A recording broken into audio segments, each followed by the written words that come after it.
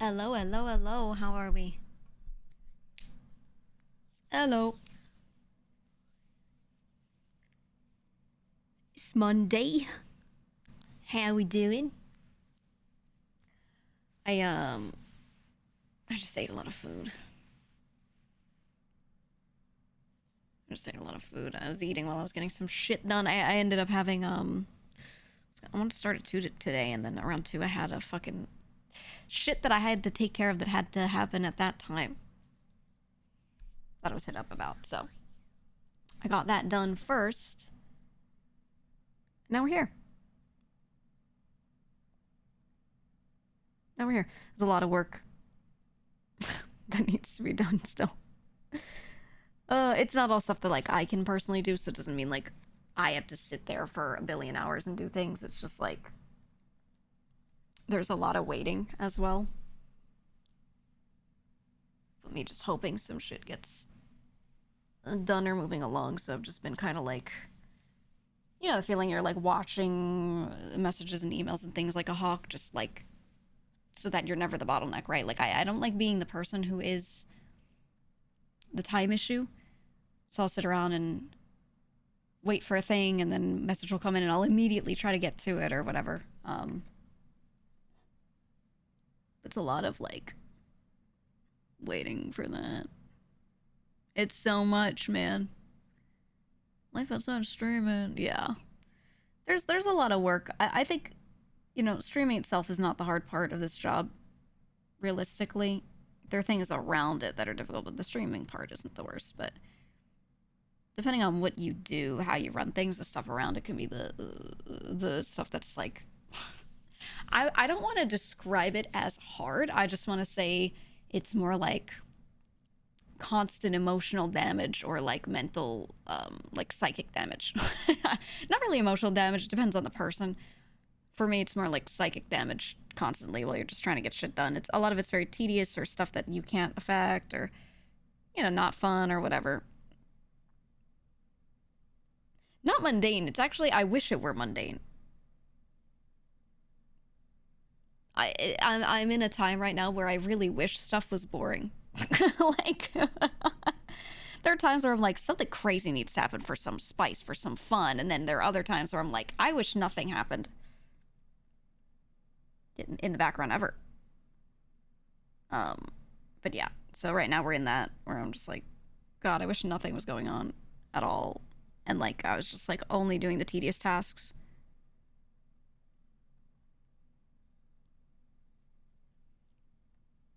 It'd be so much better right now. Manifesting chiller days, yeah. Take the blue pill.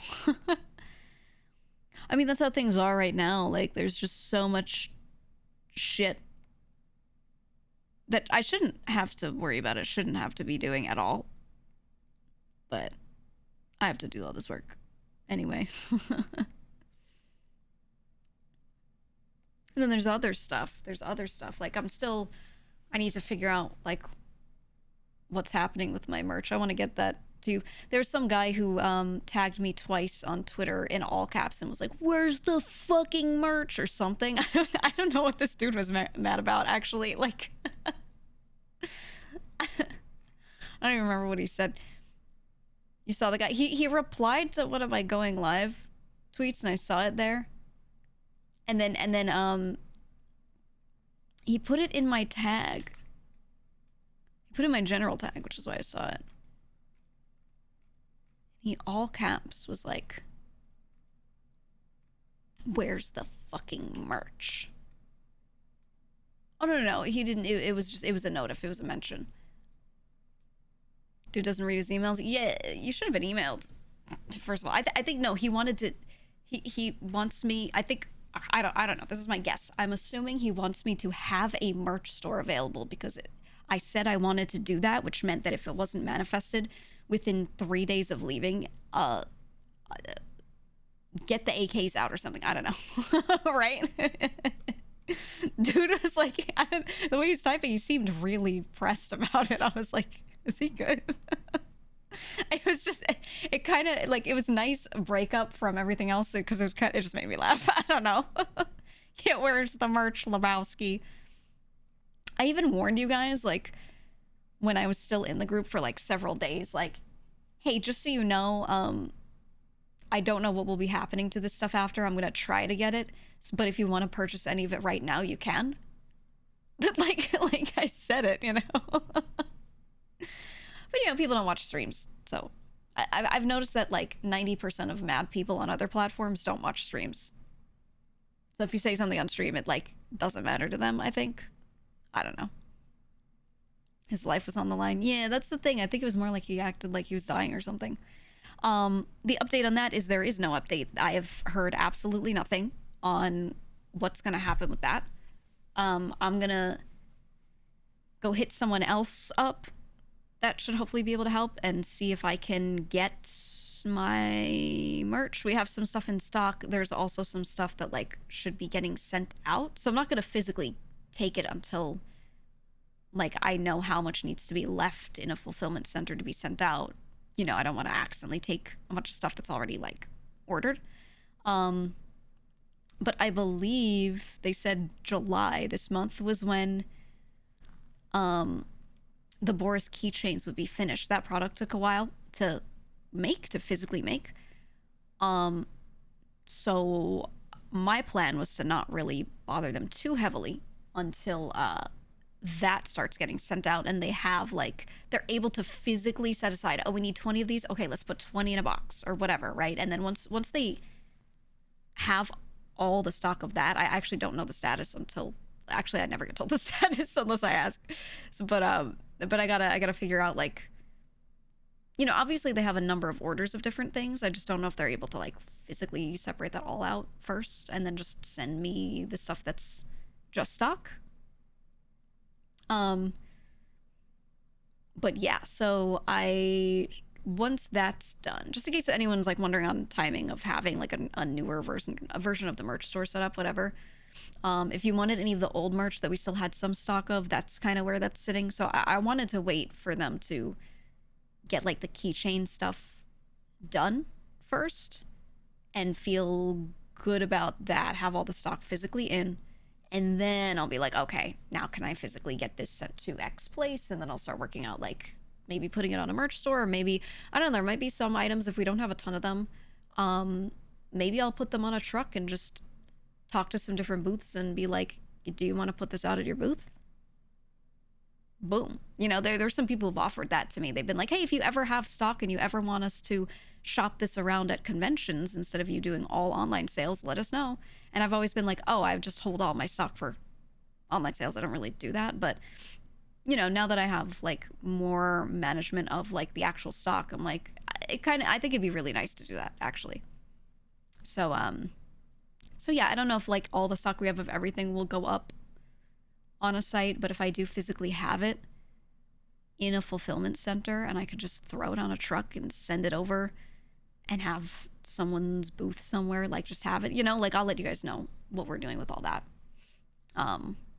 But yeah, I think that'd be really nice. So I'm just exploring like all the stuff I could do now that I get to manage that stuff. But it'll be nice. It'll be nice. Give me 20 bucks in a Red Bull, I'll whip out a storefront. I've actually thought about doing a booth and having like mods if they want to like physically do anything there. Like straight up. I do have staff members that I could grab and have like physically run a thing, but I think it'd be really funny to offer it to mods too. Like if any of them want to work the booth or just hang out there, it'd be cute. We'll figure it out.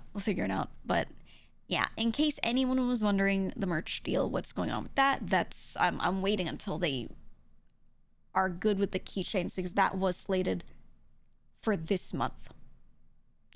So I wasn't going to be like, hey, I know you don't have all the stock in yet, but let's send me shit, because I felt like that was out of order. But yeah. Would you ask, do you know the right people? Oh, who to contact for merch stuff? I just got the merch person's Discord like the other day. I finally know, like I finally have a line of communication and can do that. I can finally do that. So I have someone to actually ask now, which is good. I can actually be like, hello, merch person. Can I talk to you about merch? Which will be cool. So, that'll be nice. Lasing said, buy 10 stickers and I'll lift my shirt a little. We need booth babes. We need booth babes. It'll be just the mods. Exactly. But yeah, I don't know. There's so much shit. My Geek Angie tweet? What, for my Go Live tweet? I've been angry for 10 years. Okay? Actually, no, I can't be angry. I'm an enlightened person. And I've just reached a plane of existence where I don't have it in me to actually like be super mad. Like if I say, oh, I'm pissed, like maybe I'll be on paper angry, but I really don't feel like great levels of anger over anything. I just get disappointed. You know what I mean? Like a dad.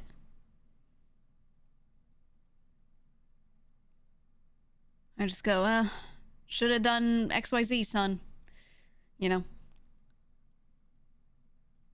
I said you can wait for merch 3 months is totally reasonable for you.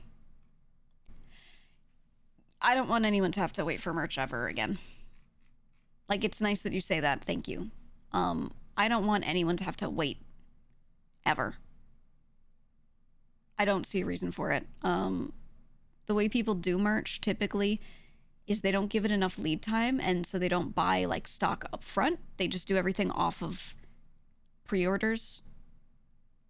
If you just plan a bit, it's not always doable, but if you just plan a bit earlier, you can just stock things or they underestimate the demand. Yeah, but when you see your first day or two of sales, if you're like, oh wow, this is really going to sell out quick, then that day you just order more. You already have the groundwork of the art done, whatever. You just put in an order for another line of production, you know?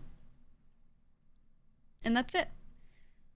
So, you know, I'll be like, yeah, let me order 100 of this shirt because last time 80 sold or something like that. You do that. And if it looks like 80 sold in the first day this time and you're like, oh wow, we're going to sell out, then you go to the person who offered to make it, and or not offered, that you paid to make it, and you say, hey, can I get 100 more? Can I get 50 more? Or whatever. But it's so much better to underestimate. Because you can just get more. It just takes a little time. But I'd rather it be like, if you place order, you know, let's say there are 100 shirts and 100 of you place your order and it's in your cart and you pay for it and it says, here you go. And then the 101st person gets told, out of stock, whatever. I'd want those first 100 people to be able to order it and for it to get sent.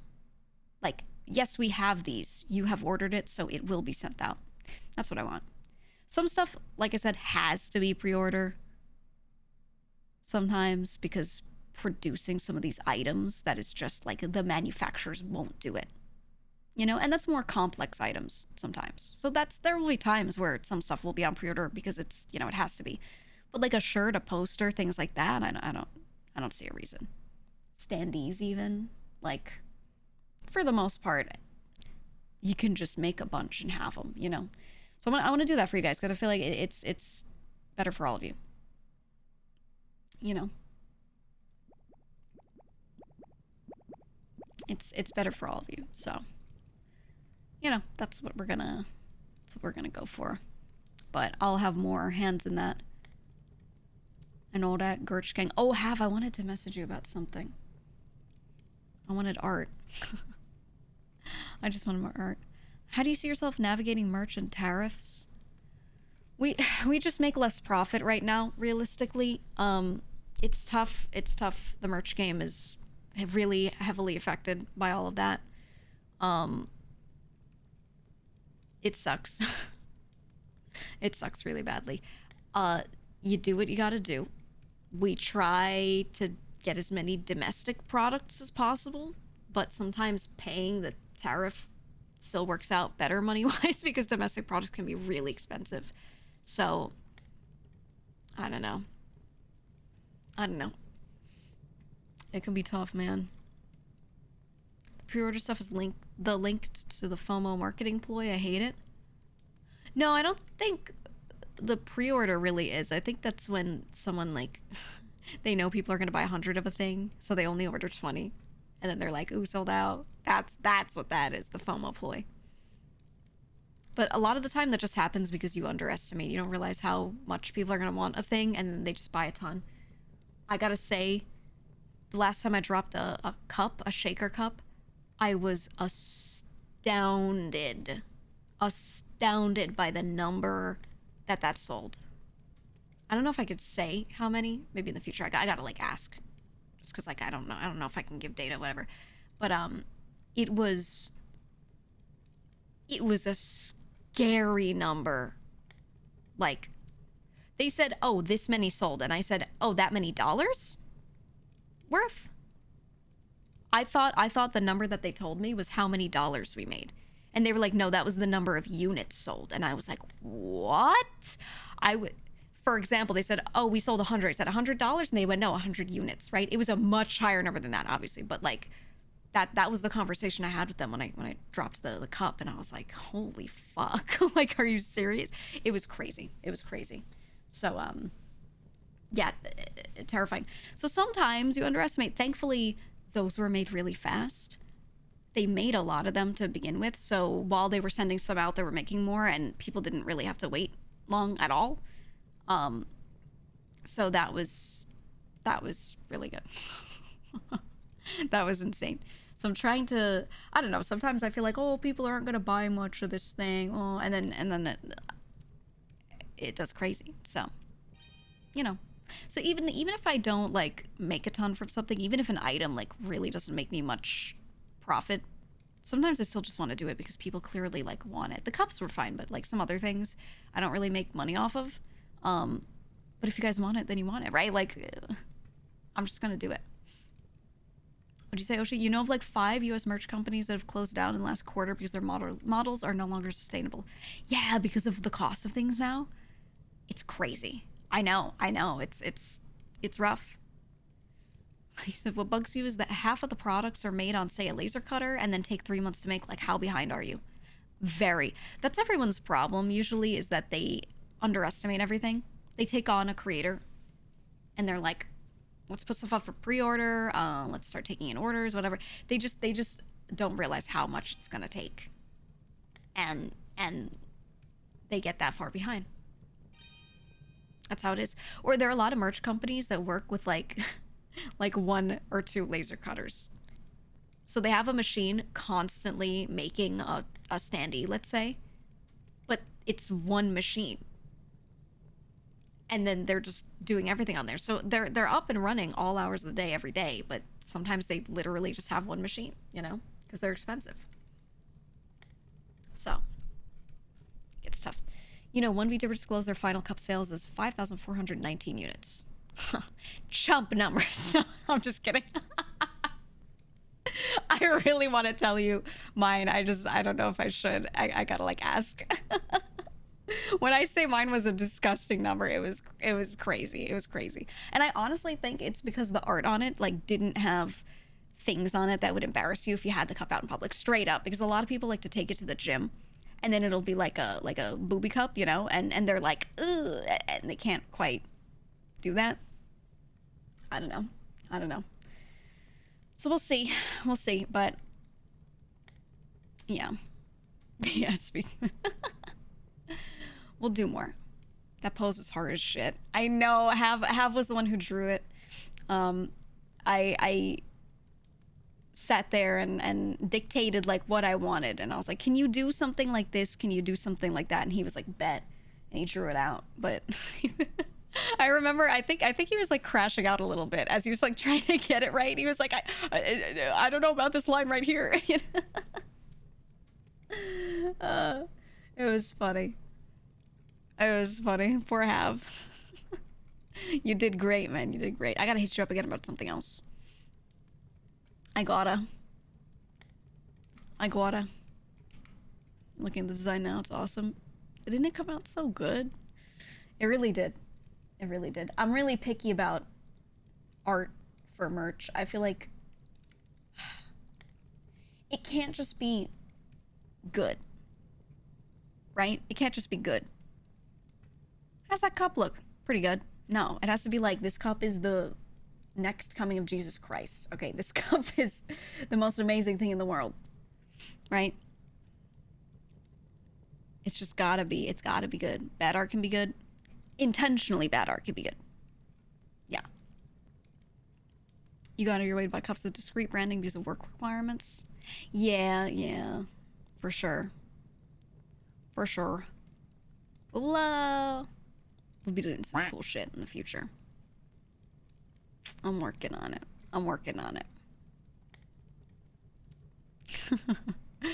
Bite was talking about the merch stuff. You said they've got like one laser cutter and one flatbed UV printer, so their throughput is doo-doo. Yeah, that's literally what it is, man. That's what it is. So is that the gut that got to like several hundreds of dollars at the Make-A-Wish event auction? Yeah. We auctioned. So we did my drop of all the items, and then that was a limited run. So there was a pre-order period, and then it was done after that.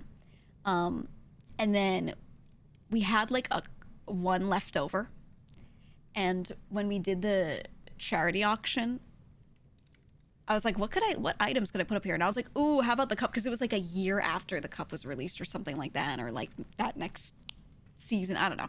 But it was a while after. So I was like, ooh, what if we auction one? If anyone missed it, they could have it. And someone bought it for like several hundred. It was cool. It was cool. I don't know. I like doing charity shit. You like the shaker cups because your cat can't dip her stinky little paws in it while you're not looking. Right. The little thingy at the top makes it so they can't do it. I have this one G Fuel shaker cup that's like a dark, like almost like a black. It's like very like low profile, nice. I like that one because it's this big wide cup. I don't know why I like drinking from a really wide cup, but I really like it. But when it's like this really wide cup, my cats can fit their heads in there super easily. So they're always trying to like get in there. So I just leave like the top thing in there and they can't get to it. The little shaker bit without like screwing the entire top on. I just put that in there and they can't get their face in. That's the secret tech. I have the G Fuel cup. I have the little shaker insert in there and no cap because I'm just using it at my desk. And then they can't get in. It works. That's how I do it with all the cups that I have. Does the width just help with grabbing? I think I like it because it's harder to knock over, right? Like it's sitting on my desk. I'm a little nervous that I'll just smack it and it'll fall. But if it's wider, you know, it tends to stay a little better. And I'm streaming of it. I always have cups on my desk and stuff, you know? So I'd rather have like the big one that's less likely to tip. Because I respect that a lot of cups are sized so that you can put them in your cup holder in your car. But I feel like then you get this thin base and this wide top. It's just made to tip over. It's made to tip over. You know, so I do appreciate that they have some like fatter, shorter cups, you know, that are just kind of not likely to tip. I'm also a mug Andy. I do like a nice mug, but I tend to use shaker cups a lot because they're big, like capacity-wise. So I can sit here and have a fuck ton of water and drink it all and not have to get up every 2 seconds and, you know. But yeah, I like the thick cup. The thickie. It's nice though, genuinely. It's good. It's good. Oh, Roomcat just posted it. The winning bid for that shaker cup was $660. Oh, man. Yeah, that was one. I had an extra one. That was a cup that was physically in my possession, but I had a couple extras of my own cup. And for the Make-A-Wish auction, I was like, you know what? Take the limited edition cup. Do it. I did not expect it to do that, but yeah, it was $660 for charity when that sold off. No, I didn't sign it. I didn't sign it because it's something that gets like wet. You know, it gets condensation on the outside, so I didn't, you know. I thought it was not a good idea to sign that. I do want to do signed stuff, though. At some point. It'd be nice. I was thinking about, like, doing a signed poster or something like that. Something like that. I want to do that. Actually, really, I was talking to a couple friends to see if they ever wanted to do like get a poster with a couple of us on it, and then we sign it together. Like we literally just. When was the last time I did a girls trip? It's been a while. The only time I've taken like a normal trip in my life was when I did a girls trip with two of the girls, and that's it. So I was like, it'd be really nice. Yeah, me, Mata, Mel went somewhere for like just like 2 days. Thank you for the raid. I think it'd be really nice to do that again. But then we also get like a poster and we sit around and sign it together, right? Wouldn't that be nice? Because then you're sitting there and signing a whole bunch of stuff alone feels crazy. It feels nuts. Some people will stream while they do it, and that makes it way more bearable. But I was like, what if we did it together? We just bring a box on a trip, go somewhere briefly, hang out for a couple days, and then spend like, 2 hours just sitting there signing. So it'd be good. Pay extra if I stamp the cat paw prints. Ooh, I would love to do it. They would not. They would not. They wouldn't do it because I'd have to grab their paws, stamp it on a thing, and then expect them to not like walk around and walk away and get ink everywhere. It just would not happen. It would not happen. I could maybe get them to stamp one thing with their paws one time and maybe like auction that for a charity auction or something. Right? Like I could do that, but like multiple, it would be disastrous, dude. I'd just have paw prints all over my floor. Oh, it'd be awful. Get paw stamps made. I could do a stamp of their paw print. I could do it like that, but it's not the same as like a signature, because then it's like printed, right? It's not like, oh my god, his paw was right here. You know what I mean? I like the feeling of like, oh my god, the paw was right there. I don't know. Maybe you guys don't care. I care. I care. Same thing with signatures.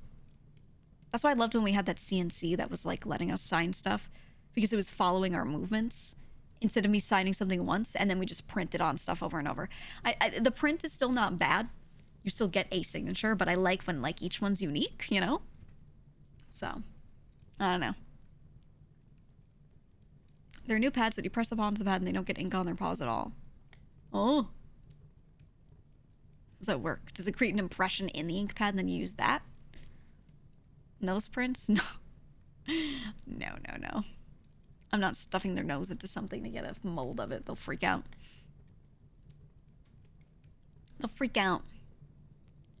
Is anyone's signature actually consistent? Mine changes up all the time. I think people who have practiced their signature, yes, which is like certain celebrities, but I don't know, streamers aren't really used to like signing a lot of stuff, so I don't know.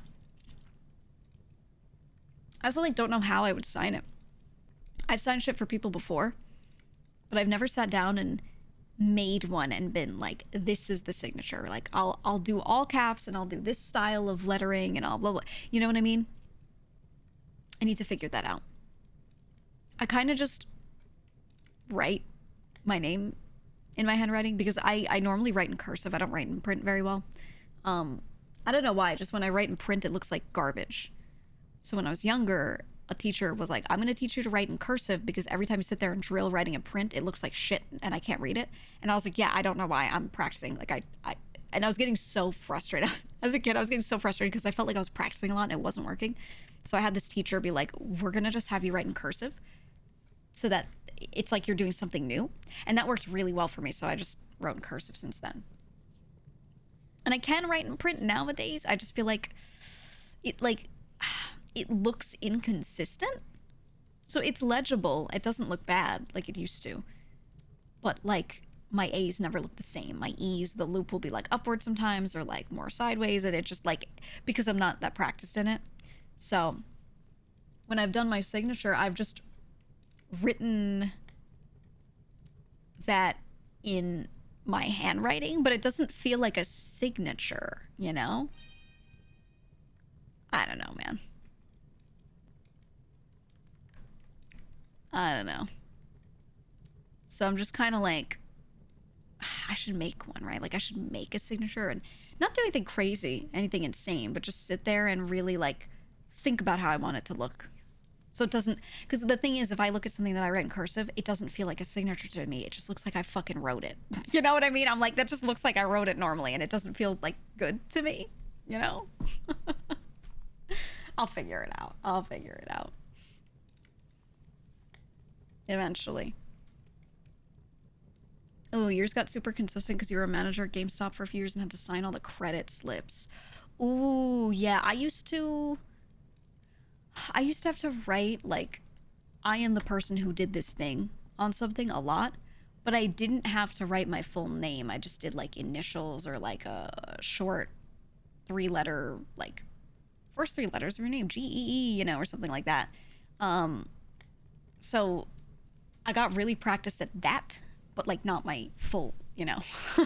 So I kind of wish I did, because then it could have been so consistent. But when I do a signature, I try to, like, make it look a little more like a signature than I just wrote that shit, you know? I need it to look like John Hancock. You seen his signature?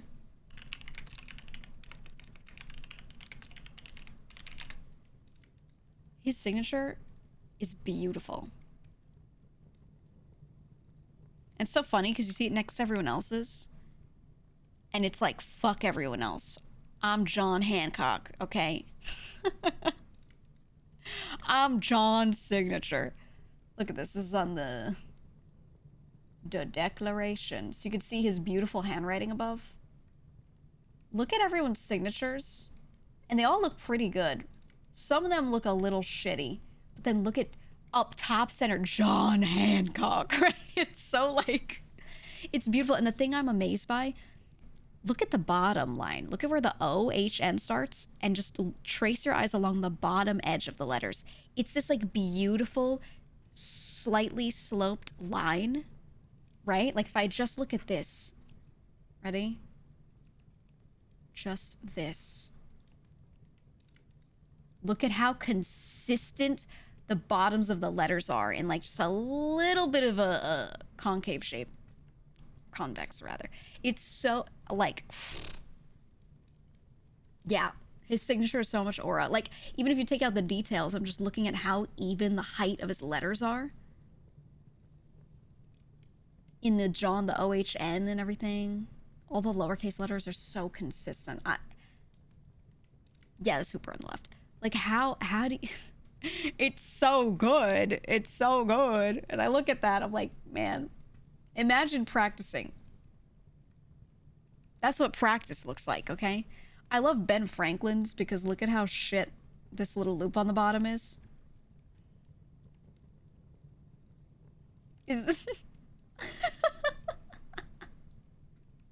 I love this. Also, it's Benj A. Franklin there. Benj a Franklin. Beautiful, right? And then he got off of that N and he went underneath.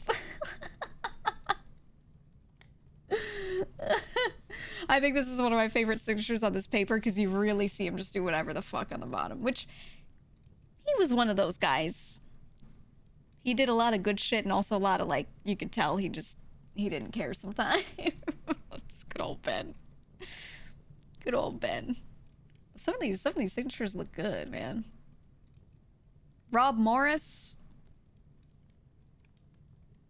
I mean, we start off strong, but we get to the Morris and the shapes are good, but they start to get inconsistent. They start to get smaller. What is that S? I don't know. I don't know. This one too. Look at the last few letters getting a little big. I don't know. John Morton looks like he just learned how to write in script, if I'm being honest. Right?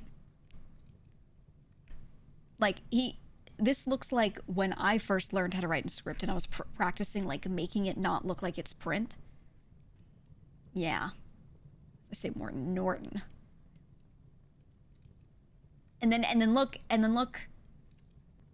There's an underline that crossed all over this other dude's signature without a care. Like, if that were my signature below and Mr. Norton went, I'd be pissed.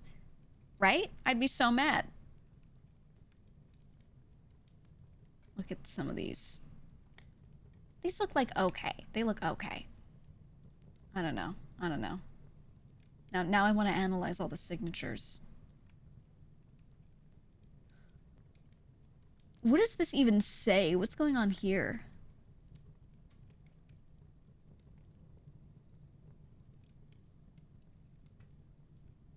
What is going on here?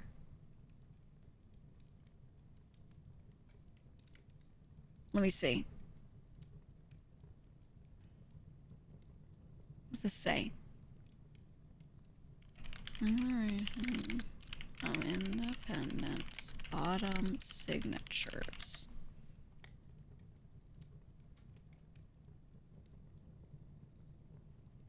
Let me see. There's a printed version, so I want to look.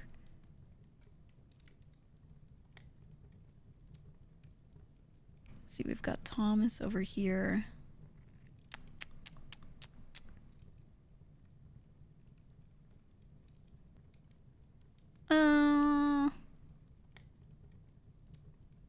It might be the state, because they I remember they had the different colonies, and they would be like, from this colony, and then the people signing, from that colony, and the people signing. So it might be that.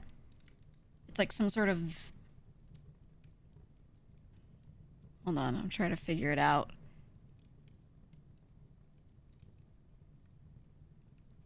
I'm trying to figure it out.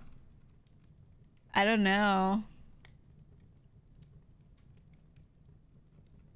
There's a printed version, but it doesn't really tell me. I don't think it's a name. I don't know. I'm looking at it and I'm like, what, what the fuck is this?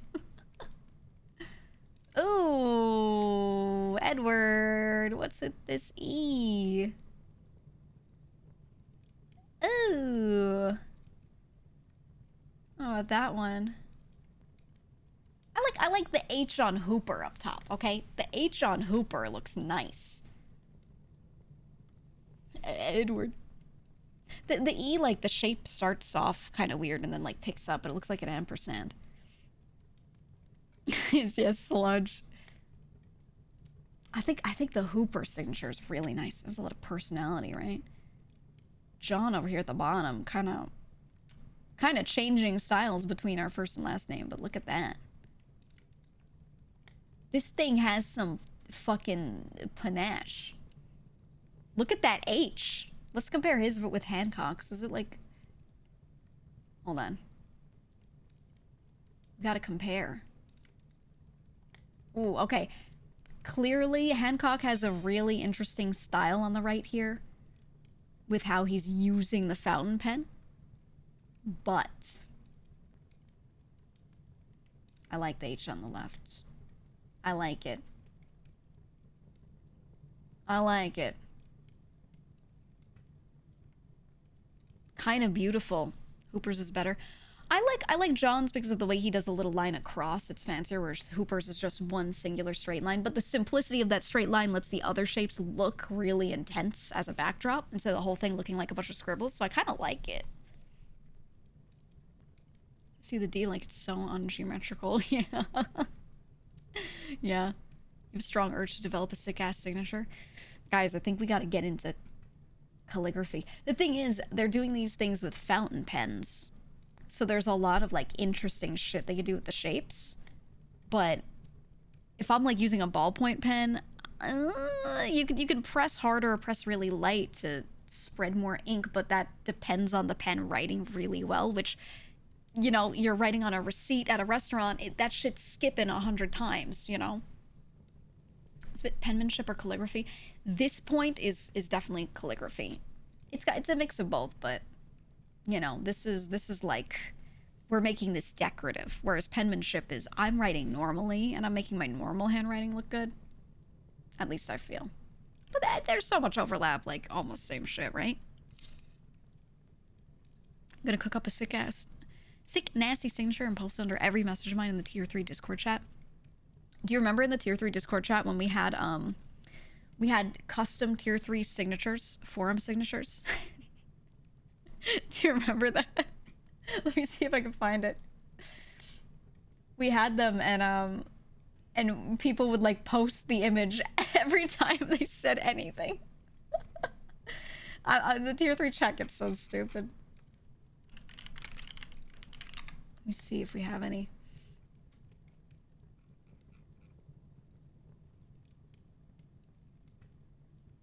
Yeah. May made some of them a long time ago.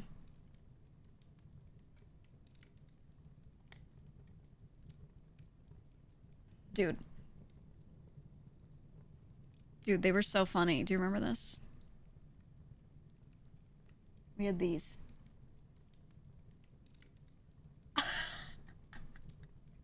It says, yeah, I'm a VTuber fan.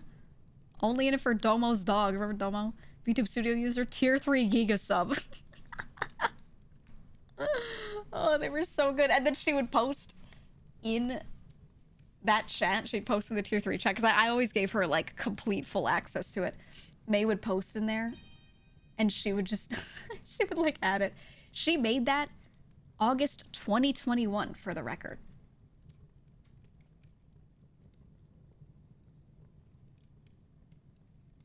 That was how far back that was. And I still have them. We need new ones. We need new ones. I loved the forum signatures, dude. Repulsive. Dude, I remember design at that time always being so ugly. And I used to have I had a background on my computer back when it was like Windows 95. And I made it myself. It was an image that was like 3 pixels tall and 3 pixels wide. And it was a couple stripes of color. So it was like one row of pixels that were this color, one row that was that, one row that was another. And then I made that my background, and it, because it was trying to display this tiny thing as the background, it would stretch the whole thing, and it was like a beautiful gradient. And I thought it was the coolest shit ever. Did you hear my cat just now? Did you get to hear him growl?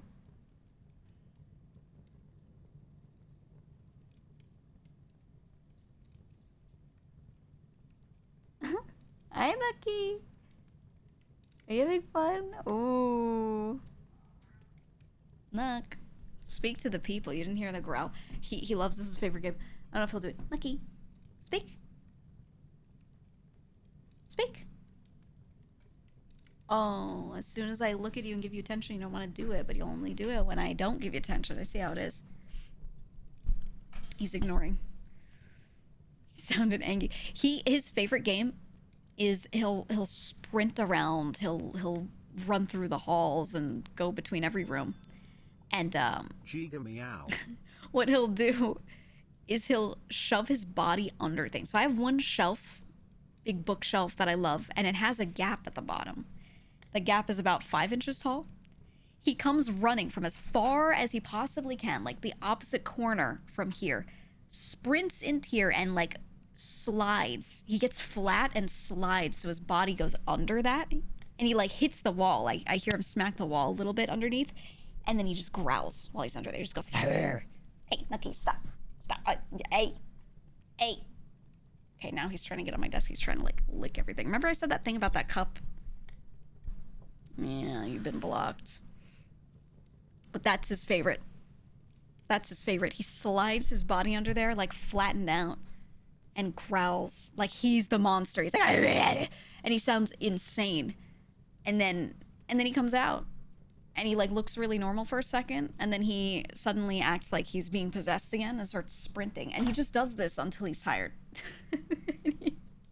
So if you ever hear a cat in the background, like you hear like feet skittering everywhere, and you hear like, it's him doing that. It's always Nucky when you hear that too. Wolfie does like to like run around a bit. He chases him when he's doing that. Like Nucky starts doing it. Wolfie's like, oh my god, me too. But he just looks confused. Like he runs after him and he's like, this looks so fun, but he doesn't seem to know what to do. It's just funny. Lucky, come here. Oy, come here. Come here. I'm gonna hold your hands. So you can't go anywhere. I got him. He's a good boy, man. He's a good boy. You gonna act sleepy now? He's faking it. He's gonna start running. Oh my god, I feel his heartbeat. Ooh, you're getting good exercise. Go run. Go run. Love cats so much. They're so stupid. He does crazy shit. If I leave a closet door open, he'll always do that. He'll like run around and he'll make sure he like runs into the closet because he needs like these end points, right, to like start and stop. He needs to run from one of those to another. So if I leave a random door creaked, he's like, I gotta run to it and growl in it. So he'll run into my closets and then go like, and then come out like nothing happened. I don't know. I don't know why that's his favorite game, but it's just his thing. And no one taught him to do this. He just started doing it at some point. He didn't really do it too much when he was a kitten. But like in his first year of me having him, he just started doing it more and more. And yeah, now that's like, he does this every day. Every day. When Recast loves laying down in the middle of the room for no reason. He's kind of like that. He has a couple spots, a couple little beds that he likes, but for the most part, he'll just go to any rug and lay flat on it. Like, he doesn't want a cushy bed. He wants something that's lightly cushioned, not the hard floor, so like a rug is good, but he needs it to be flat. And he doesn't like to be enclosed. He does not like to go into small cat houses or things like that. So he'll just walk up to the rug and splay out on it. And that's it. That's where he passes out. I don't know, it's his thing. You have a cat who follows you into the bathroom, jumps in the bathtub, and then immediately chases her tail. She only does in the bathtub. One of so my old cat that's with my brother right now, who's Nucky's sibling, Nucky's biological sibling. He would always do this thing where he would go into our shower and look up at the ceiling and meow. And he had this really high-pitched meow. He sounded like a cute little baby. Like, meow.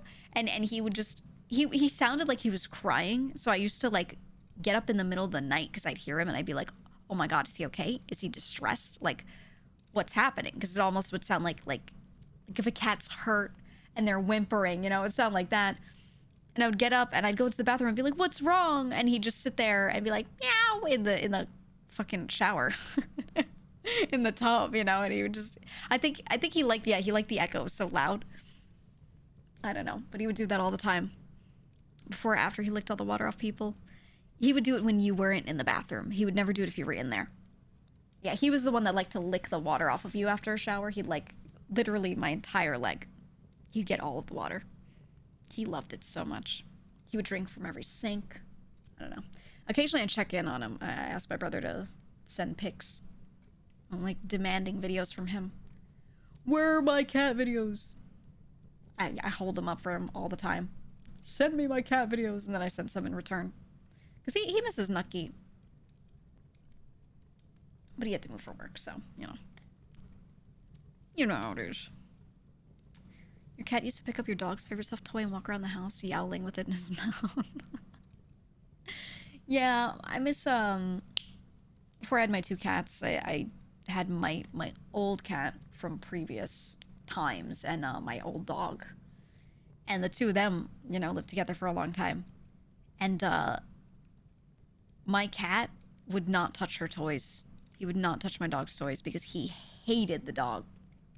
He didn't completely hate her. Occasionally they'd hang out in the same room and I'd be like, yeah, see, you're tolerating each other. But she would walk past him. He'd be up on a table and my dog would walk past and he'd just like go smack her. Never claws in, never looking like he's intending to really harm, but he'd just get one little whack on her head. All the time. All the time. And he wouldn't touch her toys. He didn't want to lay in her bed, nothing. He had his own spots and he would get pissed if she tried to go into his spots. So if my dog ever tried to like sit on this one spot on the couch that my cat really liked, he'd just show up and wedge himself in there and like get her to leave. He wouldn't even be mean to her. He'd just be like, this is mine. She'd be like, oh, okay. And she'd get up and move. The pecking order was definitely that, like, he was in charge. It was cute. It was cute. I miss my old cat. He was great. He was so chill. I could say his name, not even yelling it, very lightly. I could just say his name from anywhere, and he would just slowly walk over. He'd always come by. He was so obedient in that way, but Not in any other way. He didn't know tricks. Not like my current cats. They'll do anything, whereas he was very like, I don't know. He had his own life to live. He did.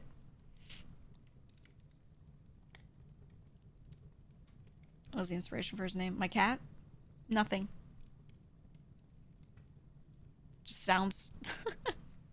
It's just sounds. That's all. Right, Nook?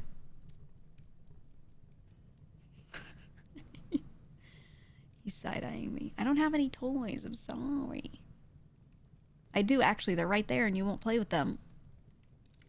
So I don't know what you want me to do. He's sulking. Even though I didn't do anything to him. I could tell because he'll sit down and he'll point his body, point his head, his front away from me. He'll point his butt toward me and he'll just sit nearby so I could see his back.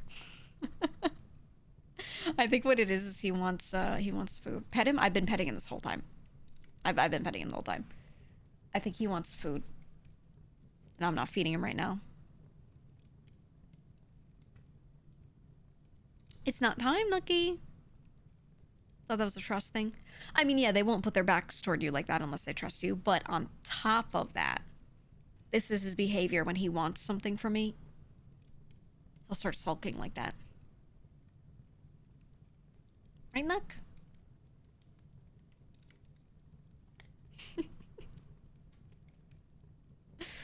I wish you could see him. He's so cute right now. He's got a really cute face. He's real cute. Do you hate it when people try to narrate your life? What do you mean by that? Expand on that. What do you mean?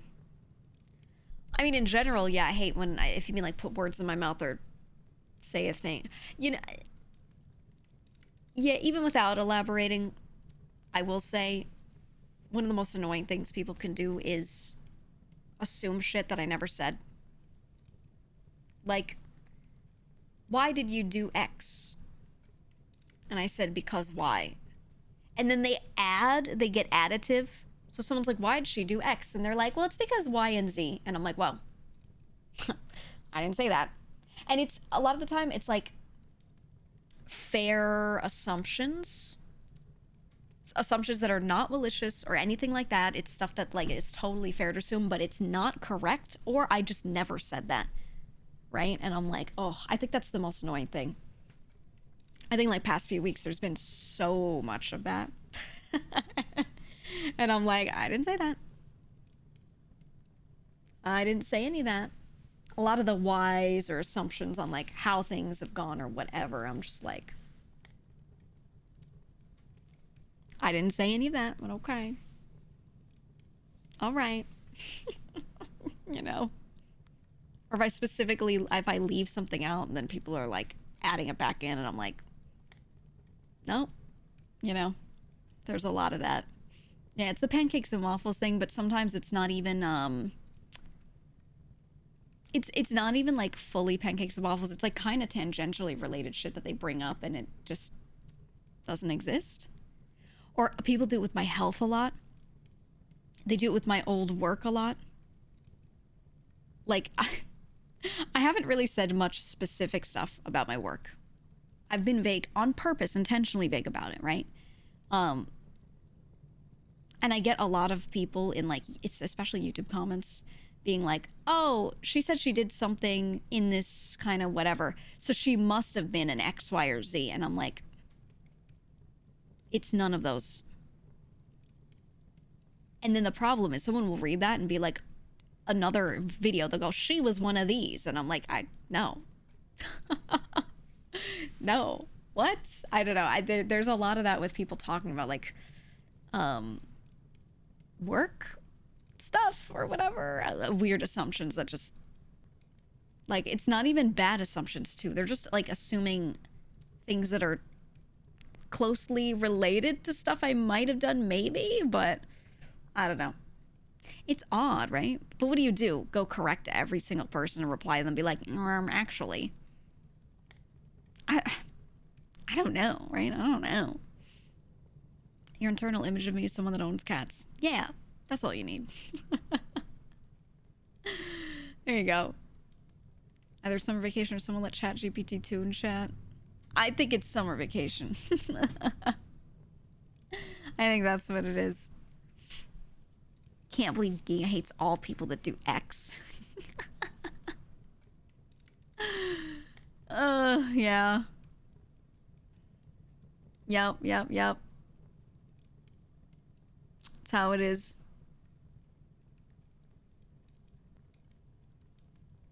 At some point, you gotta let those people have their weird little headcanons. Yeah, I think I only care when it creates a narrative that isn't right. And that's why, like with recent stuff, obviously there's some stuff that I can't clarify. There's some things I can't say. There's some things that I can't even say in the way I want. Right? But there's so much guesswork. And there's a lot I'd like to clarify, but I really can't. Like, I really can't, you know? So I'm like, I just kind of sit there. And I think the worst is watching people argue about things that I can't even, I can't say anything on, you know what I mean? Sometimes they're going back and forth and they're both wrong. This thing must be because of this thing must be because of that, this thing must be done with this kind of feeling or that kind of feeling, and it's like all wrong, and I'm like, okay. I get why though, so it doesn't make me mad at anyone, you know? I get why. You run into that a lot at work and it kills you to hold your tongue. Yeah, it's hard. It's hard. You just kind of like... Sometimes you can say something, but it's better not to, too, right? You know? You hate being misunderstood. Do you tell them you ran an adult daycare and they seem like they would fit right in Faction Redeems chat? I should say that, Phoenix. I really should. That's a good one. Oh, I'm stealing it. I'm stealing it. People aren't comfortable with leaving things up in the air for some reason, especially if it has nothing to do with them. Yeah, I've noticed that. I think maybe everyone's used to having full details or information on things because we have the internet, which they really don't, but they feel like they do, right? And then, like, I think because of that, when people don't have full information on something, they're used to being able to find things out, so they can't handle it. I don't know. I'm okay just not knowing stuff sometimes. That's why speculation isn't allowed, yeah. Yeah, that's why, like, in the Discord, we have a lot of rules about, like, don't speculate about a lot of stuff. If we see someone, like, making guesses about things that weren't explicitly said, even if it's not my situation, someone else's situation or whatever, we shut it down quickly. Because I'm just like, this does no good. Like, everything must be conclusive. Yeah, I feel like the world is in that mindset. Like, everyone's on that mindset right now where, like, everything has to be conclusive. They have to feel like they have a lot of information on everything, and they really have a hard time accepting that they just, like, are never gonna know something or whatever. I don't know. Like, they sit there and make a lot of assumptions instead of just letting their brain not do it. I think that's the thing. It's not even that they want to always. They just naturally do that, right? Not everyone, but a lot of people. And I'm like, I'm okay just not knowing something. Like, I literally will just go, oh, okay, whatever. And not think about it, you know? I don't know. That's just the way I am. Appreciate you shutting that stuff down because it can cause a lot of drama and whatnot. Yeah. And then the one thing I never want, something I hate, is I never want someone to, like, say something that isn't true, and people are like, where did you hear that? And they're like, I was talking to someone in this Discord about it. Like, no, none of that, you know? None of that. I don't want my space to be a producer of that. I know you can't ever, like, stop people from just assuming things about every situation that happens ever, but I don't want it to be like, oh, it came from here, ever. You know what I mean? So I don't mind people sharing, like, confirmed information about stuff, but even then, sometimes I'm like, eh. Yeah, it's nice to see other community adjacent discourse also doing very well in nipping wonton speculation about it. You mean wanton, which has an A in it, but yes. I'm not saying that to be mean. This is a space of learning. Like wanton abandon. I read it and I was like, that sounds so good right now. I was like, wontons. You're so right. Oh my god. Oh, I would never abandon wontons either. I would not. Never ever. He said, on one hand, I'm fine with not knowing much, but it could also be dangerous not knowing and letting speculation run wild. Yeah. Yeah, it's tough when you're in a situation where, like, you see so much being said and all of it's untrue, because the thing is, no one has the bits of information that they would need to make the right assumptions. It's all stuff that no one can or will say, you know? So I'm like, I can't even say anything. And the stuff that I can say is stuff that matters less. It's less important, right? But that's all people have to go off of. So then they'll hear those bits of information and they'll be like, oh, let me make an assumption off of this, but it's like unrelated to any of that. You know what I mean? Does that make sense? Sorry, I know I'm speaking vaguely, which I'm doing on purpose, of course, but like, you know, anything, if there's ever a scenario, a situation, and I can't say much, and there's some that I do say, the stuff that I do say is probably totally unrelated to the actual situation, right? It's the stuff that I can say because it's the neutral ground and there are no issues and it's just like totally fine to talk about. It's not crazy information that no one can know or whatever, right? Like that, which is why it's being said, right? Get tinfoil hat on. But yeah, I don't know. Hope that makes sense. This is also how conspiracy theories start. I know. It's like they're falling for a red herring by reading stuff you were allowed to say. Exactly, right? Like, not intended, but the stuff you do say becomes the red herring, right? So what I'm saying is, if I have a situation happen, and I say, hey, I can't say much, here's what I can say. The stuff that I can say is just unrelated to the stuff that I can't say. Like, really unrelated, okay? Does that make sense? So if I said a thing, and then you see people speculate off of the stuff I said, oh, it must be related to this, oh, it must be related to that. No. No. That's just anything I'm saying is because I can say it, and it's okay to talk about, and it's totally fine stuff, you know? Does that make sense? People playing Blueprints IRL. The rivets. It's eights all the way down. The number 8 means everything right now, guys. The rivets, the number 8, okay? 8 dates, 8 gates, 8 safes. Don't forget. I love that game so much, man. I kind of miss it, man. Anything come from those rivets? No, I tried. I like a crazy person. I've loaded up that game 1,000 times and tried to like press things in different configurations, and the rivets have not turned into anything. But I keep thinking that maybe the rivets are something. Can you give me streamer motivation? I'm sick, really sick. No.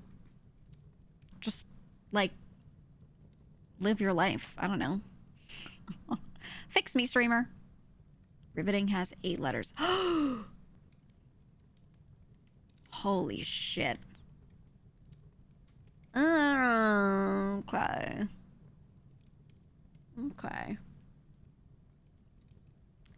What'd you say, tootin', twattin'? He said, I've had so many online friends trauma dump over the years that now I'm of the mind the less I know about someone's personal life, the better. Yeah. I'm like that now. With everything that's happened the past year, all the people that have had all these various issues, I'm like, I don't want to know about anyone. If I get to know someone, I want to know them on a surface level. And like, if I have a fuck ton of time and I want to seek out like a new deep friendship, I will. But like I have enough of those. I'm good. I'm good. I don't want to know deeply about every little thing about people and get involved in whatever the fuck's going on with them. I'm just like, if you're nice to hang out with and you want to play a game, we'll play a game. And I'm good with that. I'm chilling, okay?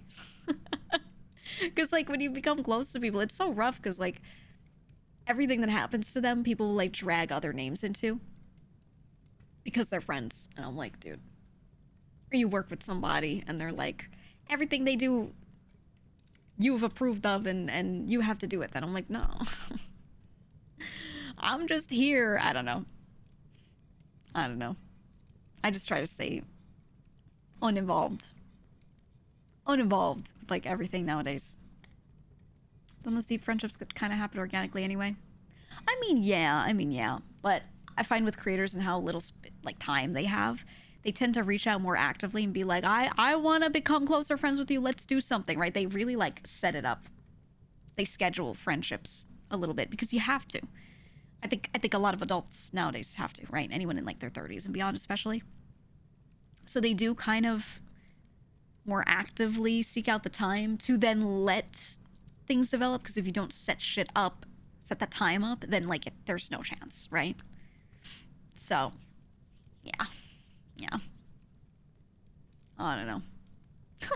One time before a friend was about to tell you some drama, you said, is this information gonna make life worse? Yeah, I prefer like not knowing. Or there are a lot of situations where I actually do know a lot about something because someone told me a thing. Someone else talks about it and I don't go, oh yeah, I heard that too. I just go, oh, wow, really? Oh. Because like the moment you're like, oh, I knew about that, then they're like, oh, how did you know? Who told you about it? Right? It becomes this whole thing and I'm just like, I'm just gonna sit here and go, that's crazy. Yeah. I ain't telling anyone shit. That's crazy. That's me, dog. That's me. Would this person want me to know this information about them? If not, please don't tell me. Ugh. Yeah, like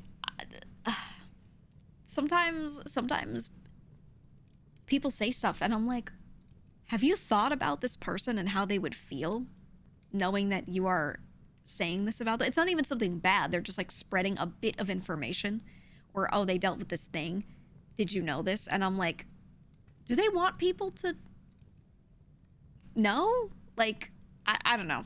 People really don't think about others sometimes. Like, there's a difference between sharing information because the information's important and just sharing a scenario or talking about something just to talk about it, right? Some things don't need to be shared. I don't know. Ever had info you gave someone eventually circle back to you? Absolutely, because there have been like times where I think a bit of information is important to keep someone, you know, protected. Let's not have this thing happen again. Or like me back end reviewing, working with some things, some companies, some people, right? And just only telling people in the back end like, hey, I did work with this person. They were fine, but, you know, they said they would take a month and they took like 3. You know, just know that this is like a likely thing, right? Like stuff like that that's just actual normal information to help someone is fine. But sometimes it gets telephoned. So sometimes you share a piece of info like that, and then the next person that says it, they're like, she said you work slow. And then the next person will say and be like, she didn't like working with them, which is like not what you said, but like you're only 2 people out and stuff gets telephoned like crazy, you know? So there's a lot of that. That's why I kind of am of the mindset that I'll just say nothing on most things, because like anyone saying you said anything at all tends to like get telephoned. And sometimes it gets to a person that hyperbolizes. There are a lot of people that like when they've decided they don't like someone, that person's the damn devil to them, right? And anything that anyone says about them ever, oh, that person hates them. Not like, oh, they just didn't like this one thing they did. Oh, this person's awful, right? They turn it into that and they hyperbolize so heavily. They freak out. I see this a lot in like content when people work with companies that are supposed to help them with various things, or like merch companies especially.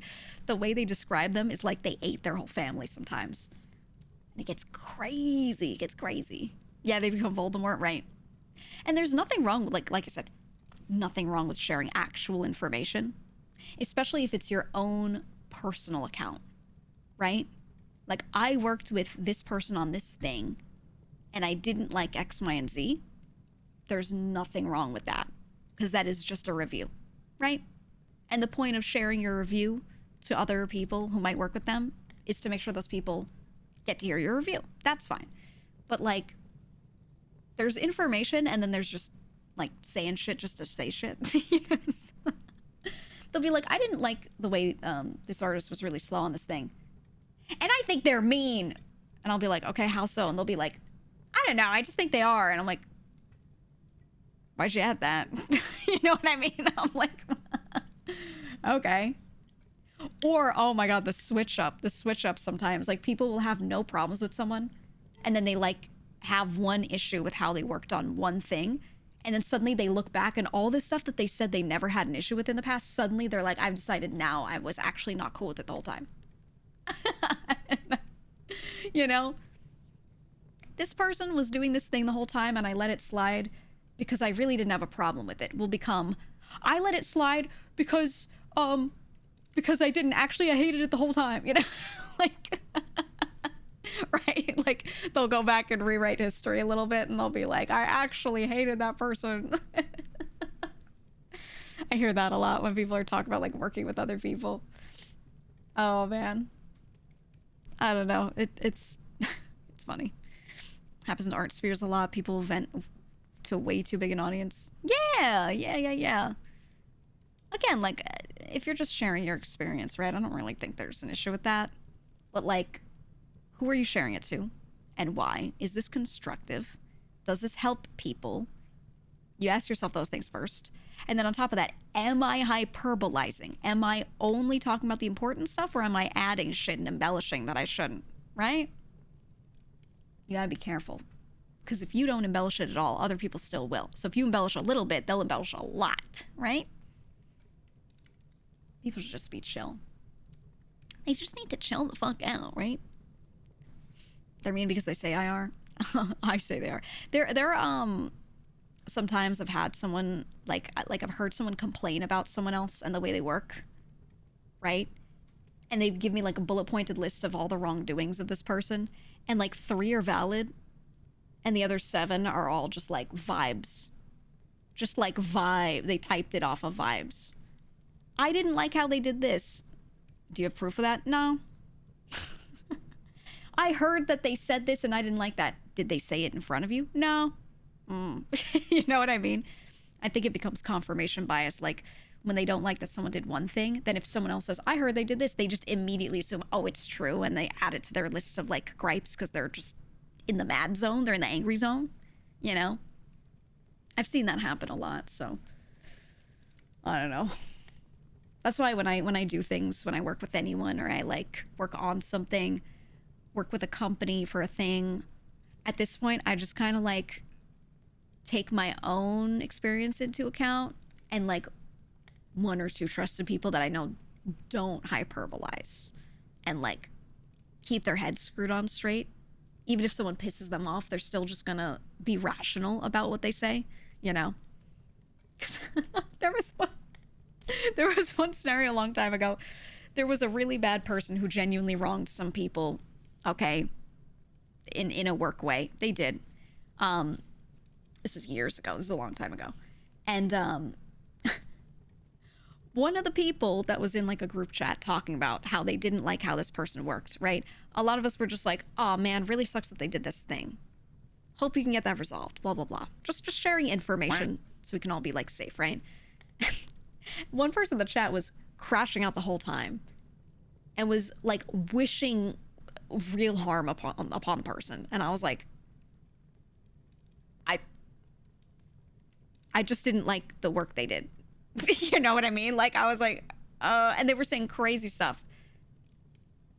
I hope this person, they were saying like actual harm, and then some stuff like, I I hope everything that they ever do ever goes under, and they like lose all their money, and like they were doing all this stuff. And I was like, hey, none of us wish for that. Like, what are you saying?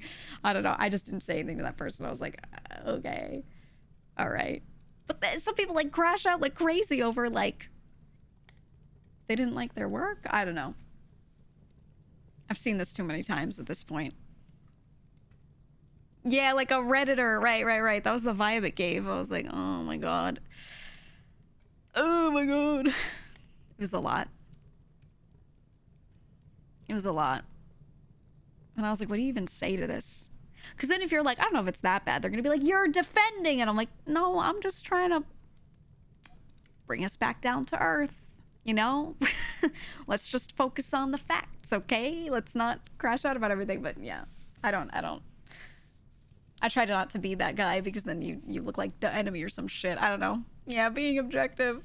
I've heard some crazy stuff, man, from some people who are normally very nice. It's just like they get wronged by someone, and then they decide that that person like needs to die, and they deserve all the misfortune, and everyone should be deplatformed all the time. And I'm like, brother, sometimes it's not that bad. Sometimes it is. Sometimes it is. Other times, it's not that bad.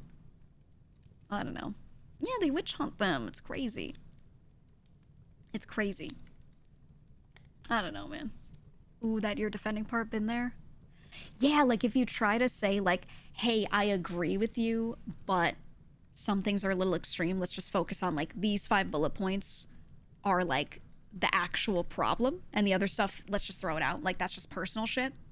Or it's like, hey, we don't have proof of that. Or, oh, you said that because of vibes, right? Like, let's just be objective and focus on the bullet points. You say that, and sometimes people will like demonize you for it. They try to say you're defending when I'm just like, I'm just trying to be factual. It's so tough, man.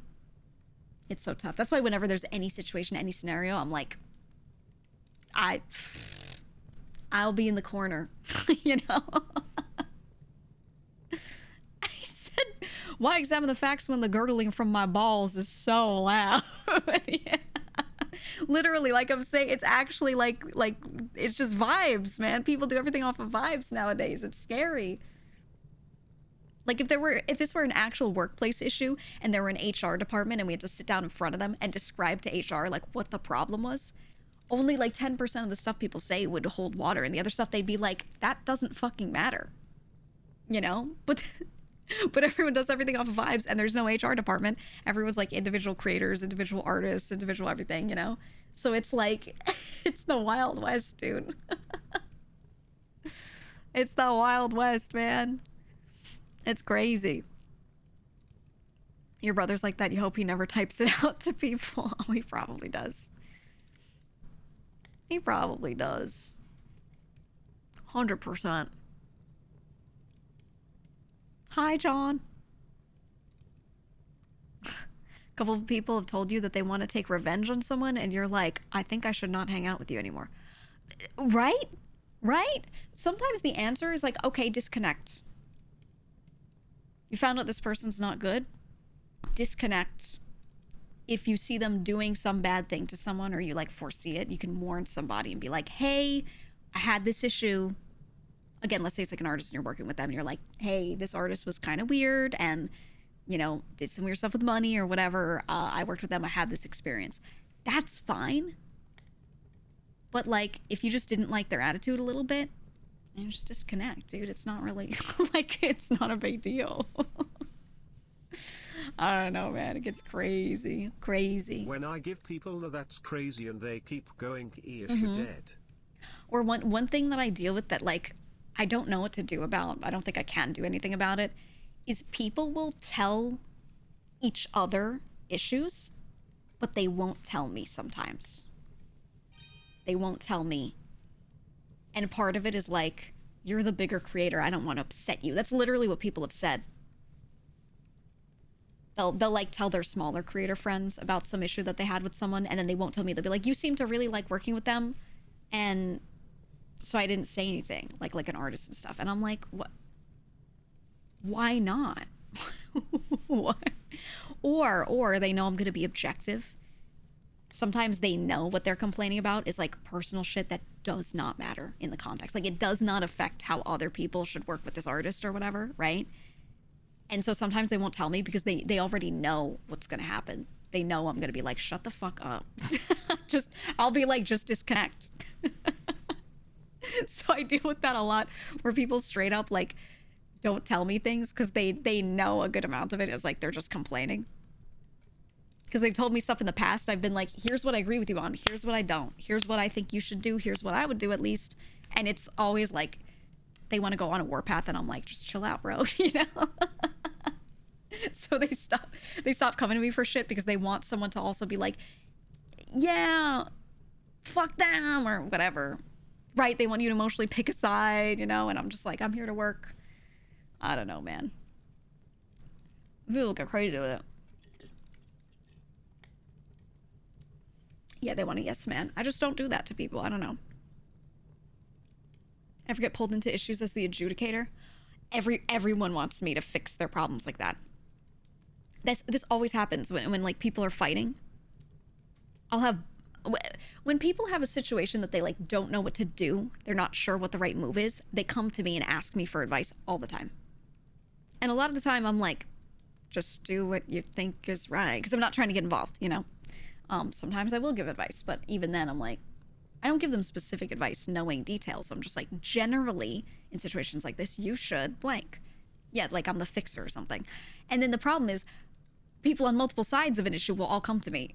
And then they'll be like, I think they're talking to you too, so can you tell them? And I'm like, I'm not your fucking messenger, man. What the fuck? That happens to me so much where like people will do that. And I'm like, I'm not, dude. No. The fixler. Yeah, like I'm a carrier pigeon. And then they'll be like, I want to have a conversation with this person. Can you sit and call with us? Like, people have legitimately had me like mediate their discussions. And I'm like, what am I here for? I'm not even involved with any of this. I don't usually do it, but they always ask.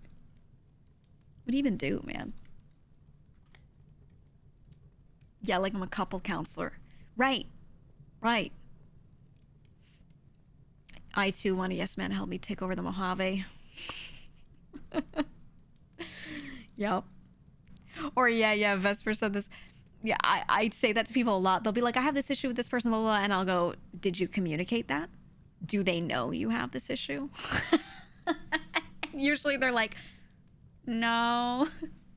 Or this happens a lot. Someone will work with like someone. They'll have an issue with them for over a year. They'll be like, I don't like how they did this for the past year. And I'll be like, did you converse with them? Did you tell them that this was an issue and then try to work with them on it and let them have time to try and fix it? Or did you just bring it up after knowing about it for a year and go, now I'm mad and I've decided it's bad because it's been going on for a year or whatever, you know? Like, oh, people do it all the time. They do it all the time. This is why I think companies can be really good sometimes, you know? I think some people need that. They really do. They really do. VTuber HR. Yeah, it's the worst. It's the worst. People give the cold shoulder and then act surprised that their friendships fall. That's usually not the issue. People just... They just pretend everything's fine. Everyone says everything's fine all the time. And no one knows that there are issues. And then it boils over finally. And then they're like, actually, I hated you all along because you did this thing I didn't like that I never told you about or whatever. Yeah, lack of communication like is always the issue. Constantly. That's just like how it's how it is on the back end with creators, man. And I'm like, dude, a lot of the stuff that ends up becoming a situation, a lot of the stuff that ends up being a thing that gets like publicly known that you guys see is usually something that could have been completely fixable if people just along the way communicated, right? Or when you realize early on something isn't right and you say something, either gets fixed or it doesn't, and you nip it in the bud beforehand. You're like, hey, I don't want to work with this person on this thing anymore, right? It's not hard. It's not hard.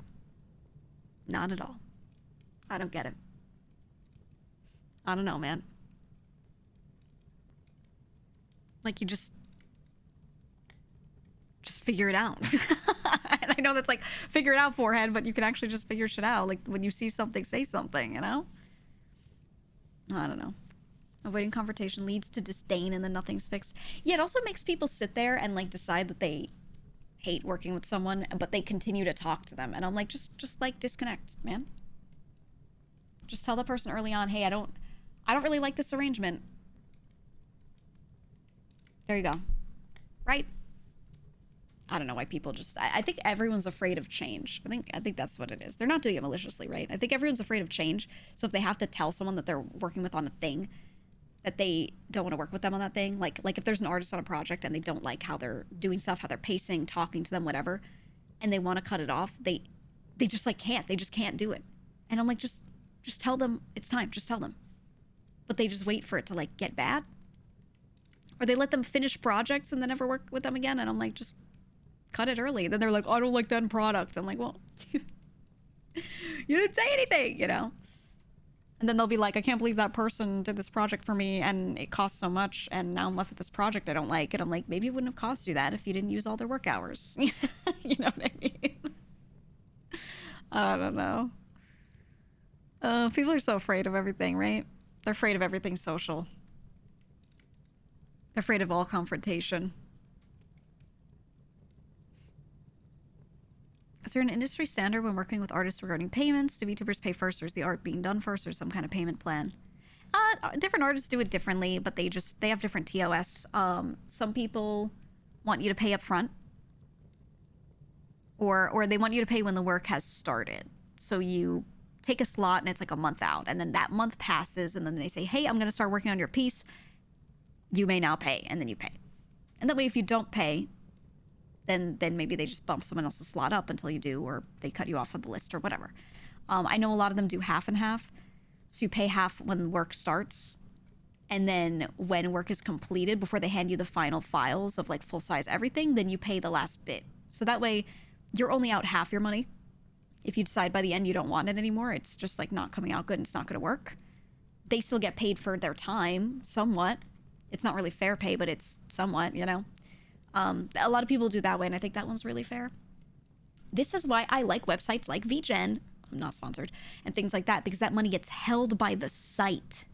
Okay? No one gets it. No one gets it.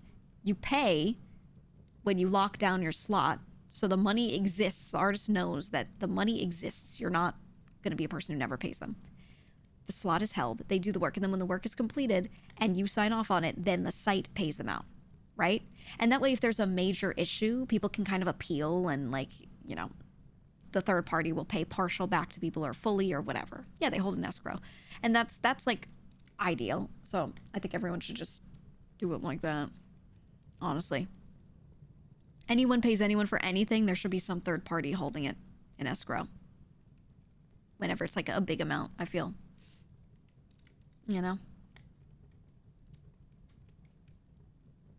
Yeah, I know.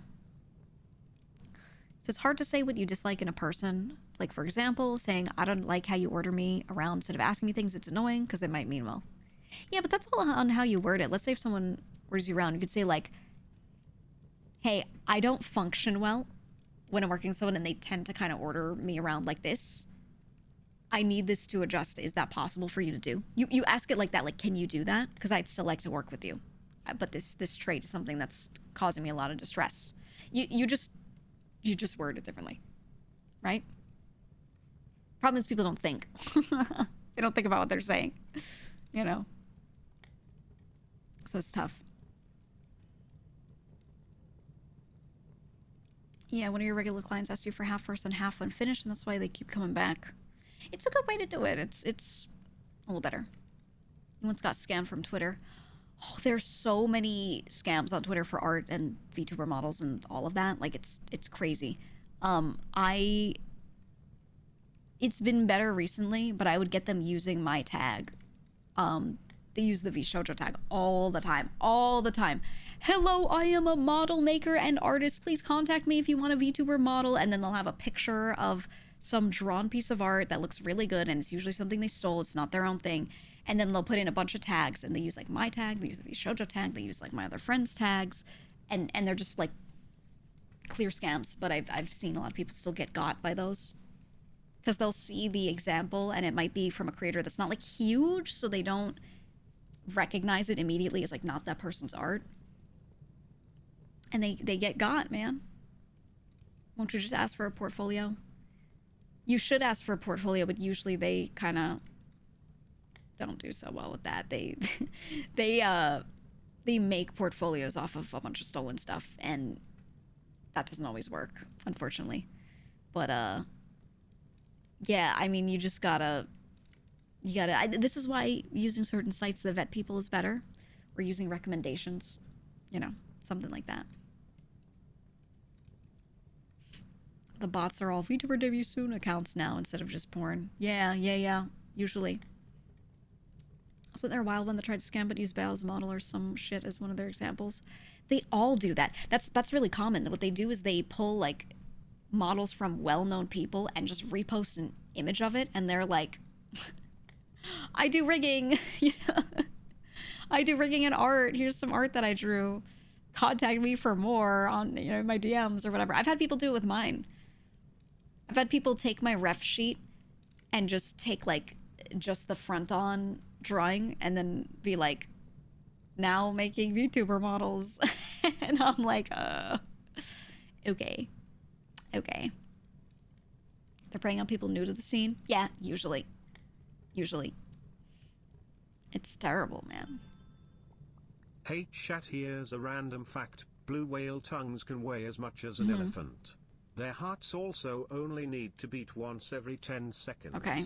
So next time when your GF tells you to be better, tell her to fuck off and be a school bus that's made of ice cream. Guys, it's summer, right? Remember when I told you that all the kids would be out of school and they'd type cringe shit in chats? It's happening. It's happening. There it is. Hey, if we don't want kids here, if you can act like an adult and we don't know, we don't get it, we don't clock you, then we don't know. But if you're a kid, we don't want you in this chat. I'm sorry. Also, yeah, whatever they said didn't make sense because they're probably like 14 max. So, yeah, it's the summer, man. It's the summer. It's how it is. Is there a takedown system that works for that stuff on Twitter? Oh, if someone uses your stuff? The problem is VTubers kind of get fucked by the reporting system because a lot of the stuff you can report for on Twitter is only if it's a real person's likeness, like your face. So if someone is posting pictures of your face and they're impersonating you, you could be like, oh, they're impersonating me because you're a real person. If they're doing it to a VTuber, it's harder. You can still kind of report for impersonation, like especially if you're like verified and stuff. And then a lot of stuff is just art, and it can't tell the difference between like what you own and what you don't. So if you own your IP, you can also like get some stuff taken down, but not always. It just doesn't really work. It doesn't really work. It's kind of hard for VTubers. It's not really tuned for that. It's tuned for like people's faces, So, yeah. Chat's going so fast, no one will know I'm gay. It's July, it ain't June. Register the model. You can do that. But if you do, typically you have to have like you the person own it under a business and then like your name's out there. There are ways to do it, but there's a reason why people don't always do it that way. Because VTubing is just its own beast legally. It is. Yes, the music had phone ring. That was not your phone. Exactly. Yeah, so people saying they reported actual death threats on Twitter and nothing happened. I find like death threats and stuff are easy to get taken down.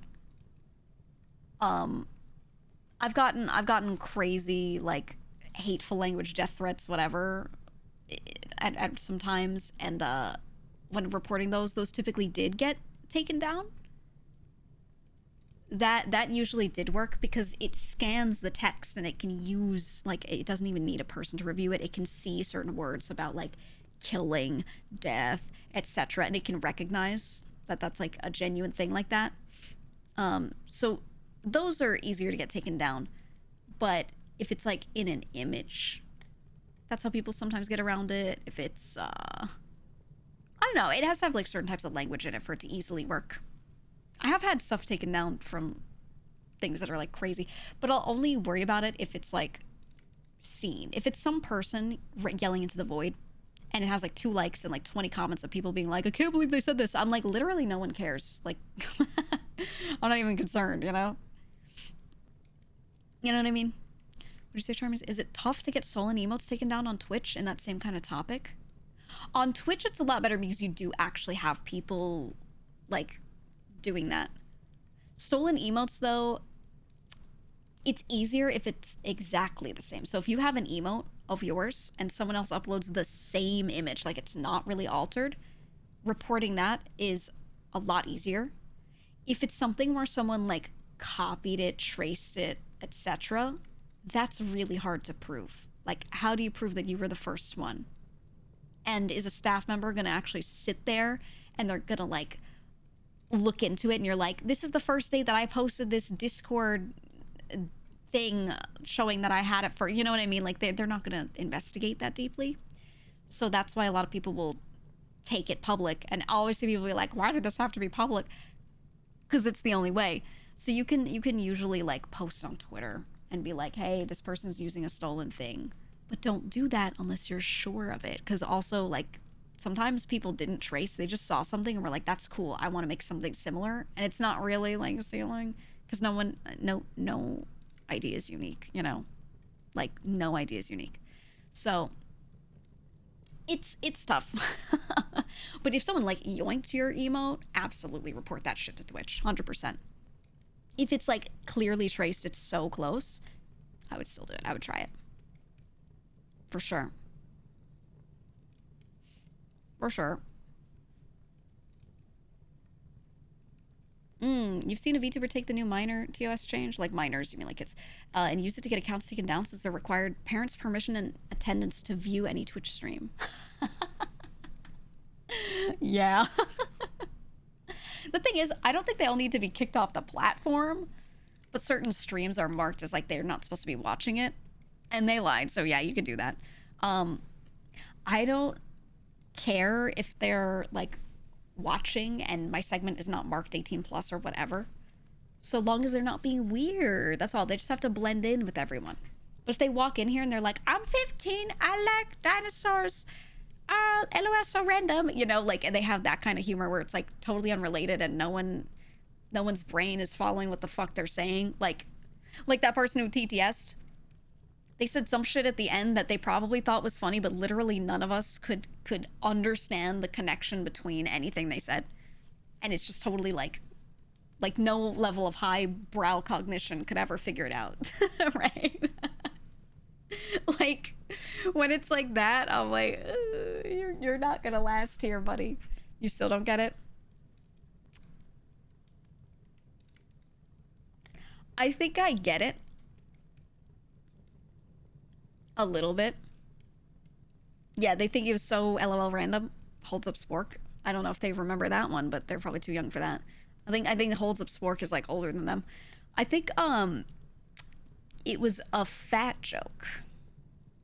It was a your girlfriend is fat joke. And it also, they thought it was really funny to mention telling your girlfriend to fuck off because they think like misogyny is so cool. They think that. Like, I think that's what it was. If I'm really trying to pick it apart. Which just goes along with like the types of jokes like kids tell, where they like think that insulting people is like so fucking edgy and cool, right? like gives that vibe. I don't know. They don't know how to like do edgy humor yet because their frontal lobe is not there yet. So I think they just like say mean shit and they're like, dude, I fucking did that shit. I'm literally the next Norm Macdonald, you know? And they'll be like, your girlfriend's fat. And they're like, holy. I'm on my way. I'm gonna have my own show in 2 years. I'm gonna be a streamer, you know? It's crazy, man. It's crazy. Ram, thank you for the sub. Welcome. Holy PTSD, you haven't thought of the Penguin of Doom in so long. Yeah. Yeah, man. The thing is, I think everyone when they were younger found some like weird shit like that funny. I mean, how many times did you watch Banana Phone and laugh over and over because you thought that that was like actually the funniest shit you'd ever seen? It was not funny. It wasn't funny. There was nothing funny about it. Okay? So, you know, if Skibbity Toilet came out when you were younger, you probably would have been like, dude, this shit goes crazy, right? It's just a kid thing. It's just a kid thing, man. Fred, Weevil, and Bobby. Yeah. I don't know, man. Kids have bad humor. And then if you tell them their humor's bad, they'll get upset. They'll get upset because they think it's funny and they have no way to understand why you don't get it other than adults don't get it because they're not kids and they're stupid. Grr. Yeah, they'll call you old. Yep. And you know, that's why adults say the things they say. You'll understand when you're older. Right? Those kinds of lines. That's just how it is. You grew up with YouTube poops. Your humor's still based around that. Being based on it is different, though. Being based on that kind of humor is okay because it can evolve. But when you're just like, it's just reference humor, right? You just like say a thing and then ha ha ha ha ha, right? Like, it can be funny. It can be not funny. Not at all. What sort of brain rot would you like to pass on to the children?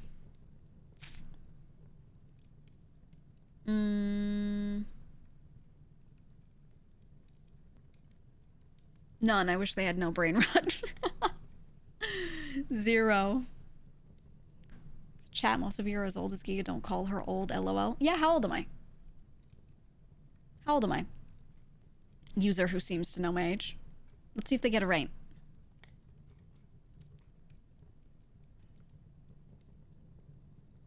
He said, I was there, Gandalf.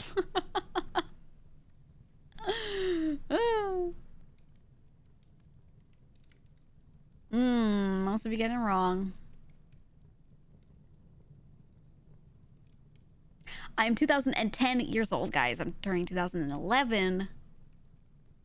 Okay. This year. This August. The rest of you are all also wrong. Yeah. So 2010, dude. It was so cool. Yep. A lot of really bad guesses. Oh, love the people that say 40. You didn't guess because you fucked it up after the time skip once and have been traumatized ever since. You should be traumatized. That's good. That's good. Are you an older millennial or newer millennial? Do you know any millennials that are older than 2,000 years old? Thought you were 19. I will always laugh whenever anyone says 22 because there was that one thumbnail that like said something about me being 22 in it. And when that thumbnail for that like YouTube clip happened, it wasn't one of mine, it was someone else's clip. Everyone started thinking I was 22. I don't so think funny. we can fit that many candles on the ice cream cake. Yeah, no, we're gonna make it fit. Okay, we're gonna do it. You are millennial is in the first CE millennium. Yeah, I'm a multi-millennial. We'll go with that. Yeah, exactly. Exactly.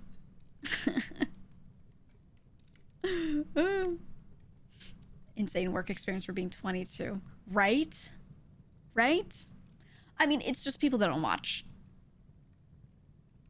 Most clippers don't watch me. Most clippers don't watch anyone. Most, genuinely, what they do is they go to known channels that they know are popular, that they see getting clipped a lot, and they go to their top clips, watch a few of those, decide what they think is funny or worth pulling, and then post those. That's it. That's what they do. They don't actually watch people. They just scrape the clips that you guys make, right? And so if you don't hit the funniest clip in the world, then like that's it. So when they clip something and they make a thumbnail and it like completely misrepresents someone, it's usually not even malicious. They actually just don't know anything about those people, you know? Boss, the fire department called and said that many candles is a hazard. But they gave us the little number candles instead. No, we're doing over 2,000 candles. We're doing it. We're doing it. You're the 22-year-old that the job descriptions are asking for. It's so true, isn't it? Isn't it so awful? What's your real life age, if you don't mind saying? 2010. Who was told that they were a 30-year-old man from India? Oh, yeah. Was that Mouse's chat? There was someone that kept commenting. They were like, they're lying to you. It's actually a 30-year-old man from India. They were like, yeah, it was a guy on Twitter, and they were like, they were like, guys, open your third eye, okay? Wake up, sheeple. They were like, they were so adamant about it. They were so convinced. They were so convinced, and I was like, what is this? It was so fucking funny, man.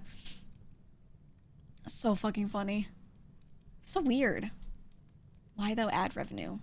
For the clips? Because they want to run their popular channel or get views, but they don't want to do the work. They're working smarter, not harder. That's why they clip shit and they don't actually watch people. They just like grab your top clips because they can. That's really it, you know? That's all.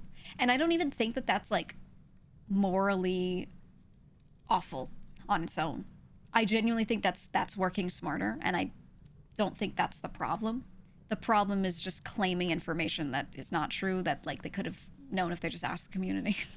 Because there's some clippers that will do that. They don't really watch the person, but they'll like maybe go into their Discord and ask a question and be like, hey, I'm trying to do this thing.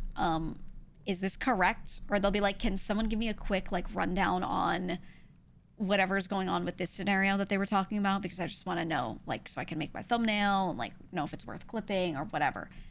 And people will like, they'll do that, you know? So there are ways where people can do this stuff like very ethically, right? And not have issues like that. How long did it take you to get to this point in your streaming career? You can go to a website somewhere and just look it up, dude. Is there a point in working smarter feels dumb? Okay, the syntax that confuses me. Please restate the question. I can assume, I just don't know what you're asking. Giga doesn't hate the hustle, just wants a little more effort. Not effort. I don't hate the hustle at all. I want people to not say things that are incorrect as much as possible when it's easily avoidable. I want people to just not spread things that are untrue when they can be harmful. That's it. That's it, man. That's all. That's all. Like the saying the wrong age for me thing, not really harmful. So that's why I didn't actually go like, oh my God, I have to at this person and cause an issue. I like told my chat about it because it was funny, but I didn't go after them and be like, change your thumbnail, right? Because them claiming I was like some really young age or whatever, it didn't affect me. And most people like knew it was untrue anyway. Most people were like, hey, she's like not, she's not like 22. That's not even close, you know? So that was helpful, right? But, you know, sometimes you see a thumbnail and it like really misrepresents a thing like horribly. There was one that I saw that actually was not good. Wait, let me find it. There's a clipper that was talking about like, I don't know if they're a clipper or reaction. They're talking about like some of us leaving the shoujo, and some of their thumbnails were misrepresenting it.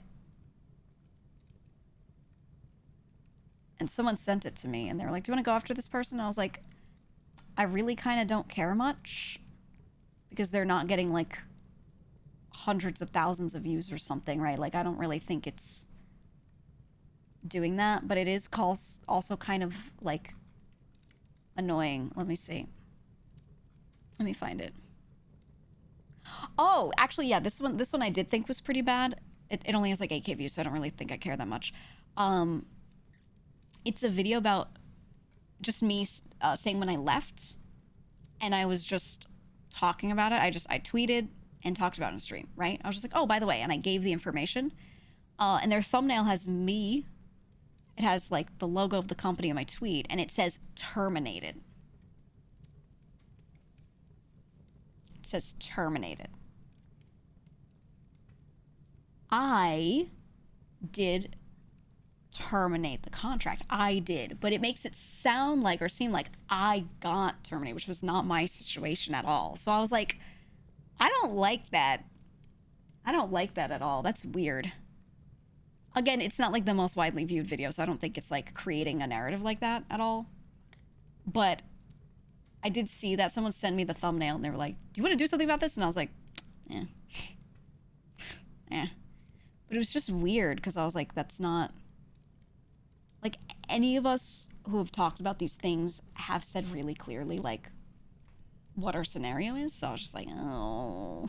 Thing is, if that got a fuck ton of views and people were, like, using the thumbnail as information, and then all these people started saying that I got terminated or something, that could actually, like, be an issue, right? It didn't turn into an issue for me, but, like, it kind of could. So that's why stuff like that is bad, you know? It's not good. Also, Volt, I want to thank you for giving 10 gifted subs. I appreciate that. I appreciate that. Thank you, thank you, thank you.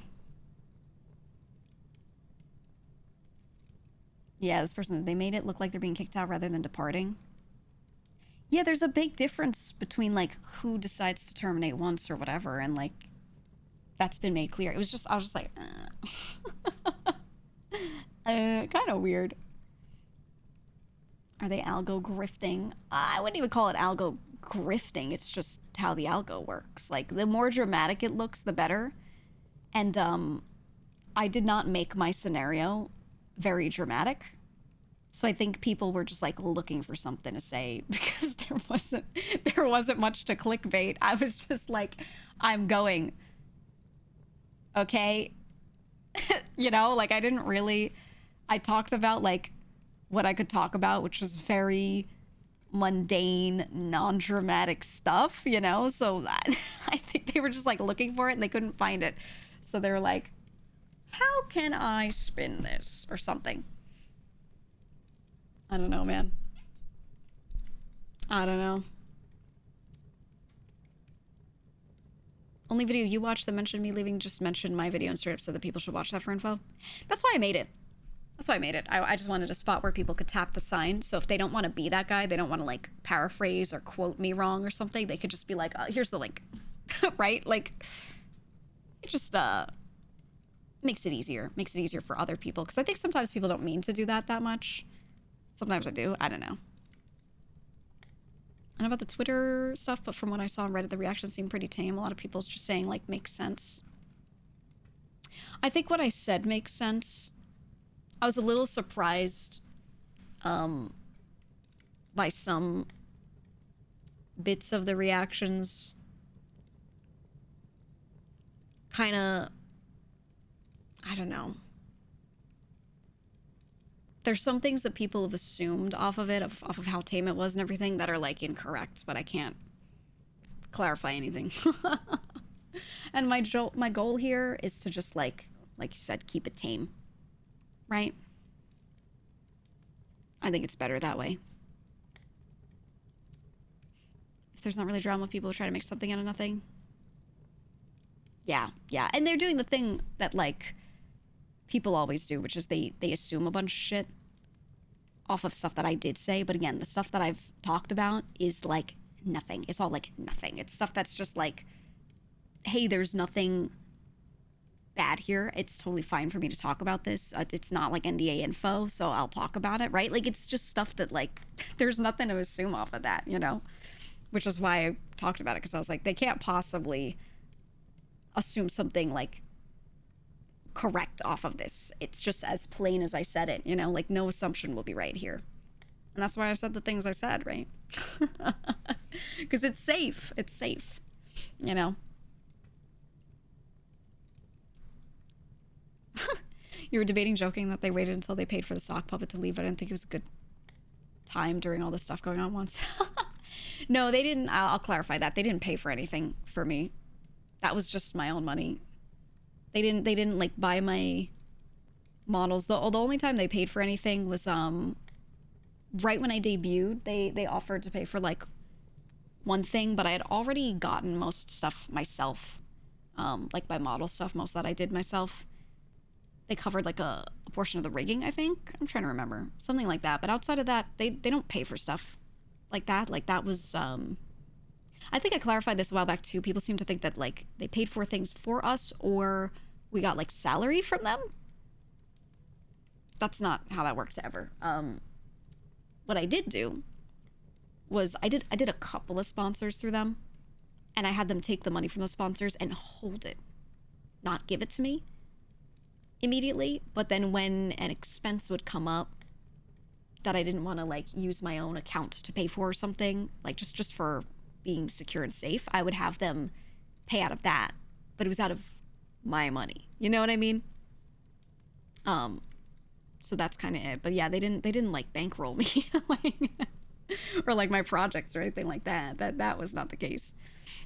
But yeah, I think there's a lot of impression that was like part of it. But yeah, so if you saw anyone leaving and then there was like a purchase made and people were trying to like connect dots that anything had to do with that, it literally has nothing to do with it, because we were just using our own money for everything, you know? So I don't know. I don't know, man. People get weird with that. And that is one of the things I can talk about. Use it like an expense account in a business. Yeah, exactly. Also, like the fewer times it changes hands, it just is easier. It saves time, you know? So I just figured, hey, I'll do it like that. I'll do it like that. So many people thinking they know the exact percentages Bishojo takes from you and what they pay for. Yeah, I gotta say, that's one of the topics that was definitely the most incorrect when I see people talking about it. They literally have no idea. Plus, not everyone's the same. People have different contracts from each other, and the way things can work for some people, we're all different. So like, if one person says this is how it works for me, that might not be how it works for someone else. They might take from something else that is just in a different proportion, and it just makes sense for that person because of how they monetize. Like we all run our stuff differently, you know? So I don't know. I don't know. So much of it was just so wrong. And I was like, I can't even. And the thing is, I can't come out and be like, it's actually this and give like the actual percentage of a thing, because then I'm sharing like confidential information, you know, which I can't do. So like, I don't know. I don't know, man. One guy admitted that they take 20% off everything you make. It was only, what I can say was only sponsor money and merch money. Splitting the profit from merch and splitting money off of sponsorships that we took. All sponsorships. Because they had like exclusive agency, right? So if I took any sponsorship, right, they would get a portion. That's it. That was all, right? Like everything else, yeah, they would not touch. Not allowed. But I've seen some people be like, something stream revenue, something sub money, and I'm like, no. No. That doesn't happen. That never happened. Why do people care? I think it's that desire to know, because they want to look for good and bad. They want to look for reasons why about every little thing. And so they're just trying to accrue as much information they can to be able to answer whatever question is in their head, right? So somehow they've decided that that has to do with things, that that topic might have to do with people's decisions. So that's why they're looking for it. And even before that, people always wondered what that is because people like to compare. I think they're always trying to compare companies, and they're trying to compare like deals people have. So they want to they just want to know. Some people like mean it maliciously because they want to put you down or something. But I think a lot of people, it's not that. They just want to know so they can make a comparison. And that's it. But what they don't realize is, none of us contractually from like any company can say those things realistically. If you hear a leak, it's probably not true. There's so many times, thank you for the raid. There's so many times people have talked about things and they'll be like, big leak, this person said this. And I'm like, that's literally not true. Like, it's not a leak because it's not real, Hi, raiders. But yeah, there's been a lot of stuff like that where I'm like, and I can't come up with like the actual thing because like, again, then I'm sharing information I can't, right? So it's crazy. Leo, thank you for the 5 gifted. Thank you. But hey, I'll say the same thing I've always said. You can ask me questions, and if I can answer it, I will. If I can't, then I'll say that I can't answer it, but people are generally wrong about it or something like that, There you go. I'll do my best. Anytime. So yeah, if you ever see something and people are like saying a thing and you're like, is that right? Or like, what is it actually? You can always ask. You can always ask. Whether or not I can answer, It's okay. And you just ask directly instead of like speculating or whatever. That's all. Like I don't mind questions. Most of what we talk about when we're chatting is just people asking questions and I answer them. That's it. Hi, Ari. What are the things your model can do? Things. Stuff and things. Ari from Geeks Plus. W. Big W.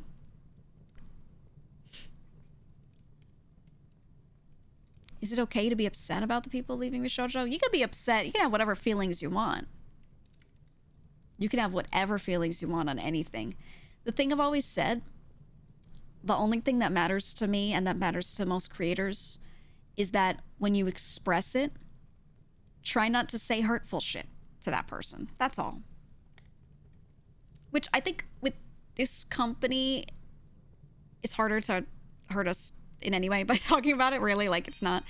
But just being like, oh man, I'll miss XYZ. Totally fine to say. Being like, I'll miss watching you because now that you don't have a badge next to your name on Twitter, things have changed so much. Everything's so different, even though you completely have the same friendships and relationships you did before and your content hasn't changed. It just doesn't feel the same. They start like crashing out. Like, don't do that. Yeah, goodbye forever, right? Like, that's the stuff I'm like, maybe don't do that. It's like she's still there, but like she's not. I mean, that's the stuff where I'm like, hey, it's getting kind of weird. It's getting kind of odd. Just don't do that. But like, you can be as sad as you want. It's fine to mourn some era, I guess, if that mattered to you, like in that kind of way. I understand that.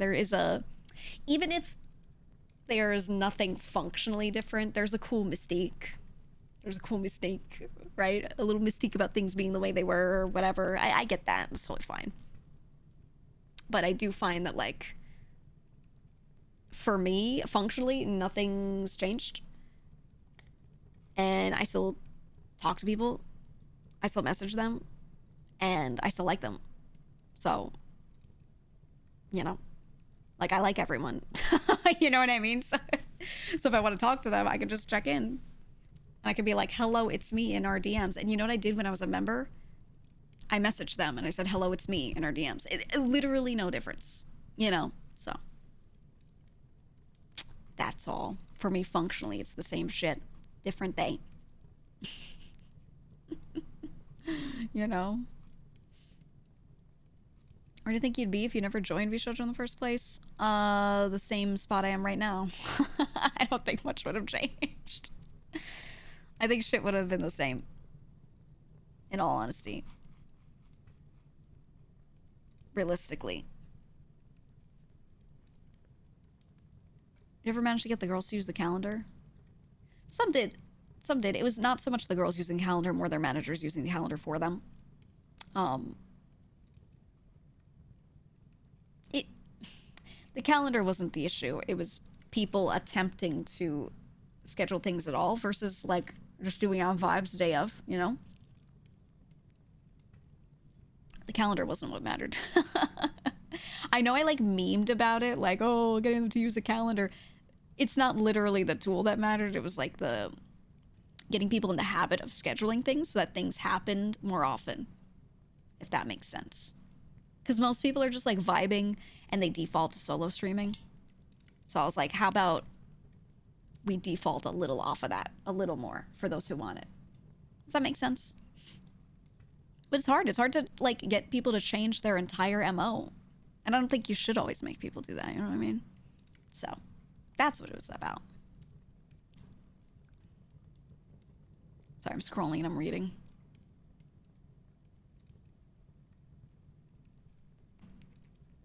You admit you freaked out a bit when we first heard about leaving. Mostly from the perspective of they were so excited to join, hoping nothing bad happened, then announced she wasn't renewing her contract either. Briefly went do me until I realized, oh wait, they're still here. Yeah, it's not like anything changes for me. Like, I'm right here, you know? And I messaged like everybody and sent them something. I had a staff member translate a thing to Japanese for the JP members too, and was just like, hey, you're my group members, whether I'm like signed to anything or not. This is what I know you as and how I know you and how I've treated you. I'm not gonna suddenly treat you differently. You can treat me the same. Like, you know what I mean? Like we've had this experience together, so I'm not gonna suddenly be like, oh, I'll try to do less with you now because of this thing or something like that. You know, like this doesn't change. And everyone, you know, heard that from me, so. It is what it is. But yeah, they all know that. They all know that. Nothing but the model and backgrounds have changed, yeah. Yeah, exactly. You plan on playing Mafia 3? Nah, I'm just gonna... I might on my own, but not on stream, I don't think. Because, like, the gameplay loop gets a little repetitive, and I don't think it's the most fun to watch, so I'll probably just do it for myself this month before the new one releases. Just so I know references, you know?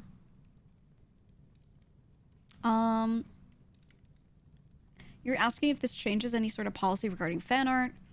Said folks could still make art of you with other VShojo members, sell it at a con as long as it isn't VShojo doing it or something. Yeah, my personal fan art policy, like fan merch and selling stuff like that, is you can do it. That's fine. You can make merch of me with anybody else, any friends, regardless of if they're in a company or not, so long as their own rules also allow it. The only time I care is when, and this is on a case-by-case basis, and I'll contact people and let them know. The only time I care is two things. If I make a product and they make something that is basically the same thing. So if I release a shirt, it's black and white, it has like manga style art of me on the front. And then someone else, like very quickly after, releases a shirt, black and white manga style art on the front. I'll be like, hey, now we're crossing the beams really heavily. Please don't do this. But it'll depend on like if I did it first too. Like if they did it first and then mine like was already slated, I'm gonna be like, it's a coincidence, whatever, you know? It's more so if it looks like they did it to try and make it look like an official product, then I would care. And then the other time I would care is also at conventions. If I've got like a booth and I'm selling things and someone else makes, again, a product that's really similar and is selling it at the same event, I'll be like, hold on, you know? But that kind of matters less. It's more so like if it looks purposeful, right? So it's kind of subjective, but if people just want to do something, then they can just do something. I just don't want anyone like super heavily merchandising my brand like a lot. Like a lot, because then I feel like they're trying to monetize my community heavily, right? Because there's a difference between, oh, I make keychains of VTubers, I did one of each, and like, I'm gonna make 20 items with GEEGA on it and put in my booth, and then I'm like, are you trying to be the place for my community to go and you profit? You know what I mean? Like, then it feels a little weird because they're monetizing my people. And I don't even release a fuck ton of merch. Like, I don't at the same rate that other people do, not at all. And you can tell I'm not always trying to like monetize you guys constantly, you know what I mean? So I don't like the idea of other people like coming in, seeing that gap and being like, oh, I'll monetize them, because that's not what I'm trying to do to you guys, you know? So I don't like that. You know? Oh, monetize the chat for you. No. No thanks. I don't mind releasing things a little more often if it's like cool collaborations. Do we need a weekly t-shirt? No. You know? Not saying other people do with that. Obviously, I'm hyperbolizing, but still, you know. How do you feel about the very large fan projects or merch that a lot of fan cords do? I think they're really cool. I think it makes more sense when you know that person or that company wouldn't really do it like that. But if that person's like pretty merch forward, they like doing merch, and then you're trying to do a crazy fan project to also do that, I don't know if I like the idea of someone profiting off of it. It really depends. They're really cool fan projects that are not monetized that I think are insanely good, though. Warms my heart to see the Girls FC back in GEEGA's About page. It was always there. So you can, I mean, not in the same spot. I get what you're saying. Yeah, I own that Twitch team. So like I was the one that made the stream team. So it was never gone. You can only have one displayed next to your name in the About section. So what I did was on the right side where it has my socials, I put a link to the stream team there. So it was never out of my About section ever. I didn't want to do that.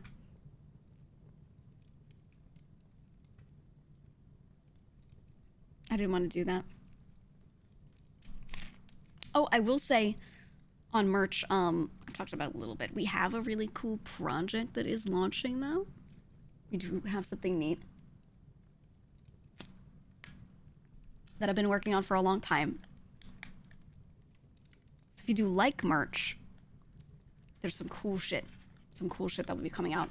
It's gonna be over the summer that we're starting. Because I did ask some people, like, what frequency of stuff do you like? Because I always felt like I didn't, like I said, like, I don't really, like, go overboard with merch. And I realized that there's, like, a lot of gap, a lot of space that I've left where I don't really have much out. So I was like, what if we do a little more here and there? And we had some really cool ideas. So there's a lot of stuff that we'll be adjusting that I'm excited about. I'm really excited about. You'll see soon. Bye.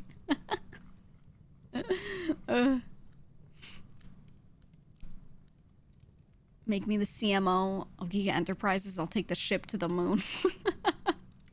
I always say it. I'm like, it'd be so cool to just fucking like supersonico myself, right? And instead of like just worrying about you guys and being like, what would you like, and blah, blah, blah, and doing a thing for you. If I just make some merch that looks cool, and it doesn't matter if people know who I am, and I just sell it, then it's like its own thing, yeah? It'd be cool. It'd be neat. I think about it all the time. Because I do have to say, when it comes to merch, it's a really fun process. Like, I really enjoy sitting there and drafting the ideas, working with people to, like, get things together. Can we make a product like this? Blah, blah, blah. It's just really fun to do.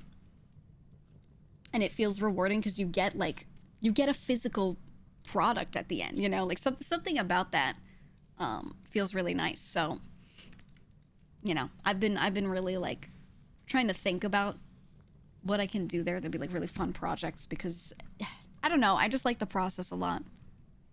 The Subaru duck, a lot of people don't know where it came from. Yeah, exactly. Like, came from her brand, but yeah, a lot of people are just like, oh, I like that fucking duck. I think Labubu is a really good example, actually. A lot of people know the name Labubu. They know what a Labubu is when they look at the doll. They don't know the artist's name. They don't know about the artist's original drawings. They don't care about the origins of Labubu. They're just like, I like this fucking doll, you know? Right? So I think about that and I'm like, it must be so fun to like make products like that. And as I've done it more, I'm like, this is really fun. This is really fun. I loved making the Boris keychain, coming up with how we wanted to do that. Shit was fun as fuck. So, yeah, I do hate Labubus because of how they look, though. They're kind of, I don't know. I've always liked the if you know, you know type of fan merch. Yeah, like if it's stealthy. Me too. It doesn't, like, have the VTuber's name written all over it as much. It's just, like, a nod to them. We did that with my last t-shirt where there was a design on the back that was referencing the weapons from this outfit, but didn't show any of the design elements of the outfit itself. It was just the weaponry. And then the front had a 999 on it because that's my level. And that's it. Right? And I really, really, really liked making that. I really enjoyed that. And I like, there will still be space for things where you put my face on it and you're like, oh, look at her. She's on a shirt or whatever, you know? I love the shirt. But it's just fun to make other stuff too. I don't know. Especially the stealthy stuff. Putting like little nods to things everywhere. It could be fun. I want to do it especially with all the faction stuff, the mascots and all those things. I think it can be really cool with what you can do with that. Because they don't even look like me, right? Like they're their own thing. So I'm gonna do it.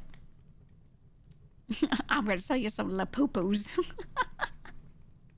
Someone better make a Lapupu. A real Lapupu. Boris blind box would be so cool. I know. The difficulty is you always have to order like a lot of everything when you make like little figurines and stuff. So if I'm like, oh, a blind box here, eight Borises you could get, I'd probably have to order like several hundred of each, you know? Which would mean I'd have like so many of these boxes. Now, some people will let you make fewer. Some manufacturers will. So if I can find that, I'd love to do it. But like baseline, a lot of them, they'll be like, oh, you want one Boris design, a little figurine? Okay. Order 800, you know? And then I'm like, but I need 8 of them for these blind boxes. And they'll be like, what's 800 times 8, buddy? You know? So I gotta think about that. A lot of little logistics, but it would be fun. It'd be really fun. It'd be cool. There could be so many Borises. There could be so many. There's so many outfits. It doesn't have to be him. It could be like little faction mascots and stuff too. You do a poll and you're like, which one am I gonna get? You know? I love shit like that. I love shit like that so much. It's so fun. Hi, Octopimp! You say that like hundreds of differently dressed Boris figures wouldn't sell like hotcakes. I mean, I feel like if I made a booth at a con and I was like, yo, look at this little fucking pig, you can buy him, people would be like, I want the little fucking pig. But if I'm just selling online to my own community, I'm not gonna sell 3,000 tiny Borises. And I'm saying 3,000 like, I'm being really generous. Like, if they make me do 800 of each, like, you know what I mean? Like, where do I put it to? You know, this is the other thing. If you leave stock in a warehouse somewhere and it's not sold, you have to pay for the space. You have to pay monthly. So if you're holding stuff and you take a really long time to sell it, You have to pay the people who own the warehouse for the space they've got it in. You have to pay a fee to have like constant, checking up on things. If an order comes in, they have to go pick your product and put it in a thing and ship it. You have to pay for that. I want a shirt of Geeko and Boris Geeko. dancing, but it's holographic, so when you walk by people, they doing a little Ooh, jig. like a little lenticular thing. Yeah. I love those. I love those. Turns out merch has to live somewhere. Mm-hmm. That's actually one of the reasons why people do pre-orders sometimes, is so that they don't have to hold stuff in a warehouse. But I think the pre-order experience, getting rid of that, it's worth paying to hold the stock somewhere. Because I just hate that experience so much. I hate it. I hate it. I don't like it. Maybe we could 3D print them. There are so few people that actually have 3D printers that it's just not like, it's not worth it. It's not worth it. Get a big house with a huge garage and hold the merch in your garage. If I could get a huge house with a garage, I would. I'm not that guy. A garage? I'd have to go live in Texas, dude. I'd have to go somewhere else. If I want enough space to like hold merchandise, I don't know. I do think about it all the time though. It could be really cool. Could be cool. I have like one room that I could make into a merch room, but I'm making it into a guest bedroom, and I have a friend who's probably going to be like living in and out. Which I talked about this like a long while back, that like I don't have a ton of space, but I have a little space. And so I've always offered to people, if they like need to live in the area, like just let me know. I've got a spot, I've got a spot. So yeah, I'll make it my friend's room plus merch room. Oh man, you're right. Mata's room is prime for storage needs.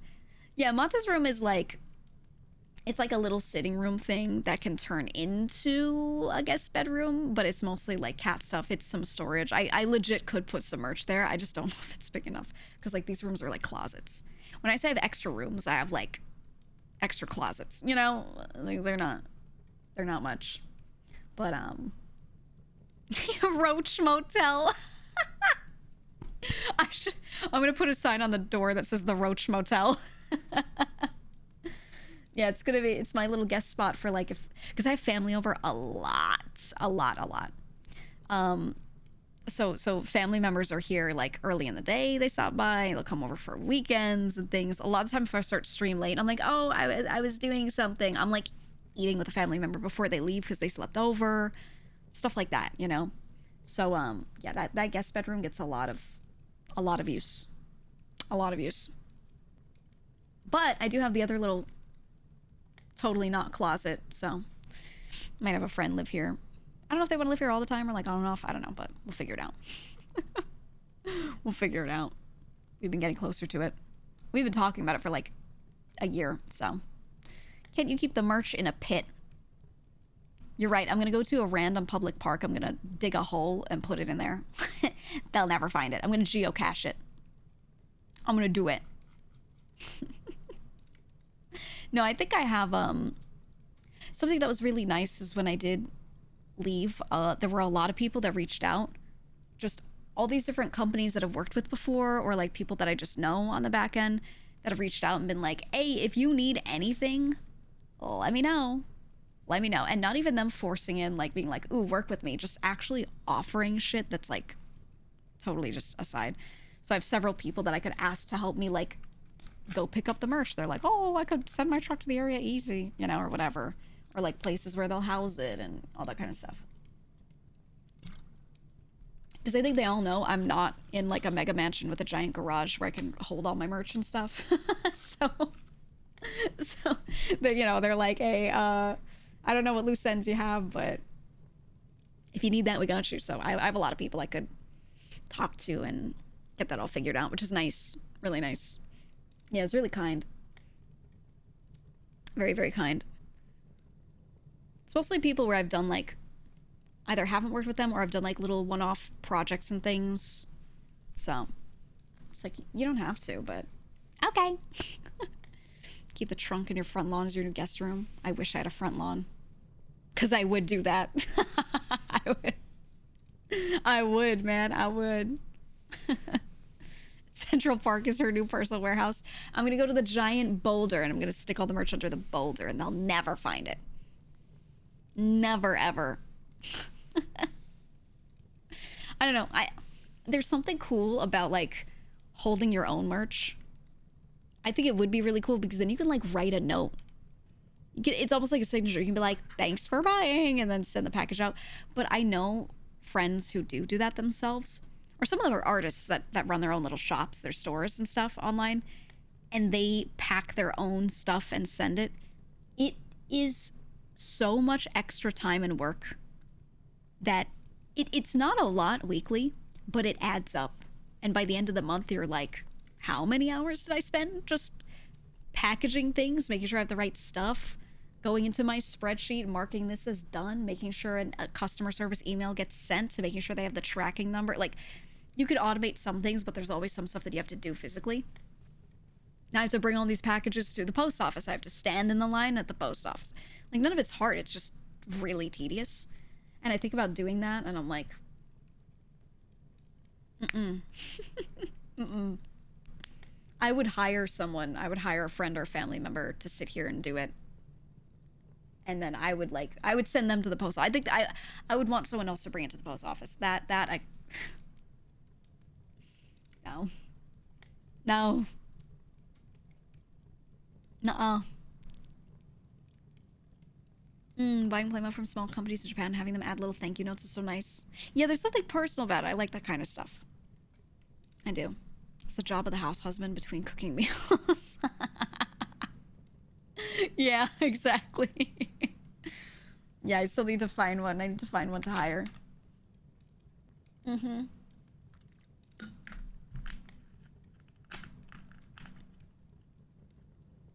Yeah, Mata says it makes the house smell like cardboard. Momos need rooms too. Oh, I can't imagine having all that cardboard. Oh, imagine if you're doing your own shipping and you have to keep all the little mailers and boxes somewhere too. Like, it's not just the merch itself, it's all the shipping stuff. Oh, no thanks. Mm-mm. Nuh-uh. I hate that so much. Thank you. No, thank you. I don't know. I have so many people I could ask. So many people I could ask.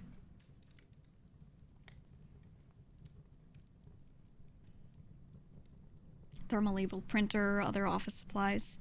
Yeah, I think I would need to dedicate, like, an entire room to it. I think the money I would pay to do it myself would end up not being that much less than if I just paid a warehouse to hold it and do all the shipping. Honestly, I really don't think it'd be that cost effective. And it would cost me time, which time is money, you know? Do I try to find time to fuck off? Absolutely. 100%, because that's healthy. You need to do that. But, like, you know, when you're doing, like, work, you're using time for work, but it's not really, like, saving you much money, it just feels bad. All right? It just feels bad. Want to know two people that give you good advice on it? I don't need advice because I already know a lot of people that can help. That's what I'm saying. That's what I'm saying. I know so many people. Also, I will say, you know, when I was with Vishojo, and we would do our merch through there, for the most part, most of the time, we worked with other people who made our merch and held it and shipped it out and everything. Like, it was mostly third-party stuff that I did. So, I still have all those same contacts, too, if I want to use those people. You know, like, I have all that. You know? And I know how it works pretty well. So, I'm not really concerned with finding people to hold stuff or, you know, ship a thing out or anything like that. The shipping part's not the hard part. It'll be fine. It'll be easy. But I'm gonna work on it. Like I said, Most important thing right now on getting like my old merch to myself and being able to sell any stock that I had again, like put the store back up. It's really dependent on making sure that the Boris keychains start getting sent first, because this month is when production was supposed to be done, and then they start getting sent out. That was supposed to be July. Initially it was June, but if you ordered one, you should have gotten an email, and the site was updated that said, hey, it's July now. So I will double check with them, but that should be happening. And then once they know how many units they have, how many units they need to set up to go out, they get physically separate those out so they have enough, and then send me the rest, then I'll have them send me the rest, you know? So that is how we're gonna do that. And yeah, I'm just gonna find like someone else who I've done stuff with or am cool doing stuff with who wants to like hold it and have them help out and get that all set up. Ordered some stuff before you left and got the shipping email yesterday. Yeah.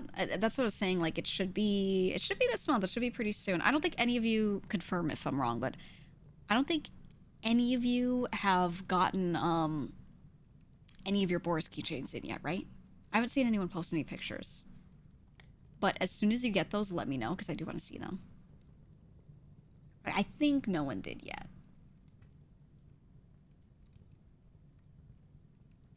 So waiting, yeah, I think it should be like getting shipped soon. I don't think any of you should have gotten it yet. But as soon as you do get them, start telling me in the Discord if you can. Because I want to stay aware of timelines and stuff. What did you say about thinking about getting back into the Arcelli grind? Preferred print limit, special deals okay. Thinking just 2 prints, small Boris print. I think it's totally fine. Yeah, go with that. Absolutely. You could always open a mod ticket in the Discord, and then I can answer there if you want to like go over a bunch of specifics. And we can just go back and forth. But yeah, that should be fine. Still waiting on both keycap and keychain. Yeah, I think you if you ordered the Boris keychain, I think they held your other stuff so they could ship it all at once because shipping is really expensive right now. So yeah, I think anyone who ordered that keychain, it should be this month. You'll get all your stuff sent out and all of that. You got an email saying they would be delayed until the middle of this month? Mm-hmm. Yeah, you should have, yeah. It'll be nice though. I'm excited for the keychain, man. I really like it. It's a key ring. Like it has a proper key ring so you can actually put your keys on it. It's not just a decorative keychain. And then it has this little rubber strap that's sort of like, it's sort of the size where you can like a proper handle, you can hold on to it. So the idea is I want you to be able to put your keys in your pocket and have the rubber strap hanging out of your pocket. So you can just grab it, pull your keys out. You know what I mean? I've seen a few products kind of like it. And whenever I had keys, I always got like a little, I usually did fabric, but I didn't like it, which is why I wanted to do a rubber strap.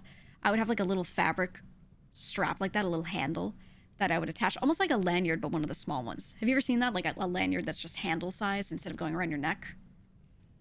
I would take that and attach that to my key ring so I could just hold it. I always did that because it was just convenient to like reach into a bag and find the handle because it would feel different from everything else. Grab it and pull your keys out. So I would do that. And yeah, that's kind of what I wanted to do. I wanted to like replicate that experience, but now you also have a Boris keychain, you know? You have a 3D printed little, well, not printed, it's like a whole proper figurine. Killer Queen, did you get banned in someone else's chat? Now you're complaining? Are you talking about Joel because everyone's memeing about that? If you get banned in Joel's chat, you probably did something really bad. Probably. I would guess. Use a carabiner for your keys without something substantial makes them hard to find. Exactly. That's exactly my thought here. That's why I made the rubber strap, because what else is going to be in your bag that's going to feel like that, you know, and have that shape? Nothing. And then the carabiner is cool, but it's big and it's like a big metal thing. It's stiff, right? It has a specific shape. So getting it to fit in a bag, it has to fit a certain way. And if you're like me and you don't like carrying a lot of stuff, you have like a really small bag on you at most, or you just use a pocket. Sometimes having one of those in your pocket can kind of be clunky, bulky. So that's why I like the little strap instead, a little handle. So I hope people like it. I hope people like it. I don't know. It's literally like a thing that I drew out myself. I asked Milky to design the outfit for Boris, and he did. And that's the art that you see when I do this. Hold on. Let me get his little outfit. It's this one. That outfit. So I had Milky draw that, and then I took that and I went to the merch people and I was like, so here's what I want. I was like, I want a rubber strap. I want it to be this many inches long. It needs to hold like a handle. And then I need a little keychain of a little slab of meat hanging off. I need a proper key ring of this size. And then I need a little 3D Boris here. And like, I gave them like a mock-up. And it came out good. It came out good. So, unfortunately, I'm going to have a billion of these. Because I only learned recently, but they had to order like a ton of them to be able to make it at all. So I've recently come into the knowledge that I will have a ton of these. So they will be back up in the merch store when I have them. And they'll ship instantly when they're back up there because I'll have the physical merch. And I might send them to cons. I think they'd be really cute. I think they'd be really cute there. It'd be nice. But yeah, I like the little Boris keyring. Oop, yeah. I had no idea. So, I'm gonna have a few hundred extra. Which is great news. Oh, yay. We're gonna have a ton. Oh, God. What a Boris plush with swappable outfits based on your outfits that are released as you get outfits. I've thought about that. I feel like his head shape is a little difficult to put stuff on, but the body, maybe. I do really like swappable outfits. I thought instead of a full swappable outfits, like a little hoodie that looks like it's themed with each outfit, and then you can like throw it on him.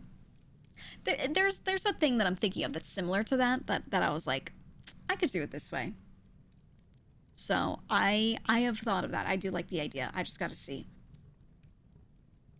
I don't like Velcro. Like if the Velcro's exposed on him when he doesn't have a thing on, I don't like that. But if it's like the front of the hoodie Velcros together, then I like that. You know? I'll figure it out. It's a cool idea, but you have to keep Boris in stock. Yeah, I'd have to have a bunch of them. So, more logistics to think about with that. But I like the idea. I've thought about it. Have you considered doing a gachapon machine? Yes, but then I'd have to buy one. And then it would have to live somewhere when it's not at conventions.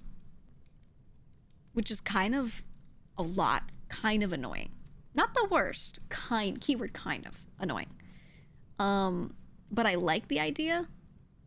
And I know enough merch booths do that. I see that when we do the walkarounds, or a lot of them do have the little gachapon, and they have their own merch that they throw in there. So I've thought about it. But I feel like it's a cool gimmick. I think what I'd rather do is do blind boxes with like friends. Right? Let's say we all have merch and we all have a keychain, and I'm like, yo, each of you give me 50, and all we make is a box, right? And then you just put a random one in each box and sell blind boxes. I like that. I think that's fun. And it's not like, it's the spirit of the gachapon, and I know the machine makes it cool, but then I don't have to like maintain a machine and buy it and store it somewhere. It's just a box, you know? So I think that'd be fun. The way to do it that's like cost effective and not like, you know, forcing somebody who isn't me to like store an entire machine for me, you know? So that's kind of what I was thinking. They suck to maintain. You have one for coffee pods at work and it keeps jamming. Yeah, so I've had a lot of artist friends talk about them to me and say that they like got one for a booth, and then after the con they're like, oh my god, that machine kept jamming, it kept not working, I had to just have people pay for it, and then I just grab it out of the top for them, and you know, a lot of issues with them. And there are good ones, but you have to pay a lot, so I'm like, I don't know. But I like it as a novelty. I don't know. Lucky bags that are a mix of people's leftover merch will probably sell. Logistics though, That could be done. That's what I was thinking. Yeah, I have a lot of ideas for stuff like that because, especially, a lot of friends as they're indie, it's harder to do things like that when you have leftover shit. You know, it's really hard to like make that work. But I have thought about that. Just like VTuber merch lucky bag. I think it'd be fun. And then if people buy them and they get one thing and they're like, oh, I don't know this VTuber, they can swap with each other. They can do a swap meet. Easy, you know? Easy. So it'd be fun. I'll think about it. Indie mystery box. Right, right. We'll see. We'll see. Actually, I'm gonna write one thing now because I had a thought.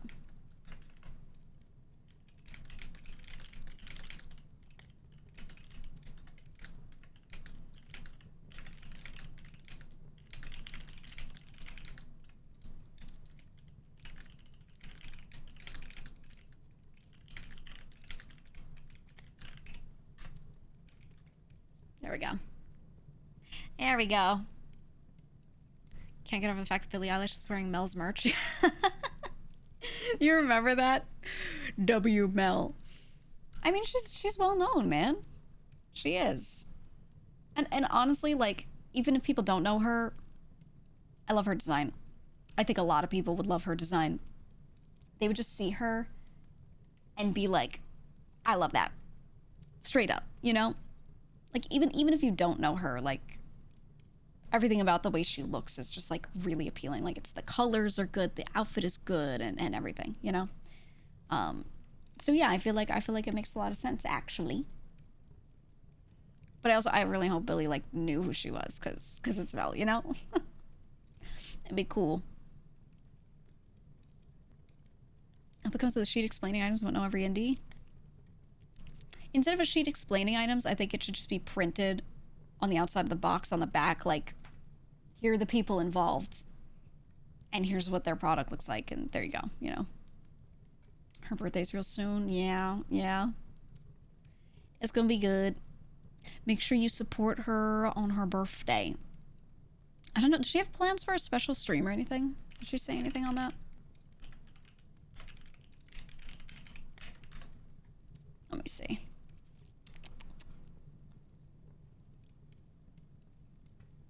Is she doing anything today? I feel like she is, but not on the day of, right? Because today's the birthday itself. Let's see, yeah, next week is the stream. Oh, Monday, yeah. Yeah. Yeah. Make sure you support. Make sure you do. But today is her birthday itself, so say something on Twitter, you know.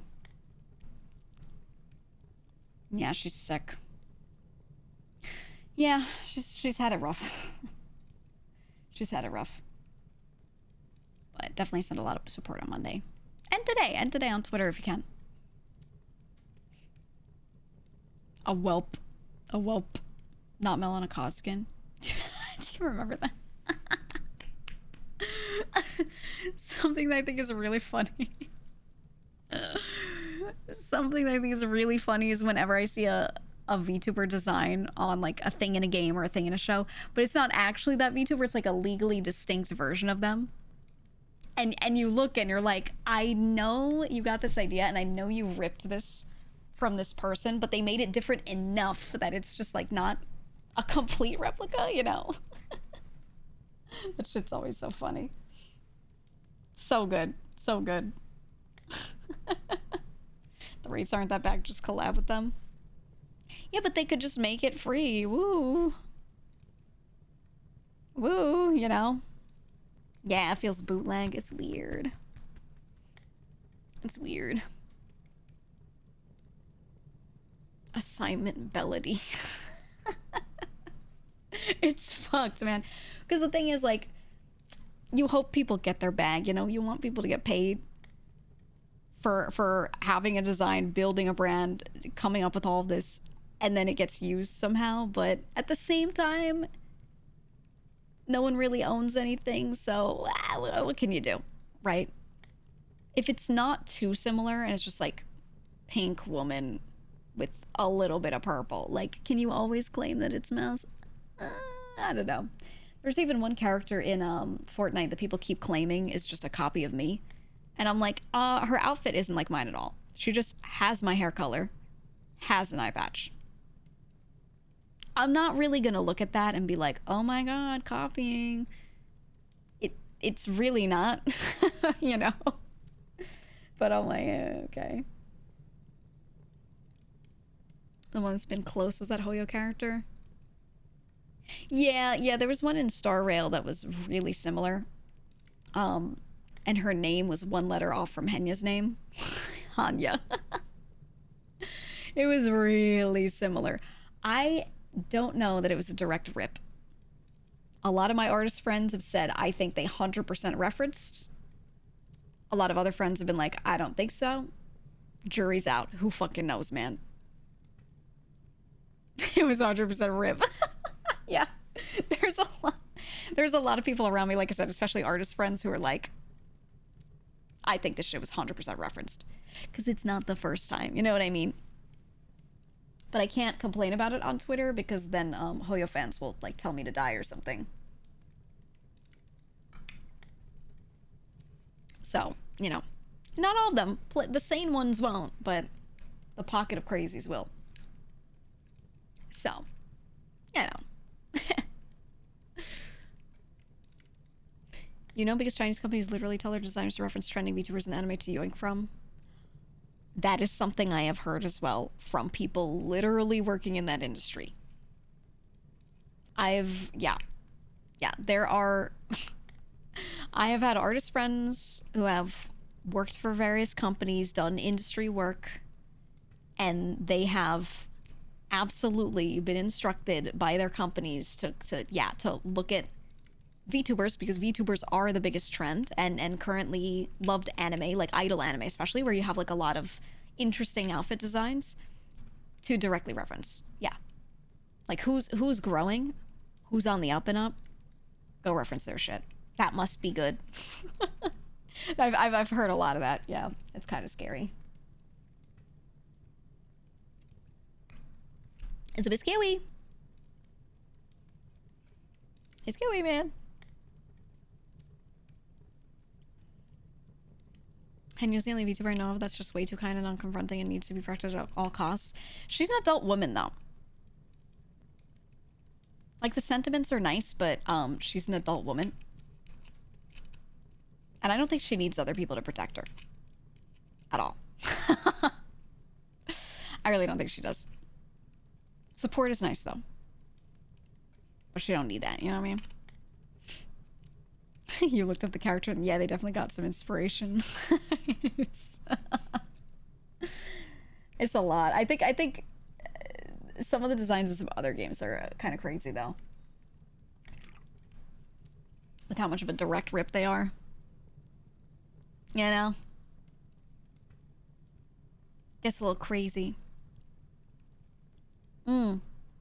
YouTuber designs are interesting because you have this direct, instantaneous feedback on what has mass appeal and what doesn't. Seems like a good grindstone for character design. Yeah, isn't it so interesting like that? It's really interesting because also you'll get a character and you'll see the character in different styles. You'll also get feedback on like what art style people want to see this character as. That's really interesting. That is super interesting seeing that. Because artists don't get that feedback typically. They don't get like that data anywhere else. It's kind of one of the only industries where you have that. It's cool. I like data, so I think it's cool. Yeah, I don't know. You see it with outfits too.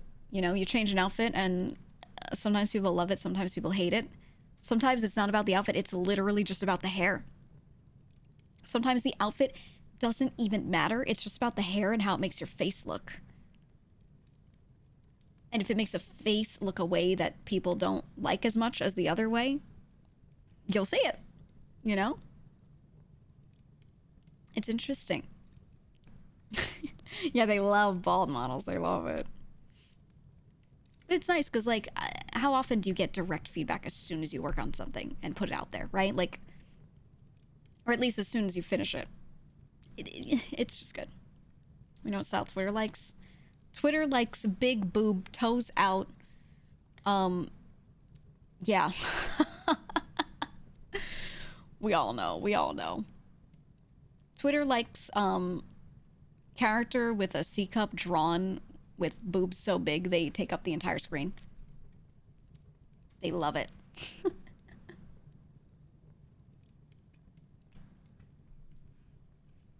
No, there's just a lot of people on Twitter, so honestly, anything that appeals to any group of people will do fine. You know? That's just how it is. Sometimes people can't word why they don't like how the new face looks in the new outfit. All that they know is that it feels off. Yeah, they usually don't know how to say it. Yeah. Twitter loves back pain.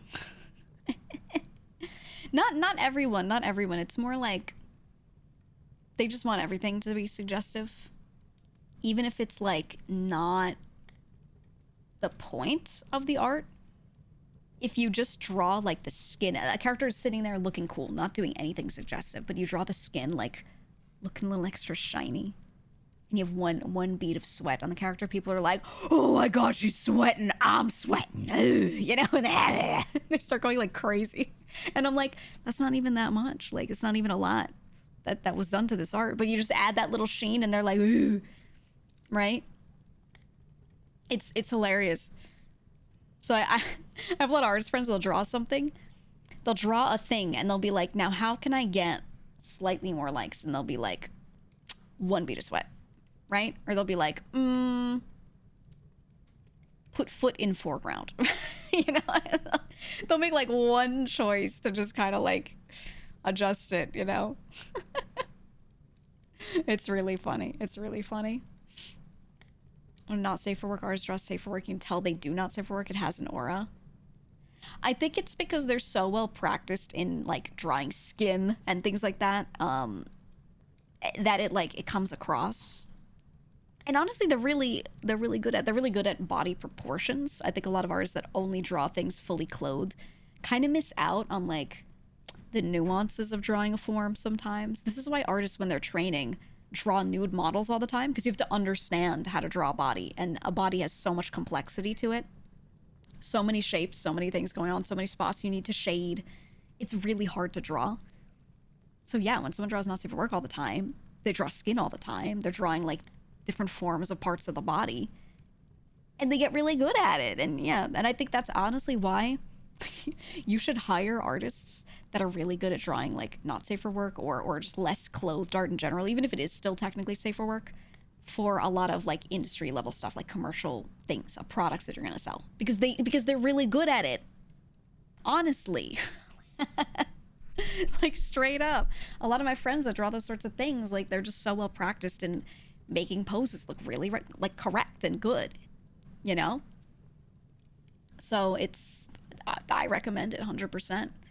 Even if like someone hates that kind of content or something, like they not hates, but like they don't want to see it, they should still like know of some of these artists and consider working with them, because they're really good at their work. Straight up. You know? It's a good thing, man. You wish not safe for work Twitter artists would have like a gradient to their posts. I click on a cool character, I don't want to get flashbanged by a butthole the second I scroll down. Right? Like a little something. I mean, if they market not safe for work, then it does the blurring thing, so you can choose. But yeah, I get it. I get it.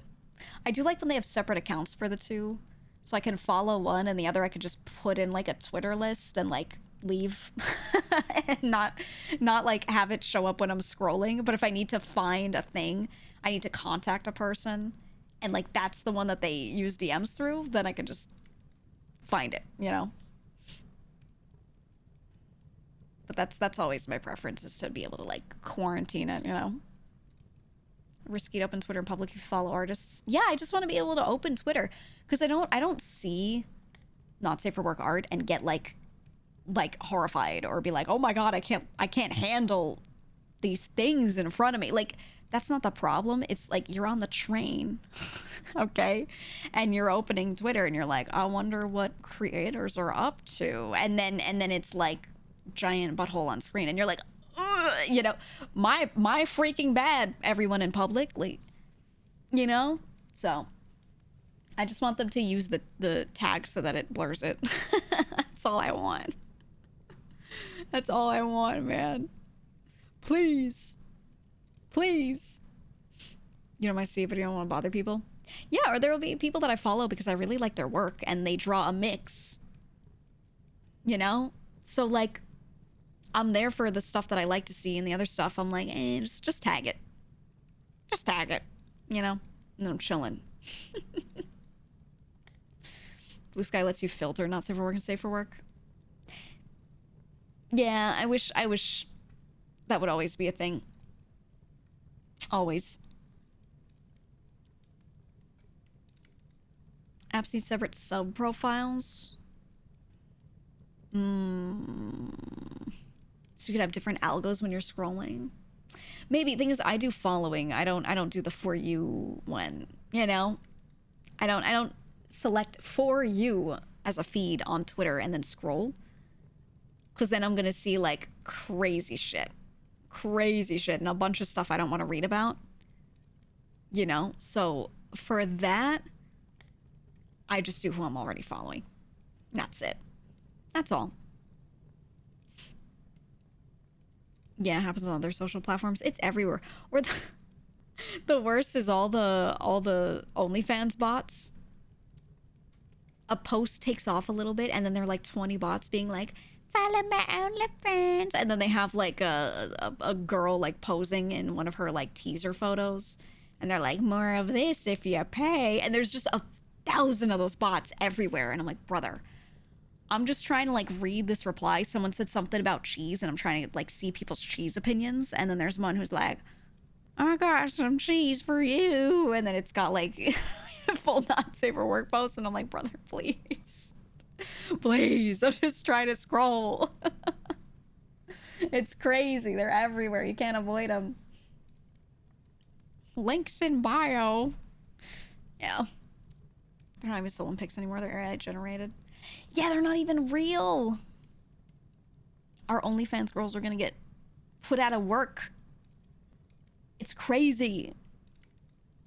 It's crazy. They're gonna have no work anymore, man. Bots are trying to seduce other bots. You think they're all passing the same $10 back and forth to each other all the time, like getting scammed by each other? I think that's the end game right now. I think the end game of all of this is Twitter's gonna be a bunch of bots that are all like just passing around the same $150. And that's it. That's it. I can't wait. It's gonna be so cool. It's gonna be so cool, man. Oh, saw a post that was like ranking my top 9 video games, and even the covers were AI generated. Oh, I can't. I think the one I keep seeing is a lot of posts where people are like showing how to figure out if it's AI. And they'll post a video and they'll be like, do you see it? And then they'll be like, okay, this thing happened in the video, that thing happened, here's how you can usually tell. And it's crazy what some of the quirks are. But I saw one where they said one of the ways to spot AI generated videos is person laying down somewhere with hand on head and like other arm allegedly holding the phone. And they talk, and they always, as they're talking, they like look away and look back to appear like they're talking naturally and not just staring into the camera like weirdly. But they always do it at the same pace. So they were like, look, if I put a bunch of these videos next to each other, they're like something, something, something, something, something, something. They all did it with the same exact pace. And I was like, oh, that shit was scary. It was dystopian seeing them all like turn and look at the same rate. It was, oh. I can't make fingers well. That's getting better, though. That's getting better. The elements changing mid-video is the thing. So continuity, right? You ever watch a movie, and in one scene, there was like a bottle on the table? the camera pans away and then pans back. It's like a cut. And in the next scene, the bottle's not on the table because they like forgot to leave it in there while they were filming. If that shit happens in video, sometimes it's an AI thing, right? Like they turn one way and there's like a bottle on the table, and then they turn a little bit and turn back, and the table has changed, and like there are different items on the table, right? Because it's making a new version of it each time. That's the kind of thing that, like, at least for now, they get it wrong, but it's just gonna keep getting better, I think. They're gonna realize those mistakes and fix it. Methinks.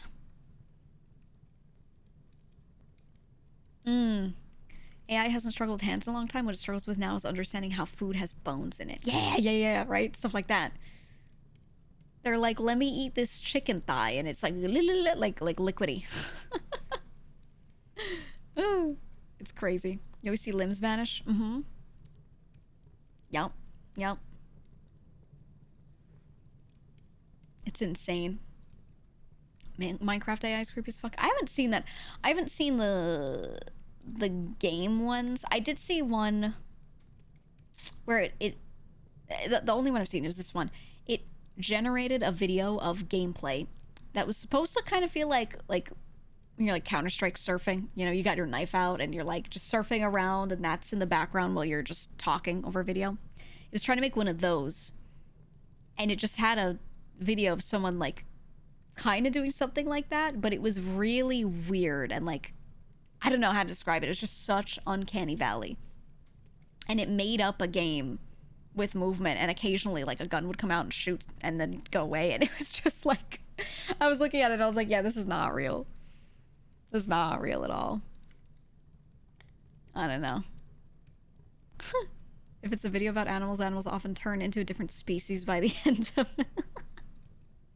Yeah. It's crazy, man.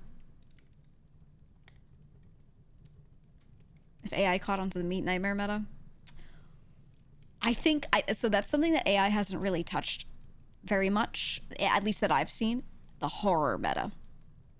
So the thing is, people are very morbidly curious, and there are like a couple of things that do really well on social media. You have social media influencers that talk about drama and makeup, right? Then you have horror creators, mostly in gaming, think like Markiplier, who tend to have a younger skewing audience and a lot of morbid curiosity. You know, people get into that stuff. And then you have kids videos, shit for kids, random cartoons and shit. I think the kids videos have been hit by AI specifically. The influencer and beauty stuff has been hit by that as well. And then the one that's missing is like the horror stuff. I haven't seen like AI generated meat nightmare stuff too much. And yeah, like body horror and things, but I feel like it'll get there, I think. And that's when kids are gonna watch a lot of it. Because they're so morbidly curious and they love shit like Skibbity Toilet. And FNAF. And yeah. I think they're gonna be really into it, and that's when it's gonna get bad. It's already happening. I mean, it's happening, but it's not like as big as those other ones. When it gets there, it'll get there. Michael Reeves is going to go hard. AI can't be him, man. It can't do it. It can't do it. But we'll see. Give it time. Give it time. You're a wuss to horror. Yeah, I think there are a lot of people that are the opposite. Like, they crave it heavily. And because of that, I think it's gonna get there. Maybe AI Michael will post more than one video a year. Why does he need to, though? You think YouTube videos make people money? As long as you know his name and you remember him, he can make his money and he'll be fine. You know? He doesn't need to.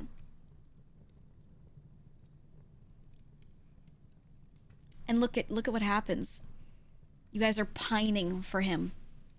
Oh, Michael Reeves, if only he'd make more videos. I love his videos. He keeps you wanting. He's gotten you in a great position, okay? Mission accomplished. Oh, Mr. Reeves, if only you would create more content. My benevolent content creator, I need it. Right? I remember talking to people at Twitch about a thing, and one of them was talking about how generally, like, if your goal is numbers, they were like, creating scarcity, once it only works once you're above a certain size of creator. Like, this doesn't work for small creators at all. But they were like, when you're a bigger creator, creating scarcity is good.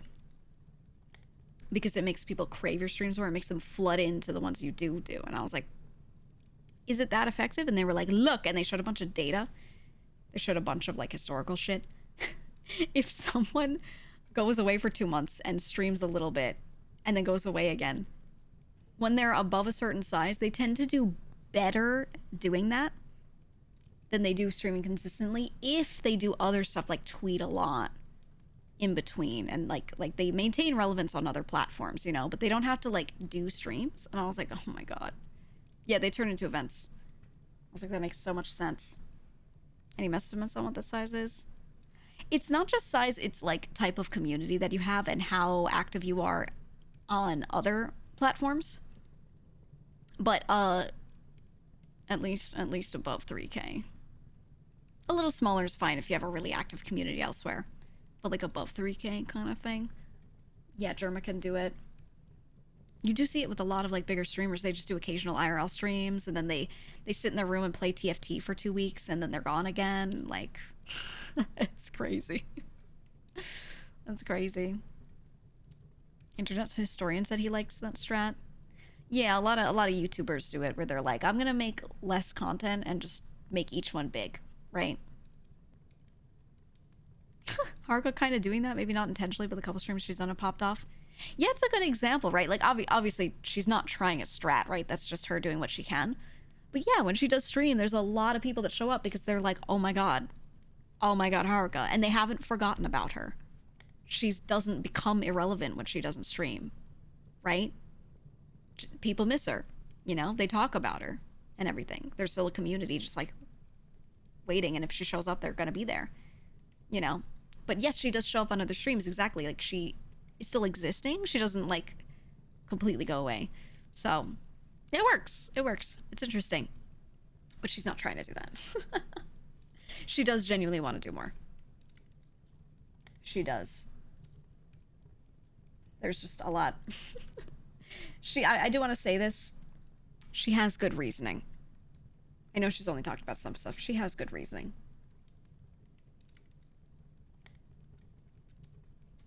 For sure. For sure. It's almost a daily post on the VSG subreddit about missing fruit. We don't forget. Yeah, no one forgets. I miss her too, man. But she's doing her shit. You know? Similar thing with Frederick. Yeah. Fred has a crazy community. Crazy community. That's just how it is, man. That's how it is. Outdoor Boys about to drop the last hurrah this December. Dude, if Outdoor Boys did a yearly video, that shit would go crazy. That shit would go insane. Oh my god. You only forget the streamers who got me too'd. Yeah. If someone, like, commits a crime or, like, really does something awful, maybe better to forget. But a lot of people are gone for various reasons, and, a lot of those communities do wait around for them, which is nice. It's nice. Good to see. I was just talking to Haruka yesterday. I still talk to her almost every day. I talk to her all the time. She's doing good. She's doing good. She's chilling. And I'm trying to plan more shit to do with her. I have ideas. We did our sock puppet shit, which was really fun. I have other little projects and plans I want to do that I hopefully want to get rolling soon. It'll be fun. It'll be fun. I have a lot of stuff planned. I have something planned with her. I got something planned with Mouse. I got something planned with Alma. a bunch of things. Duck Detective was great. Yeah, I need more detective games. We were talking about some potential ones that we could play, maybe. There's some that look really good. There are some that look like they're too much. There are also a lot of suggestions like that like we're not going to sit down and play a 500-hour game, you know, like it just some of them are a little too crazy. But there's a lot of stuff that like, you know, we'll see. I'm in the Mouse GEEGA talk show. It was basically on hold for a while because she was doing all of her events and there was just no time for us to fit in a lot of stuff with that. And even if there was an event that you didn't like see her doing yet, she was planning for it. She was spending every day just like working on something, so I didn't want to bother her in that time. We did film a bunch of things, but obviously like I was leaving the group so I also wanted to get a lot of that sorted out first and just make sure that everything was good with that, etc. It's just like it's all this back end stuff that we can't always tell you about, like that example. Like obviously I wasn't going to tell you that that was a reason for several months or whatever, you know what I mean, that kind of stuff. But yeah, there's always reasoning, but we're working on it. Additionally, related to that but not fully related, we have something else really cool that we're working on too that's been going really well, so you'll see later. You'll see. Can't wait to see who the demon for Grounded 2 will be. Oh, it's gonna be so fun. It's gonna be so fun. Yeah, we have me, Limes, Tomato for sure. We're trying to figure out who we want as the fourth. We're trying to see who's willing to commit to like a full playthrough, you know. DSH, thank you for the 10 gifted. Thank you so much. I appreciate it. Thank you, thank you. The impromptu fridge rating the other day was great. Yeah, I think she had someone else who was going to do it, but they were sick. Was it Michi? I think it was Michi. Yeah, she was supposed to do it with her, but then she was like super sick, so. I'm always down to do impromptu shit with people, as long as I'm not like already promised to do a thing, you know? Love a good survival game arc. I like Grounded because, yeah, it was a survival game, but there was story. There was progression. Go to clear different areas. There was just a lot more to it that I liked. It didn't feel like... Yeah, and there is an actual end to that game, right? It's a proper playthrough. And it didn't feel super tedious. You spend a little time and effort in the beginning getting shit set up, but you're not, like, making water runs every 2 seconds and stuff like that. Like, it wasn't annoying. So, I really liked that game. So I'm excited for the second one. We'll see. We're gonna go hard. We're gonna go hard and play through that game like crazy. Better than playing the first 2 hours of Wrath again. I know. I know. Yep. Like Grounded the same way you liked Raft.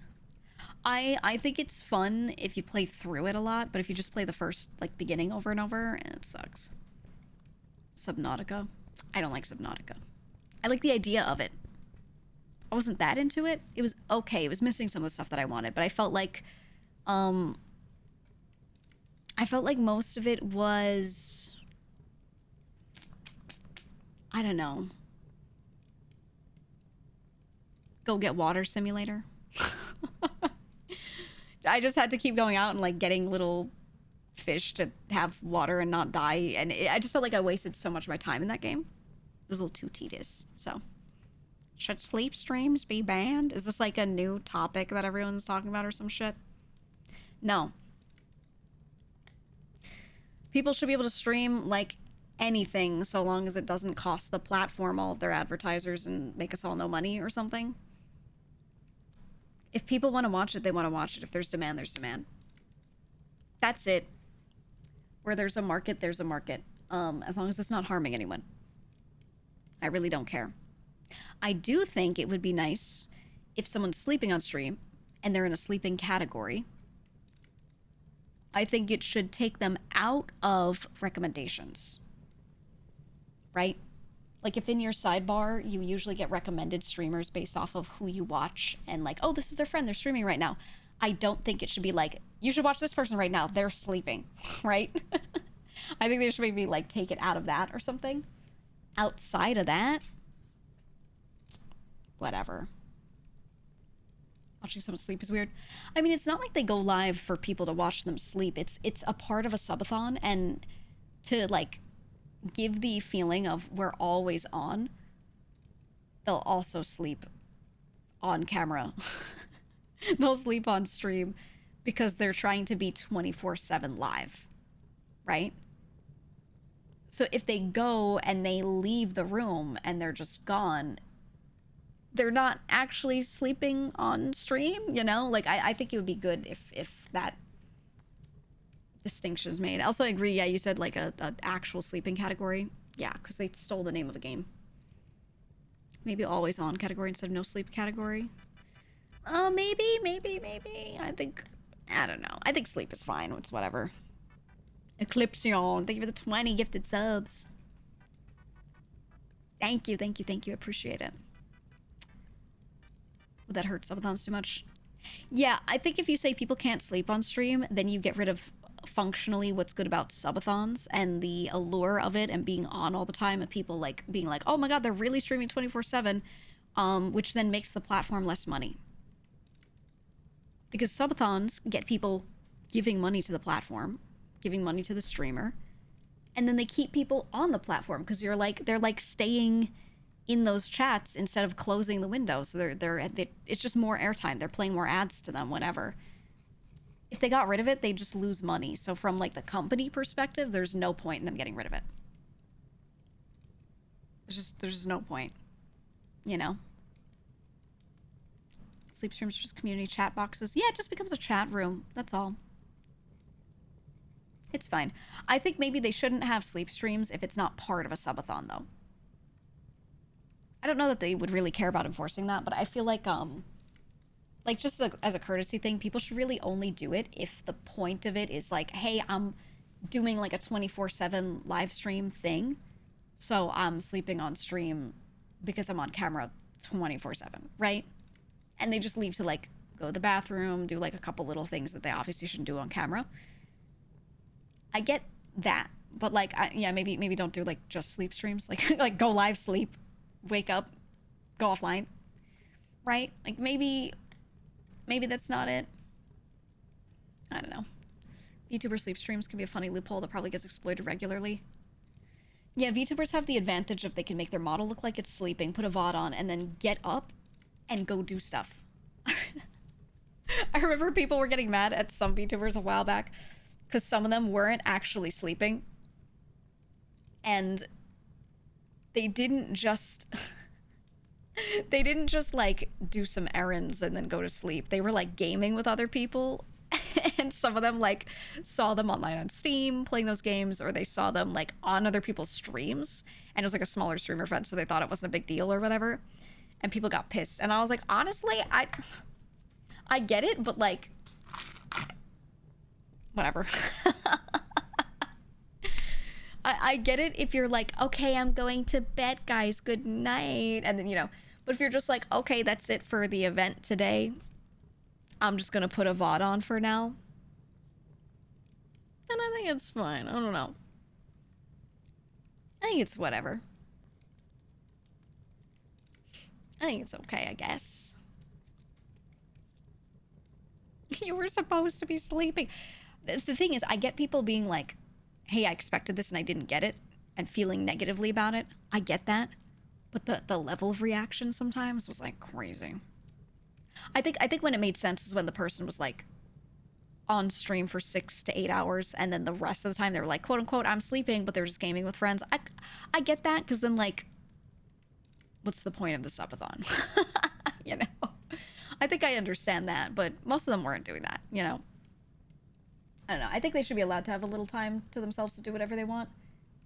Because I think when they are like constantly live, I think it's a little unhealthy to not have time to yourself.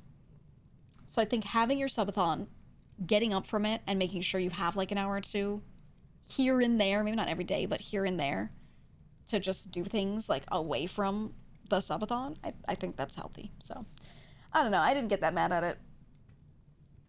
It's whatever. You know, or in company, a babysit when Mouse was sleeping. Yeah. She just left herself in a VC so people could show up, you know? Which I think is how it should be. I think that's good.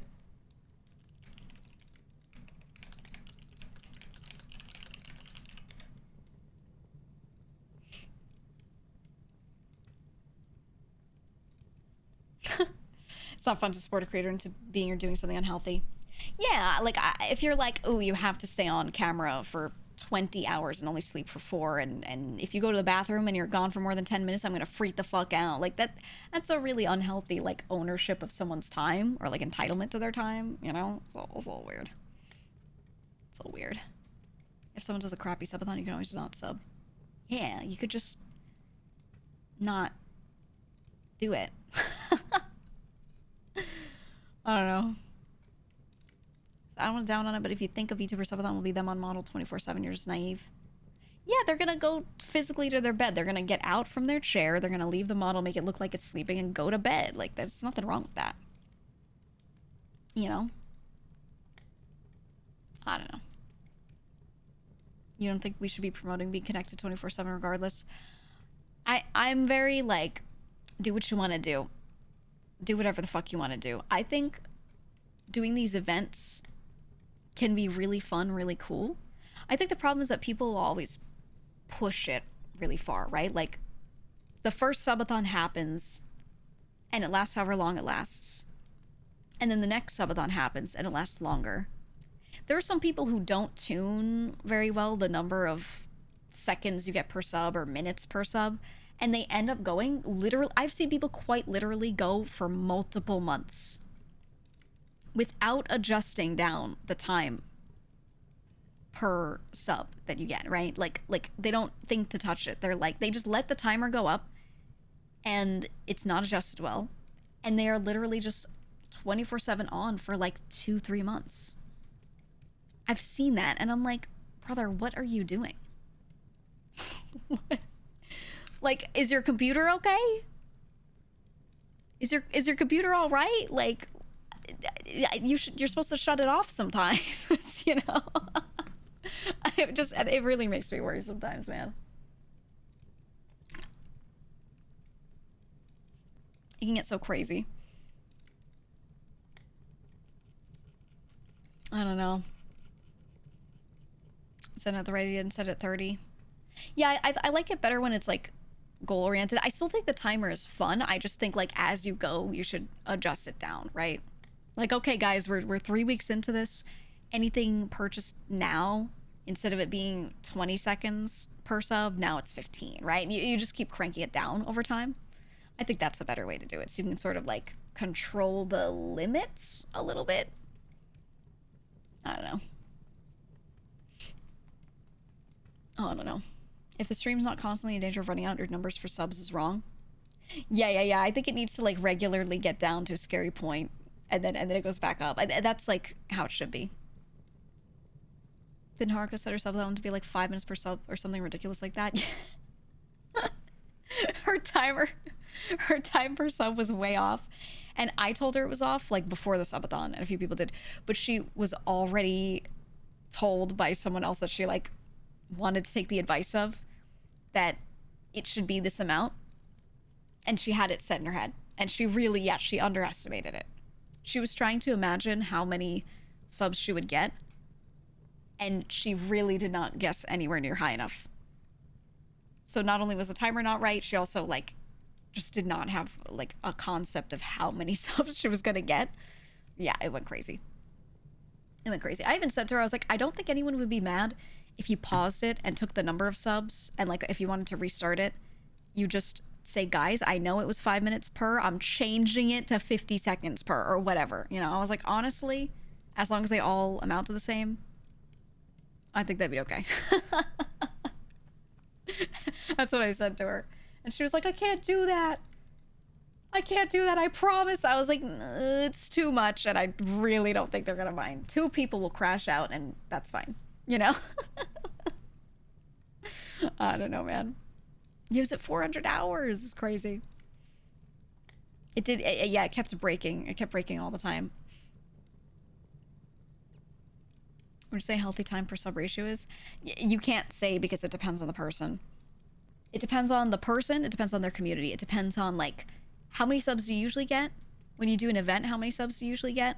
Like, on days when there's something going on? And then, like, is your community gonna care about a subathon? Some communities go rabid for a timer. Some people are like, I only care about the goals. It's just different for everyone. So you just have to try. You try to estimate as best you can. It's never gonna be right for you for the first time. And you just adjust as you go. You know? Ooh, you saw one with a random wheel changing up or down each day designed to overall lower it. Yes, exactly. Like, stuff like that, right? You can come up with clever ways to make that fun. But, yeah. That's how it should be. Depends on if you've got good goals. If your goals suck, don't expect a ton of subs. Yeah, like, people don't want to pay just for the timer. Some will. But realistically, it's about the goals that you set. It's about the whole experience. Do you have a lot of events set up, or are you just doing normal streams all the time? Like, is there anything special about it? You know, people will want that more, so they'll want to keep the timer going for that because they're like, hey, I really like this event, you know? So there's so many factors, and it's hard to tell, you know? Thank you for the raid. Verse subathon where you donate to end the stream faster. I talked about doing one of those a long time ago. I really wanted to do one, and I didn't do it because I love complaining about this. It's my most favorite thing to complain about. I didn't do it because I talked at length about the idea and how I would do it. And then within, like, a couple weeks of me saying it, Zen did one. And everyone was like, wow, I love that idea Zen had of a reverse subathon. And I was like, now I'm not doing it. Whatever. I was like, okay. It was so funny, man. It was so funny.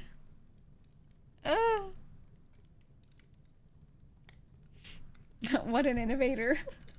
I don't even think she, like, stole every bit of my idea or anything like that. I think she just heard it once. It was like, ooh. You know? Hold on, I gotta answer a work DM.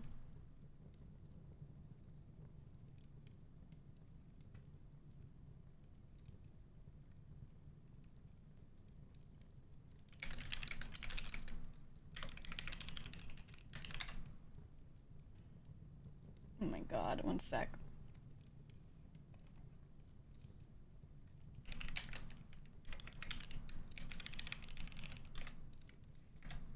Ugh.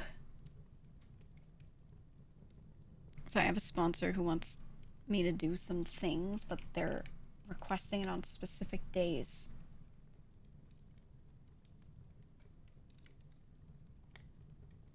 And oh.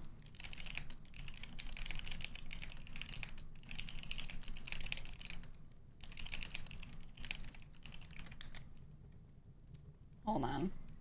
Oh, I gotta change up scheduling last minute. I hate it. I hate it.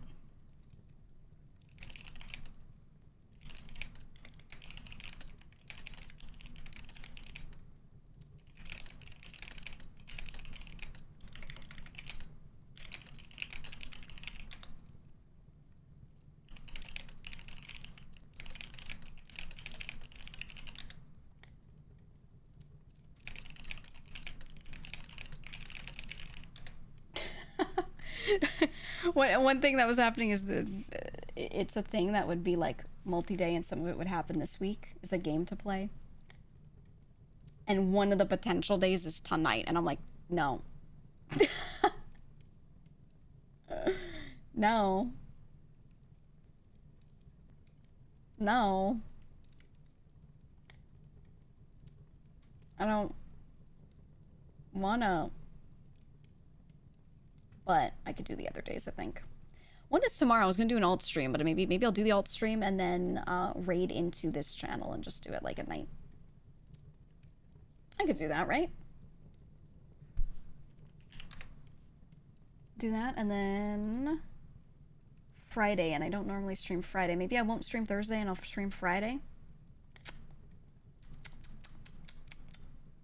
Might do that this week.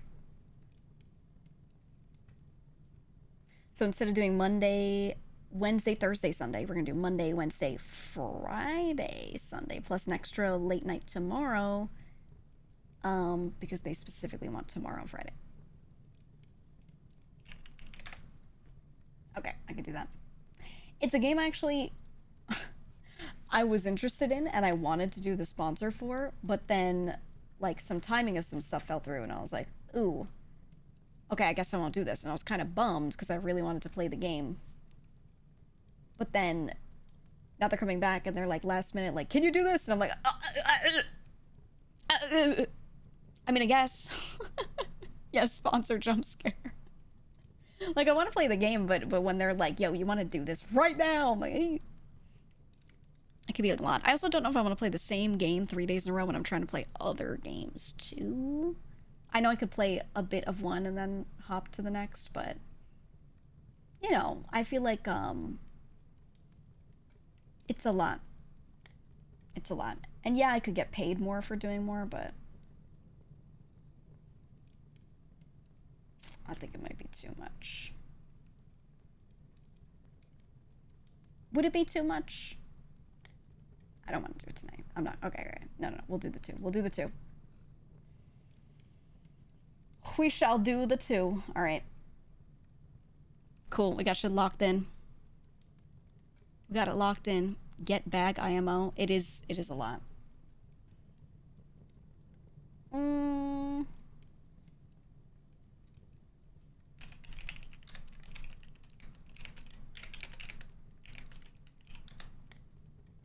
Should I be so mad if you made money? True. Let me ask how many hours it is.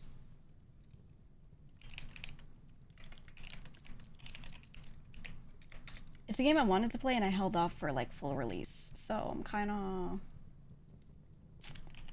I kind of did want to play it.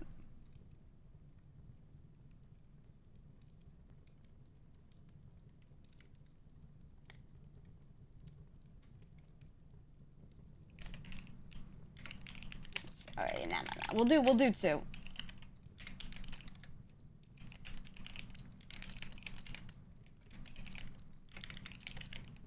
Okay, I'll do 2. All right. Income-a-thon. There will always be more. There will always be more.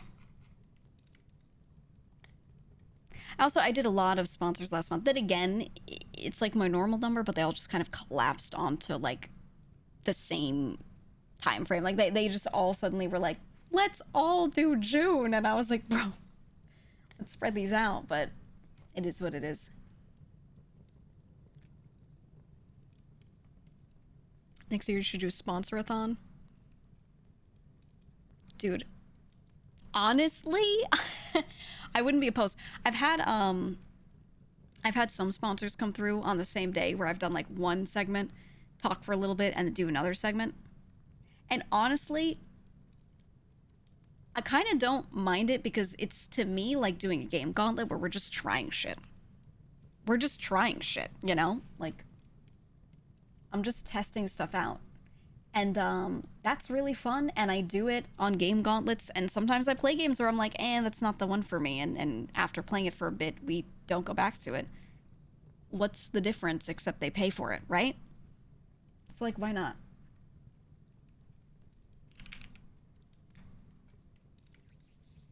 Yeah, it's like demo day. It could be your version of a subathon, except corps pay you. You know? A sponsor-a-thon could go crazy. I think one of the things is, though, some of them don't want their sponsorship time to be up next to other sponsors. Like, they almost all have this thing in the contract that says you have to do X number of minutes of unsponsored content before and after. There has to be padding. Some of them will be like, when you stream our game, do not do any other sponsored segments the same stream or the same day. Like not on the same weekday, you know? So some of them do that, but not a ton? Not a ton? I don't know. Feels maybe more genuine of interest. Yeah, yeah. Sponsor-a-thon where people can sub to increase how long you play. Oh, I like that. I like that. That and then like a portion, like a charity portion too for the sponsors to let them know like, hey, some of this will go toward that. If they want to up the rates for it so it can like cover that stuff too. Hmm. That could be interesting. That could be interesting.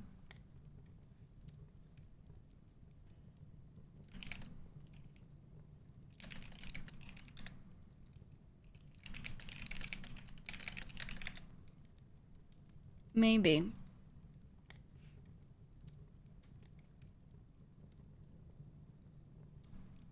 When you do indie game rushes, do you usually get keys for those games or sponsors for them? I usually seek them out myself. Sometimes they're ones that the devs do email me. They don't always give keys. Sometimes they're just like, "Hey, will you play my game? It just came out," and they're just marketing to me. Usually I just pull them from places that I see them, and then I pick a list of games that I want to do, and then I go through my email and I search for those games to see if I have a key that someone sent. Because I get sent hundreds of game keys to every little indie game all the time, and a lot of them are no offense, genuinely really not worth playing, not worth downloading and putting in my Steam library. So I don't go and try all of them. So instead, I look through a lot of games, a lot of small ones especially. I follow a lot of like Twitters and things that post all these small indie game projects that are looking pretty good. And then yeah, from there, then I go and like see if I have a key for it. Sometimes I do. Not always. Lucky. Welcome back. Welcome back. But yeah, I'm doing a lot of like direct talking to sponsors now, so I always have to like message them back quickly.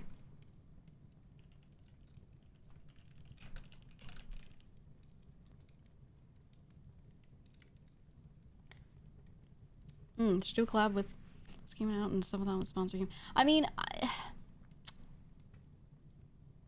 I would like to do more events that are like sponsored events instead of it always being game related, but the game sponsors are the ones that come through most often, you know.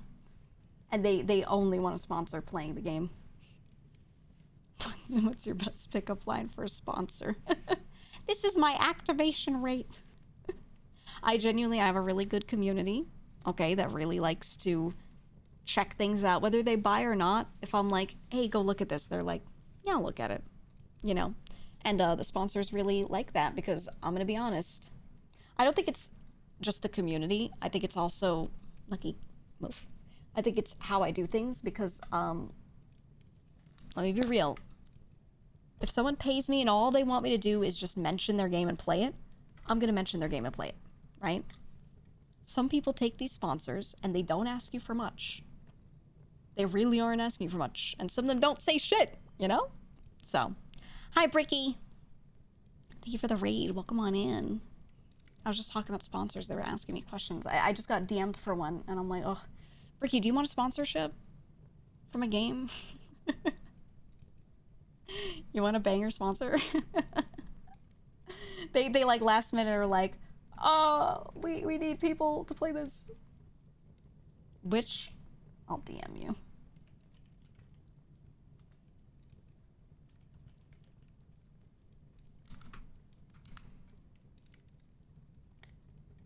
I'll DM you. You just tell me. And I might be able to. Some wide chatters. Oh yeah, you like it? You like it? Does everyone look nice? Does it look good? Were you playing the new Doom? Rip and Shred, not Rip and Tear. What were you playing today? If I say I do, does it implicate me? You already been implicated, man. You done been implicated. Oh, Tony Hawk. Oh, okay, okay. I love that. With Doom Guy. Dude, when I saw that in the trailer, I was so excited. They were like, oh my god, Doom Guy and Tony Hawk. I was freaking the fuck out. I love it, man. I love it. I have a friend that specifically has played like every single skating game ever. Dude knows everything about all of these. And when that trailer came out, we have this one Discord friends. Everyone was tagging him. Everybody was like, oh my God, dude, Tony Hawk. And he was like, oh, freaking out. It was so funny. It was so fucking funny. The classic Doom guy for the elderly. The elderly! You're probably someone who thinks Bricky's old, aren't you?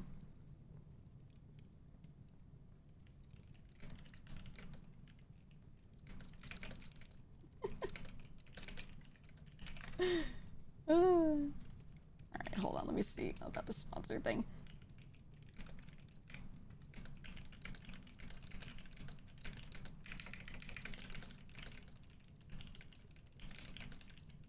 There we go. He's a baby, though. I know. Unk status according to the internet. Isn't that crazy that they think 30 is old? Your prefrontal cortex is done developing at like 26, 27. Okay? Only a couple years later, you're 30. You're just beginning, dude. You're just beginning.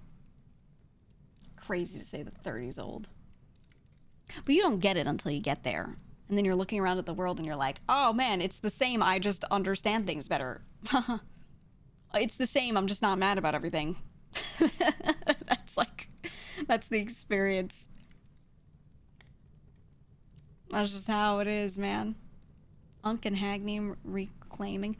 So the thing is, like, Uncle turning into Unk, it's just like a cute nickname for Uncle, right? Who came up with the word hag? Like, why is that word used? Because for me, as someone who reads a lot, hag is a word to describe like a witch, a disgusting older woman, a crone, right? Like the witch from Into the Woods and stuff like that. Right? So for me, like the imagery, maybe this is a Western thing, I don't know. But the imagery, right, like Gruntilda. And it's really negative. It's really, really, really negative. And then the word started getting used, I think, mostly in like anime VTubing community, right? And I was like, is this meant well or not? I'm not sure. And then people were like, no, I mean it nicely. And I'm like, okay, you stupid, ugly idiot. I mean it nicely, though. Like, you know what I mean? Like, it's got that vibe. You fucking mongrel. Affectionate. I mean it well, though. Right? It's got this vibe to it where I'm like, I don't know. I don't know, man. Referring to the hag sounds incredibly dismissive, doesn't it? And it's not like I hear it and I like feel offended. I'm more like, I don't think this has the effect you guys think it is. So then the question is, did you just never have that negative association for the word? Did you just suddenly get rid of the association? Or did you never know what the word meant? I don't know, right? Like, which, it's one of those things where I'm like, I don't know. I don't know, man. Yeah, there's so much context there that could change it, right? I don't know. You don't get it? I love big, stupid shitheads. It's endearing. Yeah. Yeah, man. You think it's an acronym for hot, attractive grandma? But the thing is, number one, I've never heard that. Maybe it is. I've never heard that. Number two, grandma? They use it for women like over 30. So it's still like you're hyperbolizing. You know what it is? Yeah, I was gonna say that's a cougar. We have a word for that. It's a cougar. I don't think it's an acronym. Haglet? See, that's the first time I've ever seen someone type that. Who's a grandma? 30? Yeah, some people, but not many. I don't know, man. I don't know, like what? Why? I don't know, dude. Where'd it come from? You said if you recall correctly, it was in response to someone using it non-jokingly against a 30-something woman who then turned around and empowered it. Okay, if it has that kind of origin, I get that. But the thing is, are most people aware of that origin? Do they think of that? Do they summon visions of that when they use the word? Probably not. Right? I think they just hear the word and they're like, okay, I'm going to say it too. Right? I don't know, man. Problem is, like, a cougar is predatory. Yeah, that's the thing too, right? Cougar already has connotations of like an older woman preying upon a younger man, not like she's just older. So that's why it's only in certain contexts. Normalized misogyny. That's the other question. Why do men get a word that just sounds like a nicer version of the word uncle, but then women get the word hag? Right? It's one of those things that, like, if you're a male, you probably see that and you're like, it's whatever. But if you're female, you probably sit there and you're like, many such cases, right? Yeah. You know, like, you're probably a little too used to that being done a little purposefully, so it's hard to not look at it and be like, was this purposeful? Yeah, that's why I think auntie is better. Some people say auntie. I like that better. Because again, it's like, it still sounds older, but like, it's whatever. It doesn't have negative connotations. You know? I don't know. It's not like, I don't feel offended when I hear it though. It's just one of those things where I'm like, why this one though? I don't know. Auntie sounds so old. Well, the point is still that they're hyperbolizing someone's age, but at least like you can have like a nice auntie. You don't like have a nice woman in your life who's like an older family member and you call her hag. You know what I mean? Like that doesn't work like that. You know? Yo auntie, watch me do this sick grind. Exactly, it works. Exactly. Does ma'am still piss people off? Does anyone get pissed off from ma'am? I just thought of someone trying to be formal and when they don't know what to call you. Right? I think. I don't know. Normalized Nuna. That's like a different language, and that's specific of males to older females and everything, and Nuna is still within dateable age range. And no one's gonna get the right way to use that, so I don't want to normalize anything with like 1,000 years of context around it. I don't want that, right? Then I'm gonna get pissed at people using it wrong. We don't need it.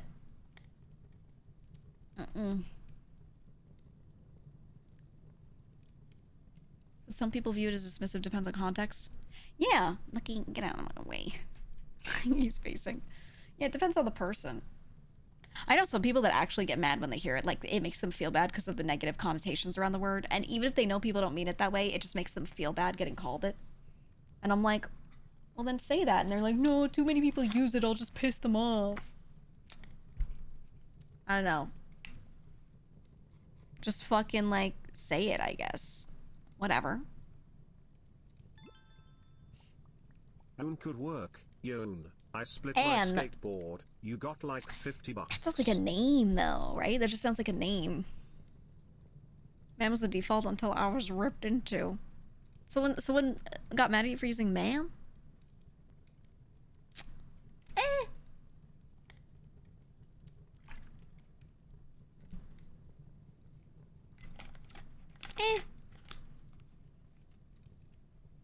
I don't know. Oh, someone said maybe it's used more overseas.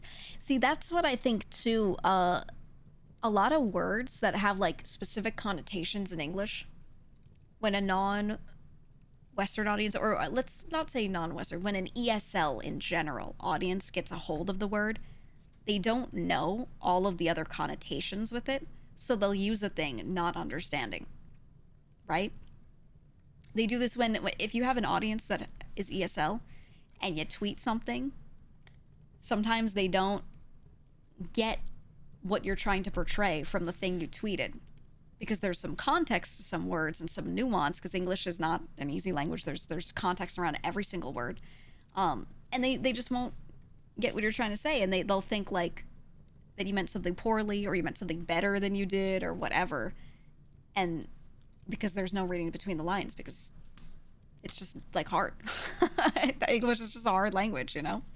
So I think you know, a good amount of the VTuber watching community is ESL, so I wonder if that also factors in.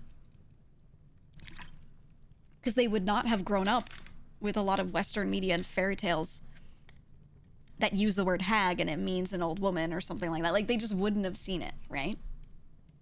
I think. So it makes sense, right? And that's why it's like, it's not something I personally feel you should get like actually mad at, but yeah. Yeah. You're saying Twitter users are stupid? No, ESL does not equal stupid. Never ever. Even madam doesn't really work. Yeah. Madam does have connotations, yeah. Almost everything does. That's what I like about English personally. Like, I'm glad I speak English. I'm glad I do. Because I like that so many words have so much context, so you can, by using specific word choice, paint a really specific picture. I love that. But it makes learning it really fucking difficult. So, I get it. What about just calling everyone big dog? I already call people big dog. And it hasn't caught on. And you know what? I'm good with that. I don't think I want it to catch on. I don't think I do. We'll keep that one in our pocket. We will.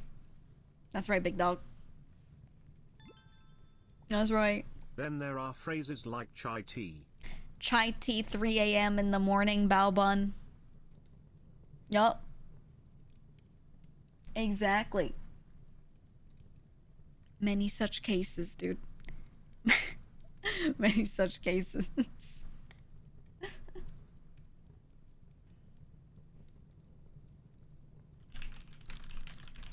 Hold on. Sponsor note, sending a note.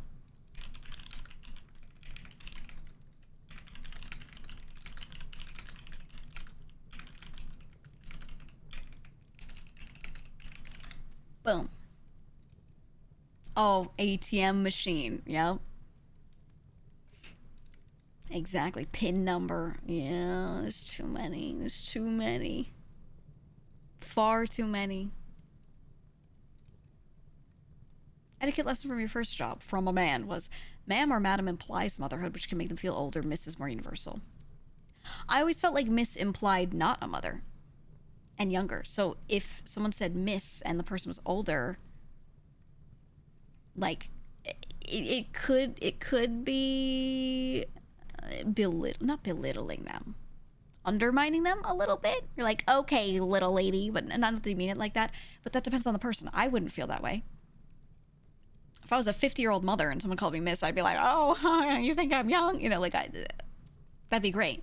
But depending on how it's used, I don't know.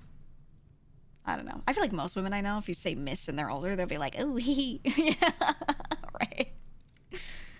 But if they have like a stick up their ass, yeah, they might think you're patronizing them. Or depending on how you say it, it might really come off that way. So I don't know. There's too much context in this language.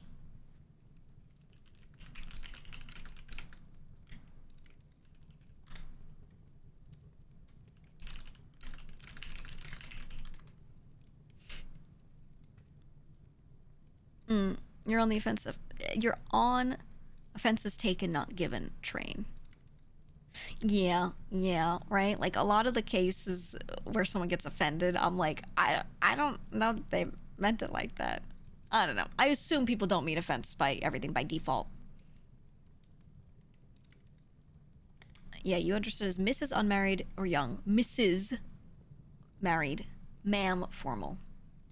Yeah, I feel like ma'am is just the easy default. I don't know. I started like hearing chatters the past year say like, oh, someone said ma'am and they got offended, blah, blah, blah. And I'm like, who gets offended at ma'am? It's just, for me, in my life experience, I've never thought that was offensive ever. I've never once been called ma'am and been like, oh no. I do get people calling me miss all the time, or excuse me, young lady, and I'm like, you talking to me? And I'll be with a group of friends, and I'm like the oldest one, and they're like, oh. My favorite is, excuse me, young lady, let me see your ID, and shit like that, and I'm like, all right.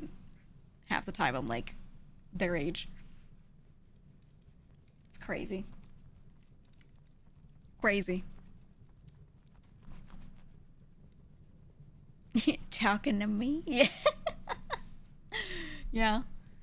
And a coworker that used to be called Little Missy, she hated it. Who the fuck is calling an adult woman Little Missy? Ugh. Ugh. That's terrible. That feels really like, hello, child, you know? Hello, stupid idiot kid. I don't like that. I don't like that. Easy trip to HR. That's if it's a company big enough to have HR. Some of them don't. Reply with, yeah, little guy. What up, little pup? You just call him little pup. That's what you should do if someone calls you Little Missy. That's it, man. Yeah, little bro? Okay. All right. What do you want, little guy? Oh, man. You got offended at man once, but it was when you identified specifically as male. It was incredibly insecure. That's more understandable. I get that. I get that. Listen here, squirt. Squirt's a good one. Exactly. Little Missy and Big Jerk. That's like, those are the two opposites, dude. Oh, buddy. Yeah, when someone's like, hey, buddy. Unless it's like a dad to his 10-year-old son going, come here, buddy.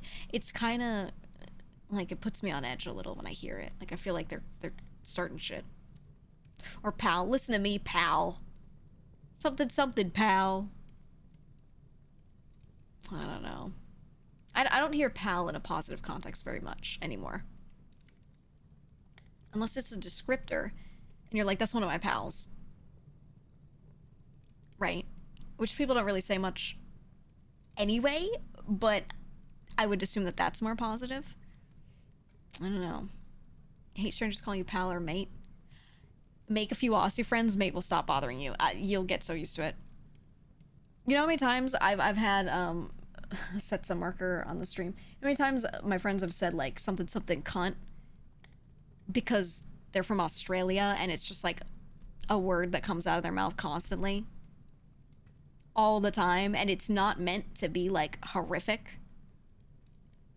It's just a thing that you say all the time to people, and it's really, like, it's not meant to be that bad. It's just a little negative. It's like, okay, stupid, you know? Like, it's not really that crazy. And it can be a term of endearment, yeah. But, like, it's not meant like that. If you make some Aussie friends, you'll get so used to it. So used to it. But then a lot of Americans, they hear the word and they're like, oh my god. See, I even had to set a marker on that of where it's said so my editor can, like, do something about it. Because YouTube doesn't like it. Right? It's crazy. It's crazy. You don't even register the word anymore? Me neither. Me neither.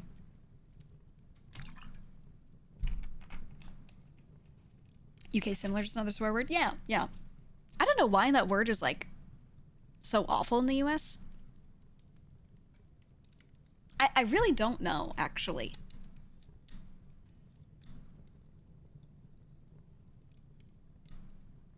I'm trying to think. Why is it so bad in the US? Maybe just because it's uncommon. I don't know. Let me see.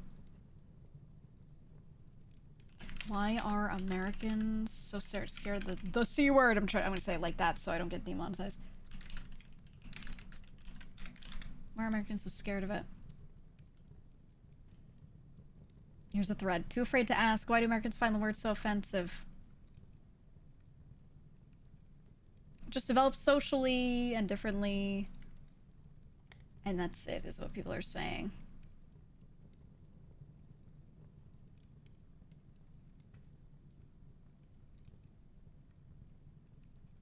American person said, I was taught that calling a woman that word is exponentially worse than calling them a bitch. Not why, but experience has borne it out. I guess, you know what? I guess it has been used against women in America very heavily. Now that I think about it, the same way the word bitch has gotten kind of like, you know, when someone's using it against a woman, you tend to assume that, like, they're fine saying shit like that to women. You know what I mean? Like, it has this connotation. Maybe it's that. Maybe that's why. I don't know. For me, the word is genderless in my mind. But maybe. I don't know. I think it's good to have a swear word that's rarely said. It keeps its edge for when you really need to use it. Yeah, I agree. I agree. I think people curse too much, even myself. I used to never curse just because I wasn't in the habit. I was allowed to curse, it didn't matter. But I just didn't. And then I worked around people who did, and I just got more used to it. I don't really have a problem not cursing, though. There's always other stuff you can say. I don't know, man. Isn't dick similar? Oh, calling someone a dick? Yeah, kind of. For sure. Same reason that other cultures don't like other words so much. Like which, though? I'm trying to stop cursing, it was hard to find something that has the same impact. Repeat it in your head, be like, I'm not mad, just disappointed. And then speak with that energy, and you'll be able to get the feeling out without those words. 100%. That's all you need. That is all you need. Because curses are like the easy, low-hanging fruit. Your body just, you're a little mad about something, and your brain is just like, fill that in, right? Because you're on that energy. Reach enlightenment. Okay, close your eyes and be like, I'm Buddha right now. And just go from there. and I think you'll be okay. You buffoon. Buffoon is a great one. I love oaf. Oaf is great. Yep.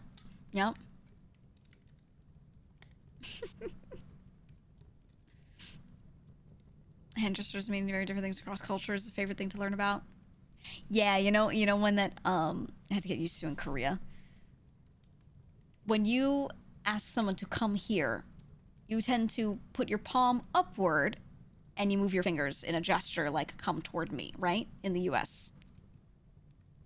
In Korea, you turn your hand downwards, so your palm is facing the ground, and then do the same thing with your fingers, like come here. Yeah, like a little beckon, right? You do it but downward. Because when you do it upward, that's more like how you do it to a dog. You look at a dog and be like, come here with your hand like facing up, palm facing up. So a lot of people don't really like it there because they feel like you're like putting them down, you know, by like telling them to come here but ordering them around with your palm up. Because they do it for like animals that way. So you just flip your hand the other way and that's it, right? Which I feel like it's the opposite for me. In the US, like you would I don't know, I put my fingers downward to tell a dog to come here and then upward for like a person. I don't know. Right? I think it's the opposite. I always found that one interesting, but yeah. If it's a kid, you point to the ground directly in front of you. Yeah. Pretty much. Pinch finger emoji is practically criminal in Korea now. Pinch finger? You're not talking about the finger heart, are you? Because it's not. I'm trying to visually figure out what you're trying to say. Pinched finger. Oh, I get what you're saying. I get what you're saying. Yeah. Like Italian hands. Yeah. Yeah. Okay.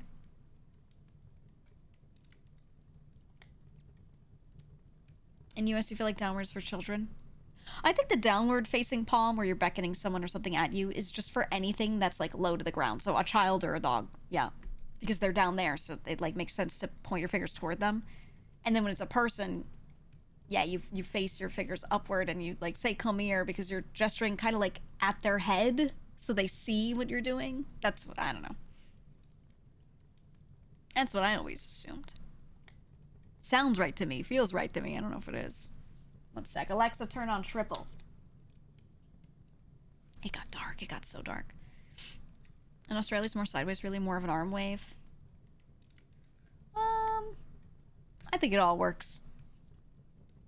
Understand how crossing your thumb and index means I love you? It's a tiny heart. So you know you make a hand heart? They're making a tiny one. Like if you ever draw a heart, but it basically looks like a V. It's like a very, very tiny one that you draw on a piece of paper.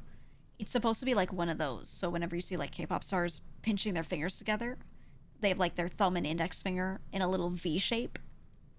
It's supposed to be a tiny little heart. And it's just something that got trendy however many years ago when like one idol did it and was like, look, it looks like a heart. And they were like, oh my God, you're so right. And then they all do it now. Yeah, like that emote. I don't think it looks that heart-shaped because it really depends on what your fingers look like. So, I don't know. Very more cute hearts. Honestly, yeah. But in Korea, like, that's just a thing, like making all sorts of hearts. They'll also do big ones where they'll make like an O shape above your head, like a ballerina, but then put your hands down so they point at like your head. It's like a giant heart shape, and people do that at each other too, which you don't see outside of that country very much. You know, not outside of Asia very much. So like, I don't know, Korea for some reason has popularized like all these different little heart shapes you can do with your hands and your arms and everything, and they just do it at each other all the time. It's just a quirk of it, I guess. That's the M in YMCA. Exactly. Literally, if you do the M from YMCA in Korea, you look like you're making a heart to them. But for us, we're like, I love that song. Oh, God. It's true. It's true. Real and true, man.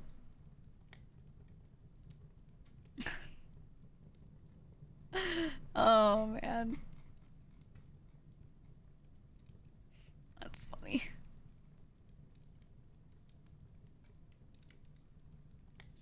Maybe an effect of the culture of women needing to appear cute. Not really. It's an effect of idols wanting to do it because idols specifically are always trying to make trends. They're always trying to do new like, it's like not a big deal. They'll do like a tiny pose in a selfie.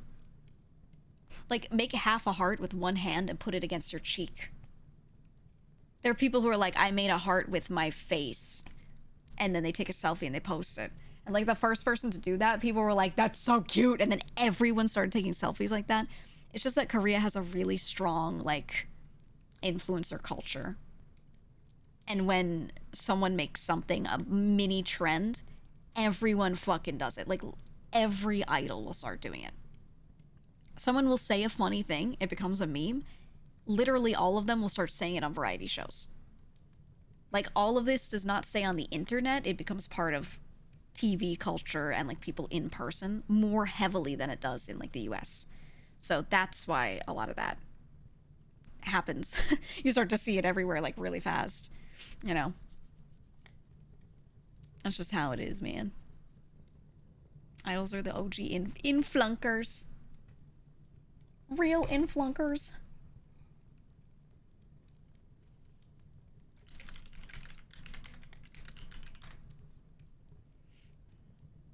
I heard idol trainees now take selfie classes for photo cards. It's not selfie classes for photo cards, it's selfie classes in general. But it's not like a separate selfie class. It's just part of their overall training regimen. You need to look good in all photos. So here's how you take a selfie. Here's how to look good for editorial. Here's how to do like nice candid photos while you're out and about so you can post on Instagram. Because that's really important if you're trying to be like a public figure, right? And you're trying to post on Instagram and have people like the photo. Posing well makes you do better, you know. It's like, it's fine. It's one of those things where I'm like, honestly, VTubers could benefit from like a training regimen.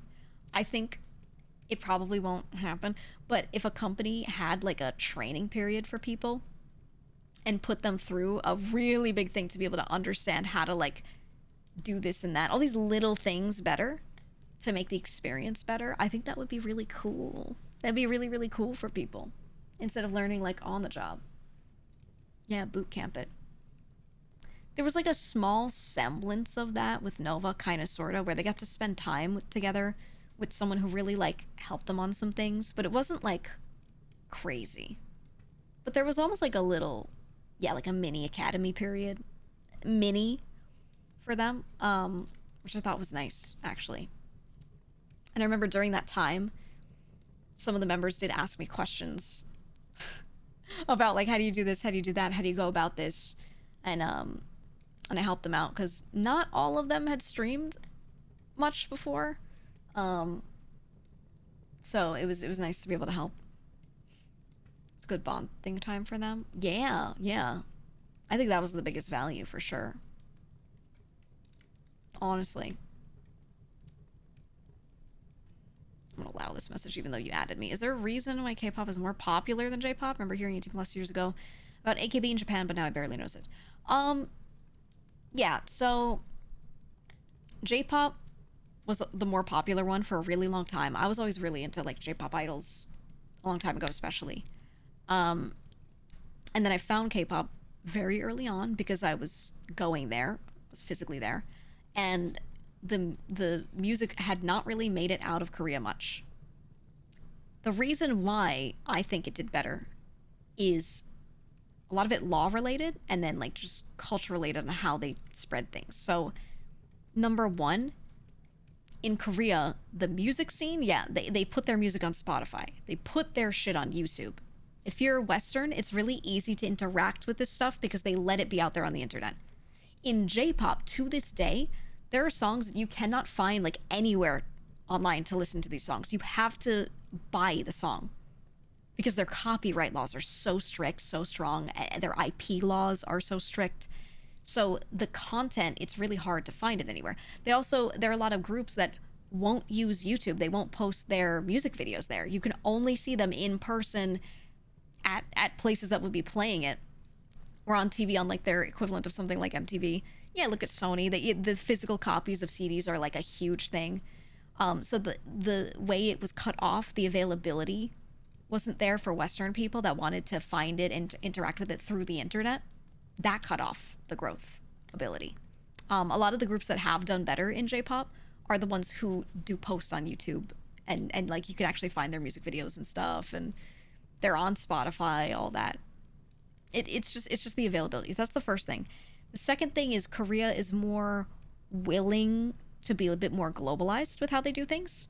So there's still a lot of K-pop that you guys probably don't hear much that sounds very Korean and very K-pop, but there's also a lot of it that sounds very westernized too, and is really like suitable for a Western palate and a Western ear. So that helps it a lot. Whereas J-pop really just stays doing its shit, which is good if you like that, but it makes the genre not evolve as much. There are still artists that really do things that are more global, but fewer, I feel. Like a lower percentage from Japan that do that. And then I think the other biggest thing is just the culture is more palatable for Westerners and for Southeast Asians, for people that just aren't from that country. Because I feel like people love Japan, but it's like a mystical creature to a lot of people. They're like, the people are so different, the music is so quirky, haha. It seems like its own thing. Whereas K-pop feels a little more like, I understand this, I can do this. Does that make sense? Like the culture is just a little more global feeling. And this comes from a lot of things. I mean, Korea has a lot of stuff that is very much so Korean, but a lot of the rebuilding of South Korea was done by and with the US as well, being very involved. So yeah, they have an easier time doing things in a way that's really palatable for Westerners or for anyone just not from Korea. So there you go. There you go. There are a lot of really clear reasons, but those are the big ones. Those are the really big ones. All the K-pop you listen to were people born in the USA moved to Korea to make it. Mostly K-hip-hop, but still. Yeah, in hip-hop, yeah. For the pop idols, there's a big mix. There's a big mix. You'll also be made English versions of their songs that sound surprisingly similar to the originals. Yeah, like when they do stuff like that and they make a lot of Japanese music really available, it does well. there are artists in Japan that really are focused on making sure that they have a global audience, right? So their stuff is just available online, and they're on Western streaming platforms as well, and all of this stuff, and they do really well. So I don't see a reason why this stuff can't work. It's just, for some companies it's a refusal. For some of them it's a legal thing. They just want to do stuff within their circle. um yeah, that's really it, man. That's really it. I know some groups that do like live streams of themselves practicing and stuff, and they do it on like Nico Nico. They don't do it on YouTube or Twitch or like anything like that. So it's just accessibility, realistically. I don't know. But I think also Japan, like, their biggest export in entertainment is not their pop music and their singers. It's all the virtual stuff. It's anime, it's virtual idol groups, and all of that in the past few years especially. So they're not really concerned with that whole thing entering a new market. They're more focused on like anime being brought to the West to have more people, look at it. So there you go. Though I will say J-pop is crazy popular in South America. like scary popular. And some K-pop groups, mostly J-pop. So they arguably are hitting a really, really global audience. It's just not the English speakers as much. So it'll make it look to an American or European like, oh, they're not really hitting a global audience, but they kind of are. That's just not you. And it's not all about you, Americans. All right? Like, honestly, the number of times you see a J-pop group go on a world tour, it's way too high. Where the map for the world tour, where they show the different legs, it will be all these locations in Asia and then like 2 spots in South America, and they're like, world tour. That it happens all the time, and it just makes me laugh. They don't even stop in North America sometimes. They definitely don't stop in Europe, So it's very interesting. Very, very interesting. 2, yeah. I've seen a lot of the time it's in Brazil, and then somewhere in the south. Often like Peru, like not that far south, but they really don't like. They focus on their Southeast Asian market more than they focus on a Western market, whereas K-pop does both, and certain groups they just pick. There's some groups that just focus on Korea and Japan. That's it. Right? They just go for a Japanese audience. Then there's some groups that are like, I want my Korean and my Southeast Asian audience. And there's some that are like, I want my Western audience. There's some that go for all of them, and that just depends on size. But that's how it is. The only other person I know who's heard of Flowsick. Dude, I love Flowsick. Yeah. I don't know if he's like that big nowadays in like people on YouTube knowing him and like his views and stuff, but his music is doing well. He's good, man. He was on Show Me the Money, so I know he did pretty well there. But there were some things he was in a while ago that did really well. Really well. K-hip-hop kind of took a nosedive. It's because all these pop groups that do like pseudo hip-hop kind of in the middle of it picked up a lot of the good rappers. Like people that could have been really good as straight up Korean hip-hop artists got put into idol groups because they wanted a rapper, right? They're like, we want to be able to have a hip-hop vibe. So instead of them releasing their own shit and doing mixtapes, they just were like, okay, we'll just put you in this idol group and you'll rap for 1 verse in every song, and it kind of killed it off a little bit. It kind of did.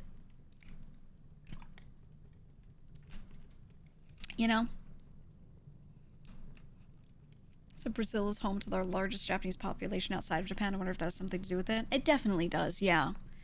100%. Good contender to K-pop, maybe Vocaloid. No, I don't think the music sells. I think Vocaloid sells aesthetically, and people are like Miku fans, but it's only a few songs. And then the problem is it's usually not official songs, right? It's like some producer, something P, right? Name with a P at the end because they're a producer, and then they'll make a song and they'll use Vocaloid for it. But it's not like a centralized, like, oh, I made the song for Vocaloid and they own it kind of thing, right? So it's hard. Yeah, exactly, Nick.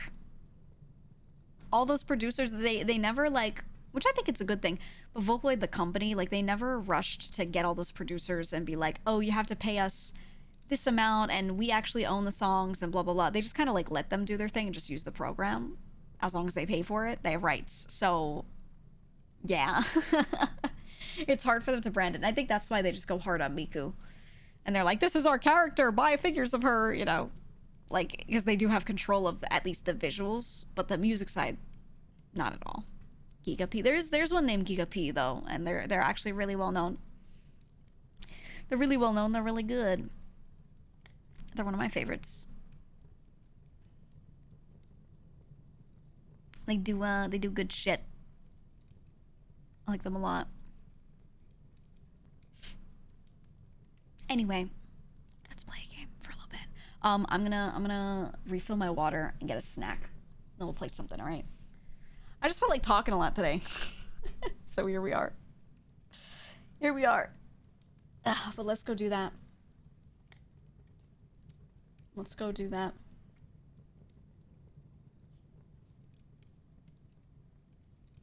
Hold on. I gotta click two things. Okay. I will be right back.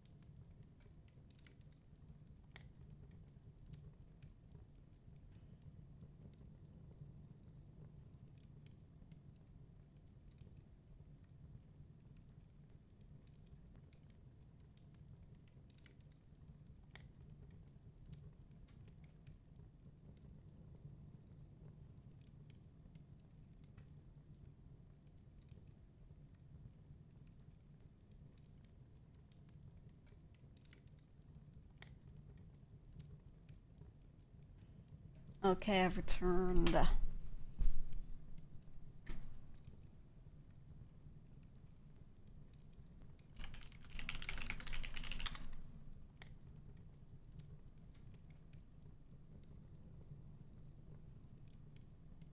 I've returned. Where's my... Oh, there it is. I was like, where... I couldn't find the BRB for a second. Okay. There we go. What do we play? Last stream we did some sleeping dogs. Which I could do a little more of. I could. We also did last time. Make a poll. Can also do more... Why can't I type today? Mario Kart World, which I haven't played in a little bit.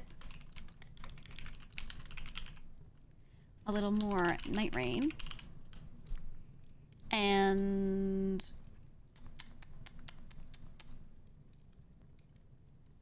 yeah, we'll see.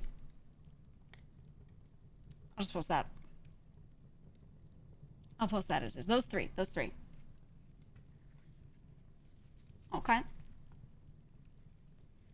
And Factorio. I don't want to play Factorio. Not on stream, because I feel like I want to like play it and go completely non-verbal and like lock in. You know what I mean?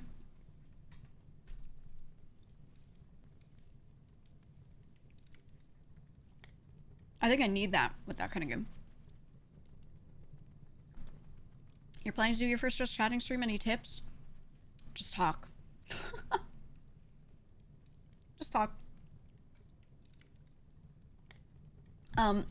Talk about a topic. Come prepared with a topic if you don't have a big community that's going to be there to just talk to you already.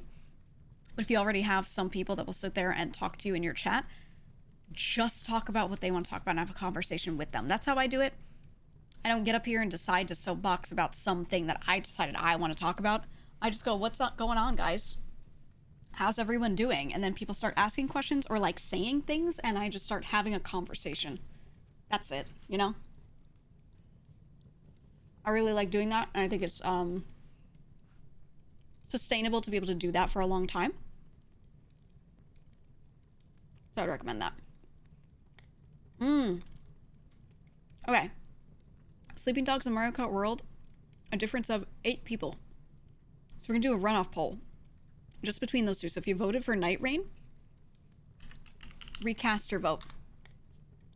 Between the two. Okay, so which game part 2? You forgot to vote? Okay, well now you'll get to.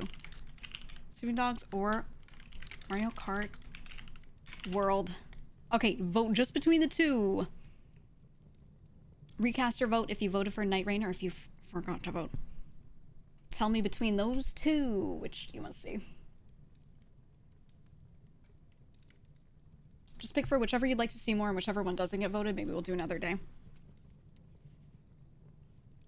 So it'll just be like the today game, and then, you know. The people hate Mario. They don't hate Mario.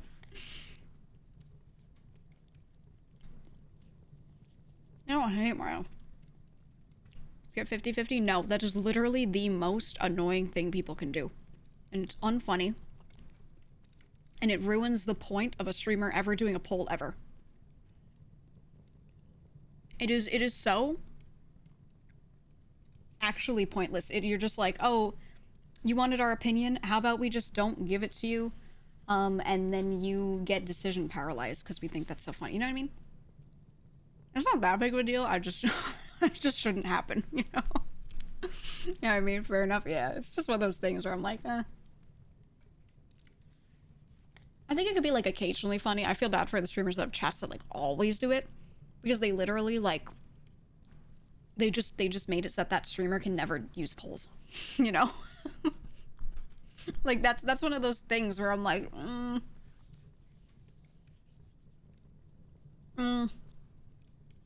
you know, you get choice paralysis frequently. Yeah, it's like a way to be like, I like all these options, but I'm really like, I have choice paralysis. I don't know what I want to do out of them. Let me ask my community. What would they like? And then they just like don't help you. I don't know. That's why I'm still campaigning for a version that doesn't show the results until the end. Full anonymous results until it's done. That is my dream, okay? My one big dream for this platform, for this world of Twitch, is I just want an option to hide the results until the end so people can't try to game it, or like they don't have what other people are voting for affect their choice, right? You get a pure, honest vote. That's what I want. Anyway. It's time for sleeping dogs. Oh wait, I need to be here because the phone thingy is on the right.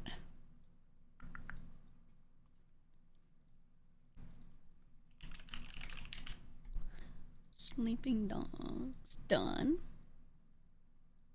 Okay. BGM off.